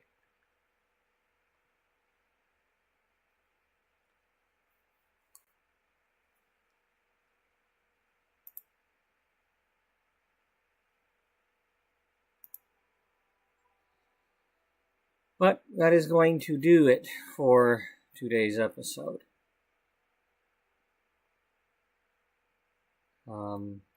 We managed to get a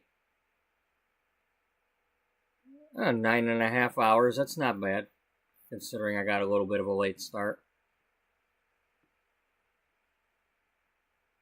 If I wasn't working at 8 o'clock, we'd keep going, but I gotta get to bed.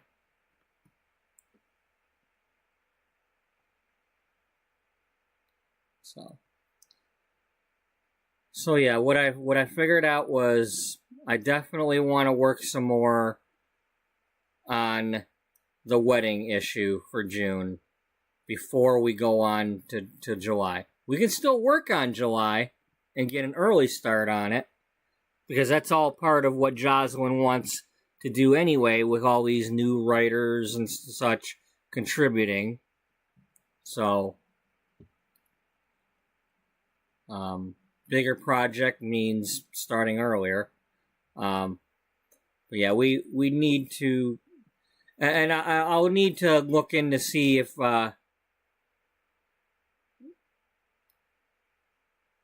what Dana had actually said to the counselor both times, whether or not it could just be that it slipped her memory, that she had already told her about the Amanda doing the investigation. I mean, it happens. I mean, if you don't have your shrink appointment that often, you might forget that you mentioned something in the last one, especially given that the last one, she was hungover.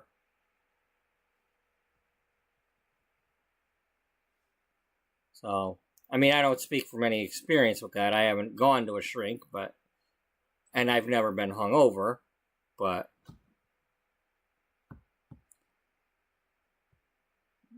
I can assume, I can empathize,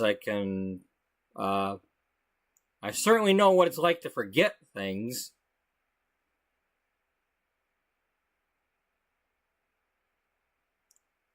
So what were we doing?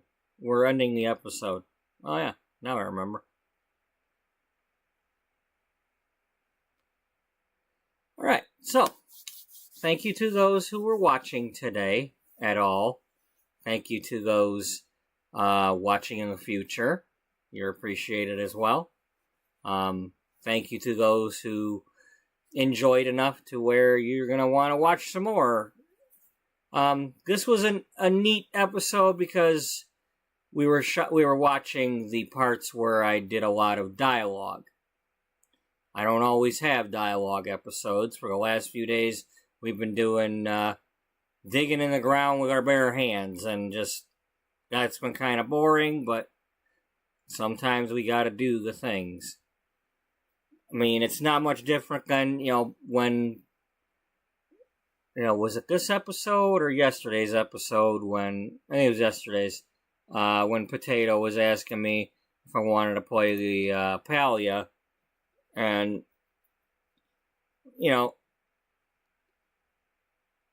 those games that like Palia and the ones that Bluebell used to play, and it's just all them games where you gotta gather everything and build everything, and and you team up to do the things, or you don't have a team, the Stranded Deep and the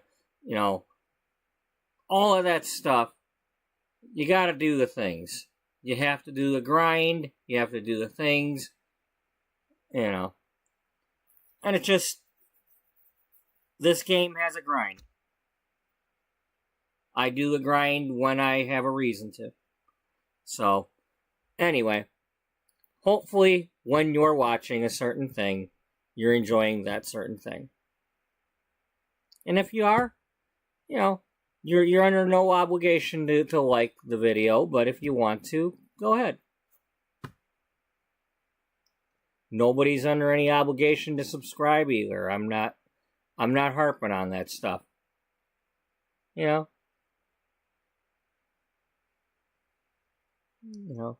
enjoy it when I see it, but I don't have to have it.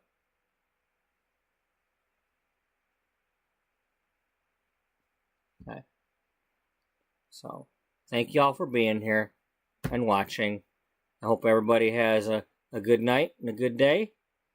And I hope to see y'all in the next one that you're able to make it to. Until then, bye-bye for now.